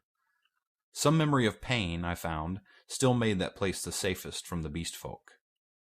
It would be impossible to detail every step of the lapsing of these monsters, to tell how, day by day, the human semblance left them, how they gave up bandagings and wrappings, abandoned at last every stitch of clothing, how the hair began to spread over the exposed limbs, how their foreheads fell away and their faces projected, how the quasi-human intimacy I had permitted myself with some of them in the first month of my loneliness became a shuddering horror to recall. The change was slow and inevitable. For them and for me it came without any definite shock. I still went among them in safety, because no jolt in the downward glide had released the increasing charge of explosive animalism that ousted the human day by day. But I began to fear that soon now that shock must come. My St. Bernard brute followed me to the enclosure every night, and his vigilance enabled me to sleep at times in something like peace. The little pink sloth thing became shy and left me, to crawl back to its natural life once more among the tree branches. We were in just the state of equilibrium that would remain in one of those happy family cages which animal tamers exhibit, if the tamer were to leave it forever. Of course these creatures did not decline into such beasts as the reader has seen in zoological gardens, into ordinary bears, wolves, tigers, oxen, swine, and apes. There was still something strange about each. In each Moreau had blended this animal with that. One perhaps was ursine chiefly, another feline chiefly, another bovine chiefly. But each was tainted with the other creatures, a kind of generalized animalism appearing through the specific dispositions. And the dwindling sheds of the humanity still startled me every now and then. A momentary recrudescence of speech, perhaps, an unexpected dexterity of the forefeet, a pitiful attempt to walk erect. I, too, must have undergone strange changes. My clothes hung about me as yellow rags, through whose rents showed the tanned skin. My hair grew long and became matted together. I am told that even now my eyes have a strange brightness, a swift alertness of movement. At first I spent the daylight hours on the southward beach watching for a ship, hoping and praying for a ship. I counted on the Ipecacuanha returning as the year wore on, but she never came.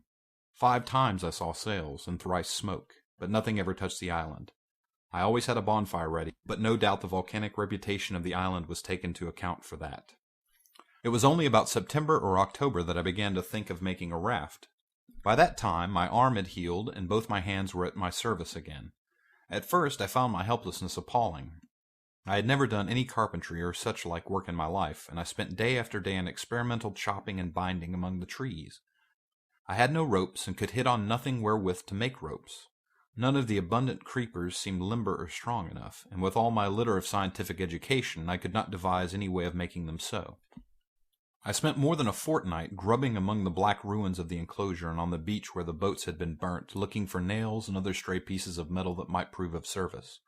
Now and then some beast creature would watch me and go leaping off when I called to it. There came a season of thunderstorms and heavy rain, which greatly retarded my work, but at last the raft was completed. I was delighted with it. But with a certain lack of practical sense which has always been my bane, I had made it a mile or more from the sea, and before I had dragged it down to the beach the thing had fallen to pieces. Perhaps it is as well that I was saved from launching it. but at the time my misery at my failure was so acute that for some days I simply moped on the beach and stared at the water and thought of death. I did not, however, mean to die, and an incident occurred that warned me unmistakably of the folly of letting the days pass so, for each fresh day was fraught with increasing danger from the beast people. I was lying in the shade of the enclosure wall staring out to sea when I was startled by something cold touching the skin of my heel, and starting round, found the little pink sloth creature blinking into my face. He had long since lost speech and active movement, and the lank hair of the little brute grew thicker every day, and his stumpy claws more askew. He made a moaning noise when he saw he had attracted my attention, went a little way towards the bushes, and looked back at me. At first I did not understand, but presently it occurred to me that he had wished me to follow him, and this I did at last, slowly, for the day was hot. When he reached the trees, he clambered into them, for he could travel better among their swinging creepers than on the ground. And suddenly, in a trampled space, I came upon a ghastly group. My St. Bernard creature lay on the ground, dead, and near his body crouched the hyena swine, gripping the quivering flesh with its misshapen claws, gnawing at it and snarling with delight. As I approached, the monster lifted its glaring eyes to mine. Its lips went trembling back from its red-stained teeth, and it growled menacingly. It was not afraid, and not ashamed. The last vestige of the human taint had vanished. I advanced a step farther, stopped, and pulled out my revolver. At last I had him face to face. The brute made no sign of retreat, but its ears went back, its hair bristled, and its body crouched together. I aimed between the eyes and fired.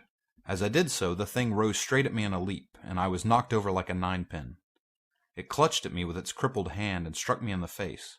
Its spring carried it over me. I fell into the hind part of its body, but luckily I had hit as I meant, and it had died even as it leapt. I crawled out from under its unclean weight and stood up trembling, staring at its quivering body. That danger, at least, was over, but this, I knew, was only the first of the series of relapses that must come.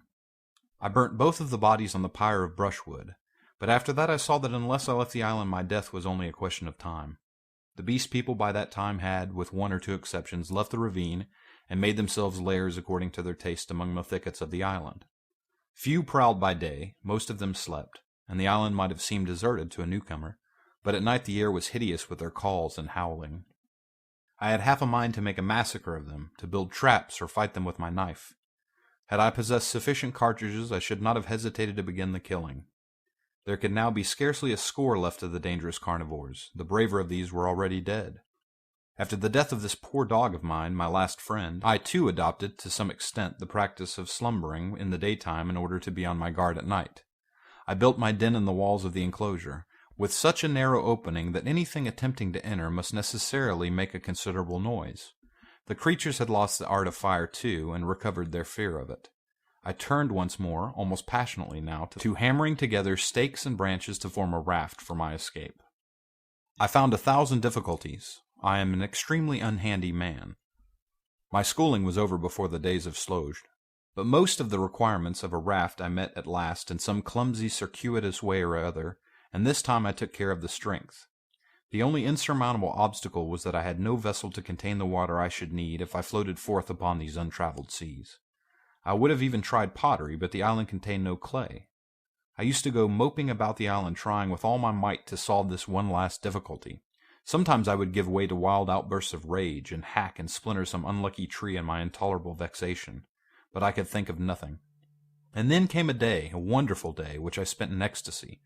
I saw a sail to the southwest, a small sail like that of a little schooner, and forthwith I lit a great pile of brushwood and stood by it at the heat of it, in the heat of the midday sun, watching. All day I watched that sail, eating or drinking nothing, so that my head reeled, and the beast came and glared at me, and seemed to wonder, and went away. It was still distant when night came and swallowed it up, and all night I toiled to keep my blaze bright and high, and the eyes of the beasts shone out of the darkness marveling. In the dawn the sail was nearer, and I saw it was the dirty lug sail of a small boat, but it sailed strangely. My eyes were weary with watching, and I peered and could not believe them. 2 men were in the boat, sitting low down, one by the bows, the other at the rudder. The head was not kept to the wind. It yawed and fell away. As the day grew brighter, I began waving the last rag of my jacket to them, but they did not notice me and sat still, facing each other. I went to the lowest point of the low headland and gesticulated and shouted. There was no response, and the boat kept on her aimless course, making slowly, very slowly for the bay. Suddenly a great white bird flew up out of the boat, and neither of the men stirred nor noticed it. It circled round, and then came sweeping overhead, with its strong wings outspread. Then I stopped shouting, and sat down on the headland and rested my chin on my hands and stared. Slowly, slowly the boat drove past towards the west. I would have swum out to it, but something, a cold, vague fear, kept me back. In the afternoon the tide stranded the boat, and left it 100 yards or so to the westward of the ruins of the enclosure. The men in it were dead, had been dead so long that they fell to pieces when I tilted the boat on its side and dragged them out.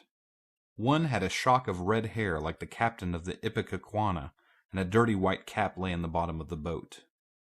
As I stood beside the boat, 3 of the beasts came slinking out of the bushes and sniffing towards me. One of my spasms of disgust came upon me. I thrust the little boat down the beach and clambered on board her. 2 of the brutes were wolf beasts, and came forward with quivering nostrils and glittering eyes. The third was the horrible nondescript of bear and bull. When I saw them approaching, those wretched remains, heard them snarling at one another, and caught the gleam of their teeth, a frantic horror succeeded my repulsion. I turned my back upon them, struck the lug, and began paddling out to sea. I could not bring myself to look behind me.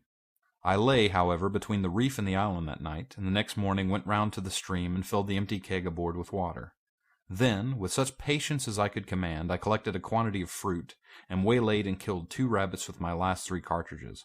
While I was doing this, I left the boat moored to an inward projection of the reef, for fear of the beast people. End of chapter 21. Chapter 22. Man Alone.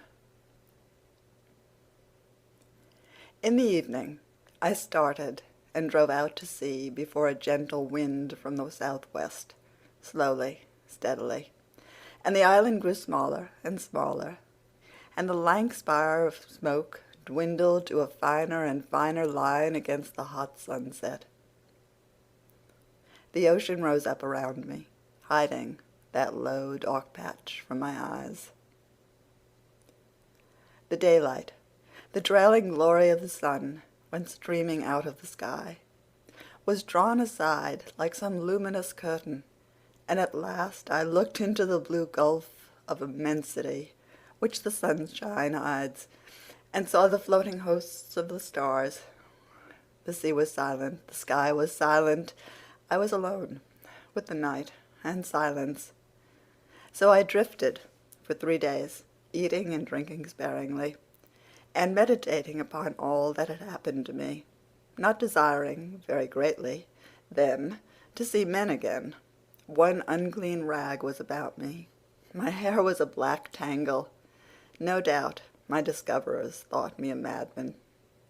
It is strange, but I felt no desire to return to mankind. I was only glad to be quit of the foulness of the beast people. And on the 3rd day I was picked up by a brig from Apia in San Francisco. Neither the captain nor the mate would believe my story, judging that solitude and danger had made me mad, and fearing their opinion might be that of others. I refrained from telling my adventure further, and professed to recall nothing that had happened to me between the loss of the Lady Vane and the time when I was picked up again, the space of a year. I had to act with the utmost circumspection to save myself from the suspicion of insanity. My memory of the law, of the 2 dead sailors, of the ambuscades of the darkness, of the body of the canebrake, haunted me, and, unnatural as it seems, with my return to mankind came, instead of that confidence and sympathy I had expected, a strange enhancement of the uncertainty and dread I had experienced during my stay upon the island. No one would believe me. I was almost as queer to men as I had been to the beast people. I may have caught something of the natural wildness of my companions. They say that terror is a disease, and anyhow I can witness that for several years now a restless fear has dwelt in my mind, such a restless fear as a half-tamed lion cub may feel. My trouble took the strangest form. I could not persuade myself that the men and women I met were not also another beast people, animals half wrought into the outward image of human souls, and that they would presently begin to revert, to show first this bestial mark, and then that.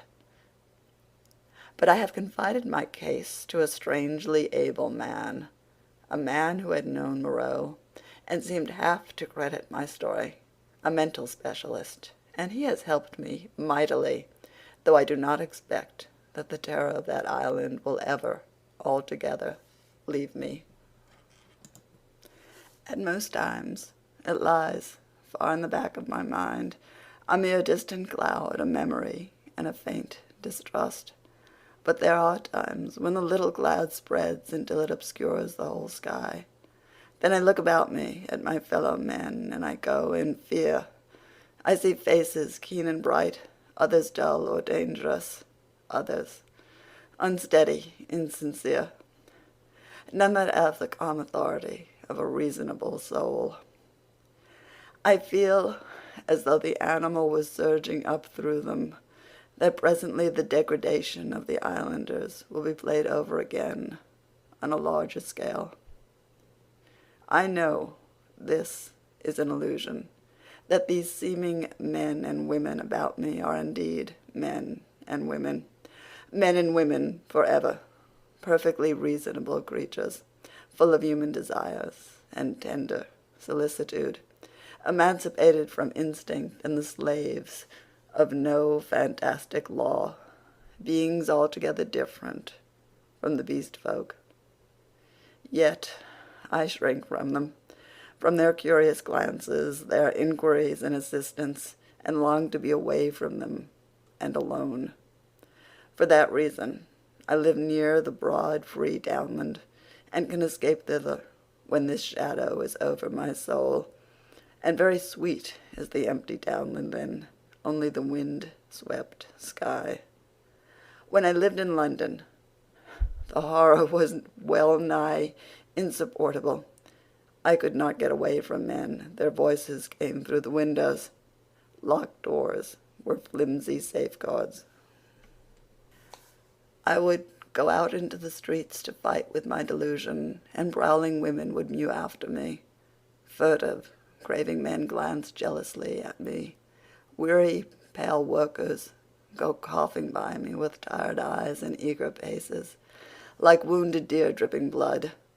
Old people, bent and dull, pass murmuring to themselves, and all unheeding a ragged tale of gibing children. Then I would turn aside into some chapel, and even there, such was my disturbance, it seemed that the preacher gibbered big thinks, even as the ape-man had done, or into some library, and there the intent faces over the books seemed but patient creatures waiting for prey. Particularly nauseous were the blank, expressionless faces of people in trains and omnibuses. They seemed no more my fellow creatures than dead bodies would be, so that I did not dare to travel unless I was assured of being alone. And even it seemed that I too was not a reasonable creature, but only an animal, tormented with some strange disorder in its brain which sent it to wander alone, like a sheep stricken with jid. This is a mood, however, that comes to me now, I thank God, more rarely. I have withdrawn myself from the confusion of cities and multitudes, and spend my days surrounded by wise books, bright windows in this life of ours, lit by the shining souls of men. I see few strangers, and have but a small household. My days I devote to reading and to experiments in chemistry, and I spend many of the clear nights in the study of astronomy. There is, although I do not know how there is, or why there is, a sense of infinite peace and protection in the glittering hosts of heaven. There it must be, I think, in the vast and eternal laws of matter, and not in the daily cares and sins and troubles of men, that whatever is more than animal within us must find its solace and its hope. I hope, or I could not live. And so, in hope and solitude, my story ends. Edward Prendick. End of chapter 22. Man Alone. End of The Island of Dr. Moreau by H.G. Wells.